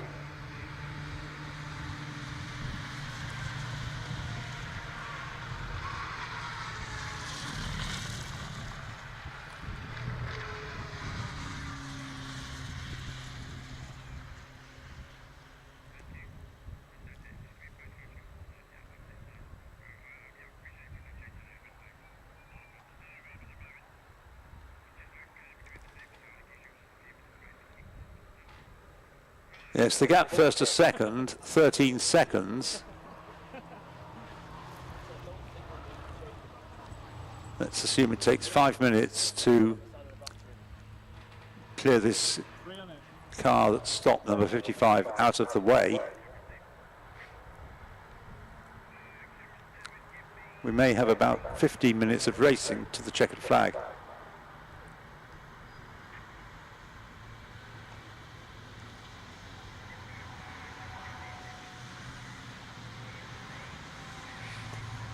In third place is 121, the Calamity car, Andrew Hinch now at the wheel of it. In fourth place is 69, LDR Performance Tuning, and it is Ben Jenkins at the wheel. In fifth place, number 64, Yusuf bin Suhayi. And then in sixth place is 55, Castrap Racing. And at the moment that is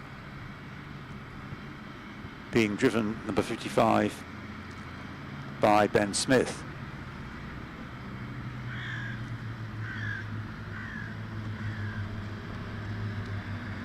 Well, the gap first to second actually has gone up rather than come down. It's gone up to 23.5 seconds, so that scotches any prospect, probably because there's quite a number of cars between the two of them.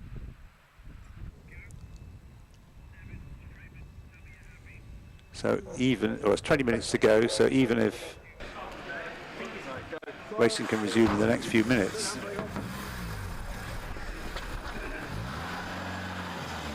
There's number 74 getting a helping hand to get back into the action. Guy Wilkinson was last, the driver of it, was he? And I think still is in 10th place, the EnduroKA car. Number 74 in 10th place.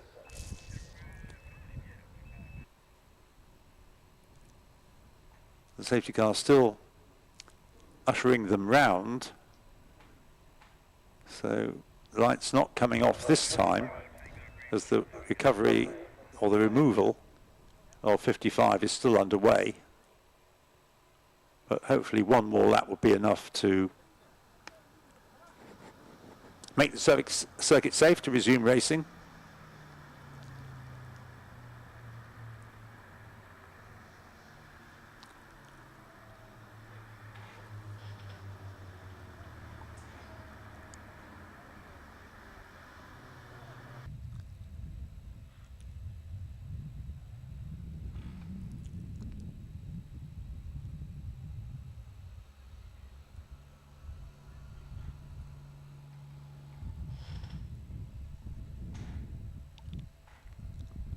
Well, the pace behind the safety car really slow, I think, to ensure that we only have to have one more safety car lap. That's what needs to be done, is almost complete.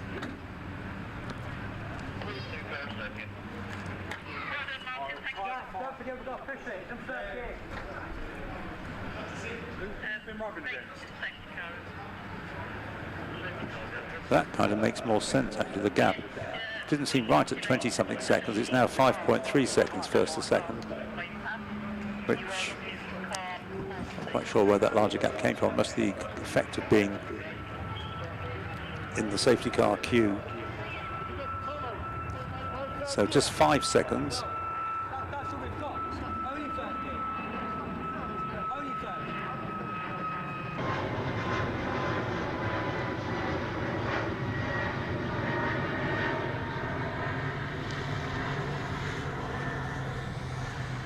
Cars are now being waved past.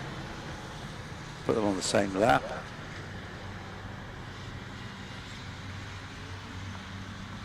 Adam?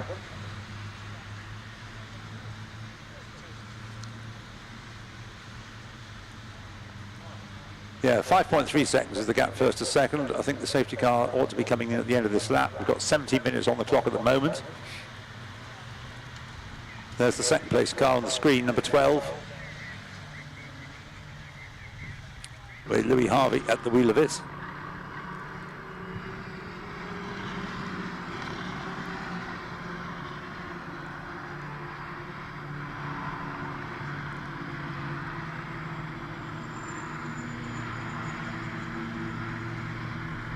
I'm wondering whether the effect of letting all these cars pass, because it then puts them where they ought to be, will compromise the gap between first and second.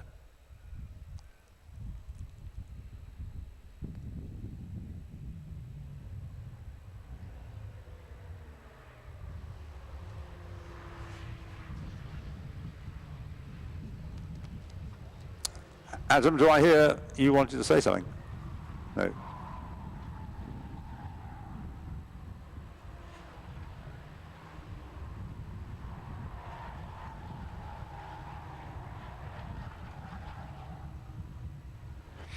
Well, the safety car is still out there. I'm not quite sure who's following it anymore because they all seem to have been waved past.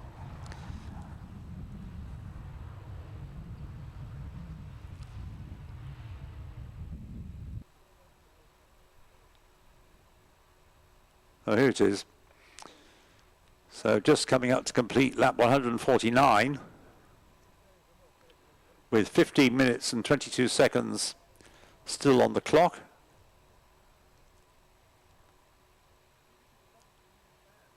And it looks lights, no, not lights out, going on for another lap, I'm afraid, of safety car.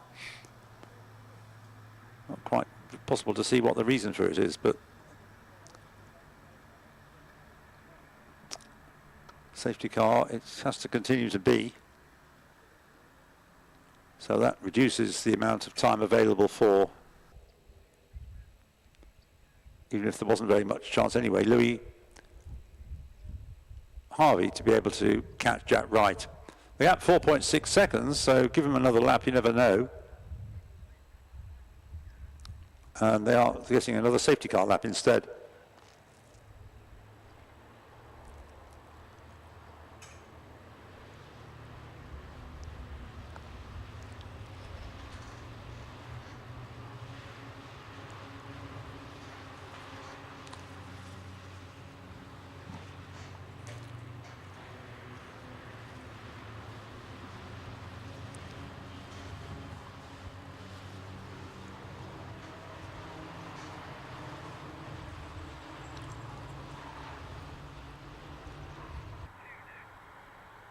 So the order is 46, 12, 121, but that's 2 laps behind. 121 is followed by 69, 17.9 seconds between those two. Then 5th is 64, 6th is 55, 7th is 736, 8th is number 1, 9th is 49, 10th is 126. Which isn't necessarily the order behind the safety car.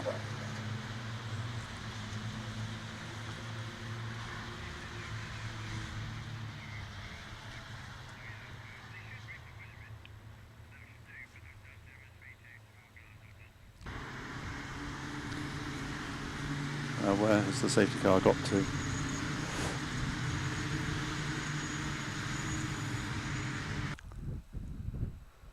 It is going through Coppice, so if this is the last safety car lap, and I have the feeling it might be, the pace seems to have picked up.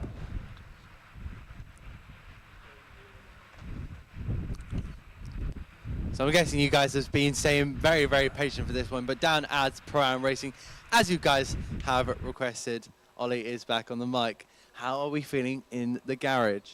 A little bit nervous, I think. I mean, we've been chasing these guys down for what feels like the whole race now.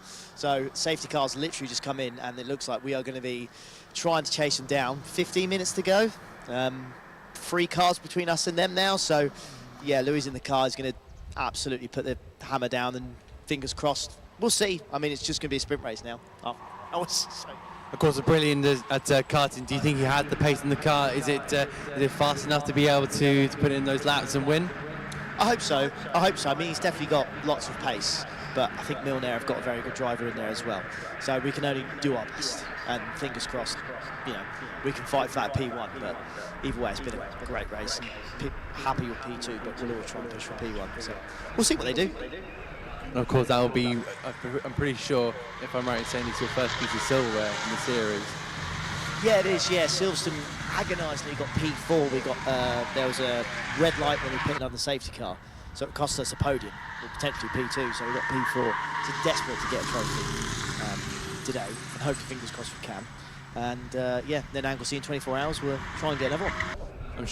I'm sure if you do get one, that'll be put on your wall with a lot of pride. Oh, for sure. I mean, in the background, I've got 1 trophy from Cadwell a couple of years ago for Time Attack, so it'd be nice to to add another trophy. Be nice to have a little trophy at the back there for, you know, getting a podium. Nice, amazing. Absolutely brilliant, and I think we'll wrap it up there with the interview with Pro-Am, because as you requested. But I think the best thing to do now is just move on to that race, which is happening right now in the battle for the lead. Yes, well, they've started. We've got 10, just under 11 minutes to go. So the safety car has gone in, and we've got side by side 46 and 747. Well, 46 is Jack Wright, but the car that's challenging him, 747, is out of the running. It's not a contender, but the gap first to second has gone up to 10.8. So number 12, once the safety car released them all, number 12 had got cars in front of him, so Louis Harvey hasn't been able to capitalise on that. The gap had come down, but it's now extended again to 10.8 seconds. In third place, number 121 is Andrew Hinch, but he is no threat because he's a couple of laps behind, and so I think that now as the safety car unravelled, the effect of the safety car unravelled, Jack Wright has done what needs to be done. He's got a 10.8 second margin. There's no way that's going to come down in the remaining 10 minutes. We've got 10 minutes to go. Andrew Hinch in third place. In fourth place, number 69, Ben Jenkins at the wheel. In fifth place is 64, Yusuf bin Suhayi. And in sixth place is 55, sixth place, number 55, Ben Smith.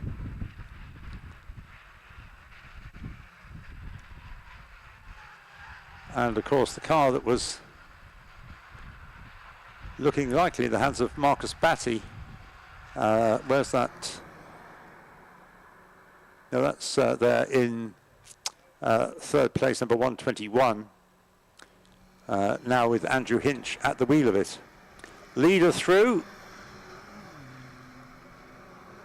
Louis Harvey in the next group of cars through, but he's dropping back. It's 12.1 seconds he is now behind Jack Wright. So Jack Wright, not yet home and dry, but certainly looking likely to take the flag first.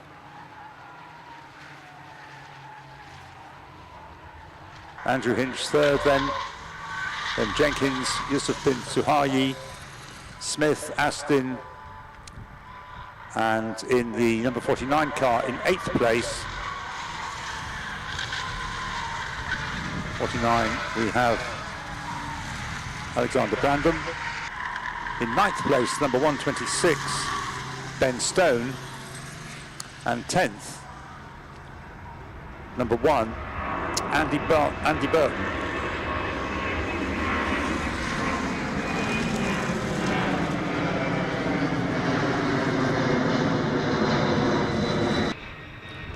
Heading up towards Coppice, certainly pushing on is Louis Harvey in number 12, but the car he's chasing is not the car that he needs to pass if he's going to win the race.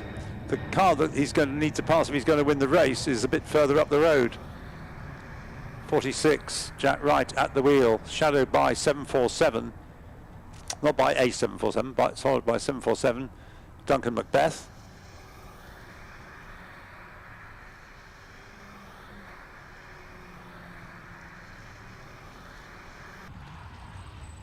So Louis Harvey then in second place, the gap 12 seconds, just over 12.060 seconds. Andrew Hinch third, then Jenkins, Bin Suhayi, Smith, Aston, Stone, Brandon and Burton. So number 12 hurling down the Craner curves.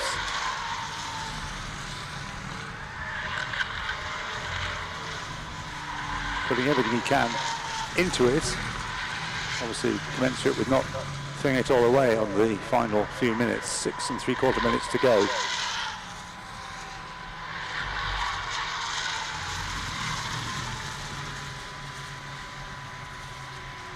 Now we've got a penalty for a car overtaking, that's gone off the screen again, but a penalty for a car overtaking under safety car conditions, on a 1 lap penalty, but who that is isn't clear. It's not come up on the TSL screen.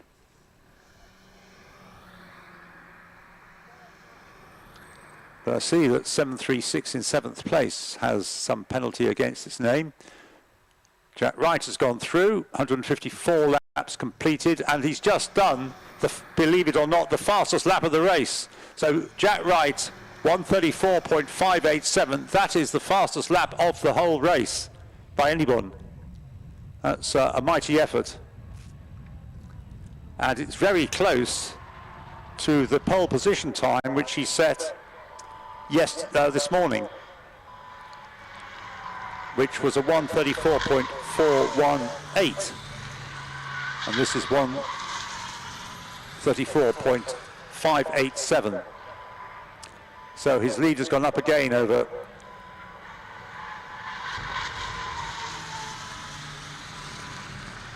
Louis Harvey.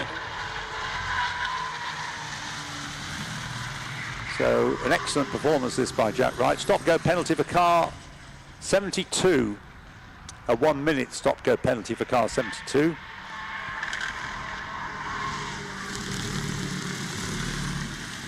Which is in 16th place, so it's not going to seriously affect the front runners. It's not going to affect them at all. So these penalties emerging as drivers push to the limits in the closing stages. There it is, 46, the yellow car coming out of the chicane to complete 155 laps.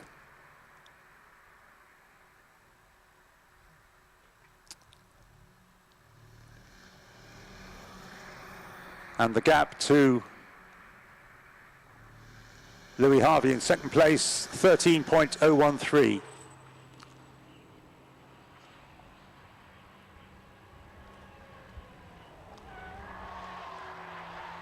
And Andrew Hinch there in third place, but some way back after that final mandatory stop that it had to make.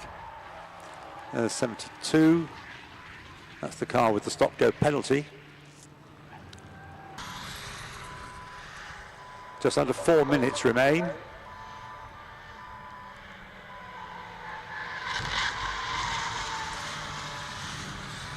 No changes in the order. So there may be a change as a consequence of the note alongside 736, which is running in 7th place, so that'll be applied at the very end. Time penalties of that sort. So you can follow the race as it is in front of you, and then when penalties that have to be applied are applied, the classified result is changed as necessary.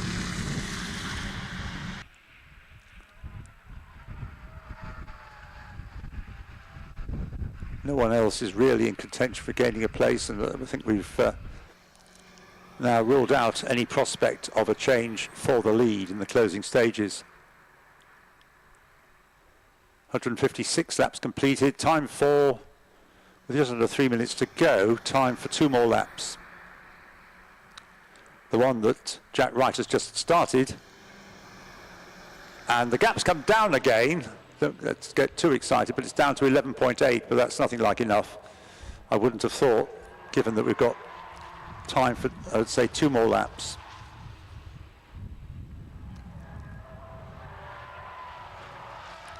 Everybody's still having great fun, see, hurling their cars into Redgate. There's something come loose at the bottom of that car, but it's going out of shot, but we're certainly at the end, it probably isn't going to matter. Stop-go penalty for car 95, a 1 minute stop-go penalty for car number 95, which has had a pretty miserable afternoon. In fact, I think it's outside the top 30. So they should not really have to worry about another adding insult to injury penalty.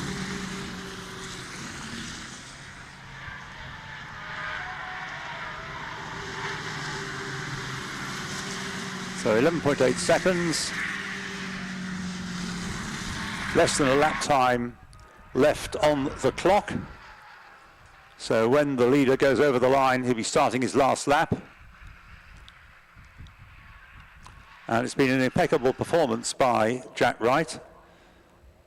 There he is over the line to start the last lap, helped along the way by his dad George, and Johnny Milner making a very small contribution because of the way the first corner incident occurred, the red gate, which didn't involve them, but brought out the safety car. So they managed to get a couple of safety car, that's not a couple of safety car, a couple of mandatory pit stops out of the way very early on. Go through the old hairpin. And looking at the lap times there, Jack Wright has eased off now, 1:37, so the gap's come down to 9.7 seconds, but this is the last lap as he goes up through the Starkey's Bridge, Transcurve McLean's sequence. Now up the brow to Coppice, and everything beautifully under control. So on this final lap, after over 5.5 hours, sorry, 4.5 hours, and 747 running wide there. Thought for a moment it was the leader, but no, it's 747 running wide coming out of Coppice. And out of the chicane and across the line to take the checkered flag. A very happy Jack Wright takes the win, 158 laps completed in car 46 with Father George and briefly Johnny Milner. Second place goes to number 12, the Pro-Am racing car, shared by Will Hilliard, Oliver Furnell, and at the end in the closing stages, Louis Harvey. Third place, the Calamity car, number 121, taken by Marcus Batty and the driver at the end, Andrew Hinch, just the two of them. Still waiting for the fourth place car to come through, number 69. The Ben Jenkins Cameron Richardson car, finished by Ben Jenkins in fourth place.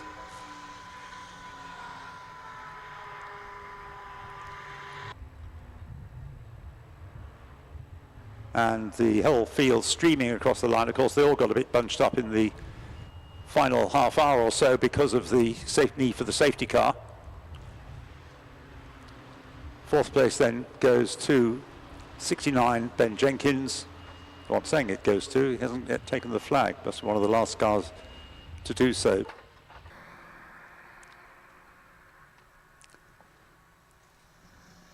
And the gap at the end, 9.3 seconds between Jack Wright and Louis Harvey, but I think it's fair to say that in the closing stages, Jack had eased off a bit, so Louis Harvey was coming back at him at the rate of about a second or so a lap, but it was not enough, too little too late kind of thing, but it was, I think, fair to say that Jack Wright had already sewn up the result.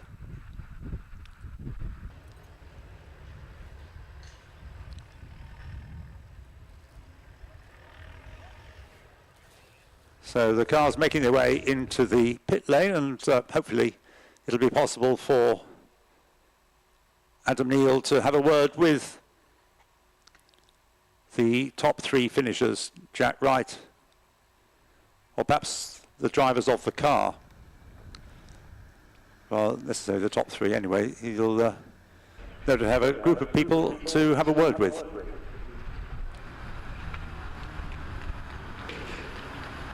Well, to finish off as marshals are standing down now, they've had a long day, a long 2 days, because it went on quite a long time yesterday, about 50 minutes earlier than this. We finished yesterday. Confirmation of the result on the screen, as I've just given it to you, so no need to repeat that. Fastest lap, very impressive effort that by Jack Wright, 1:34.587, a few laps from the end. We're at the back of the challenge from Louis Harvey. So marshals, you've had a very long couple of days. Thank you very much indeed for all that you've done on behalf of MSVR, the race organisers. They've done their usual excellent job. We haven't quite finished. The marshals have. They can obviously be standing down now, having worked so hard. In fortunately pretty reasonable weather most of the time. There was a few spots of rain at one stage. It's been a bit windy, I suppose, yesterday particularly. But as I say, it's been a long day, and we hope that you've enjoyed the day's racing. Come back to Donington Park, whether you're marshalling to come back or whether you're to spectate, do come back. And I'll leave Adam now to talk to the drivers who are down there in the pit lane, hopefully ready to be spoken with.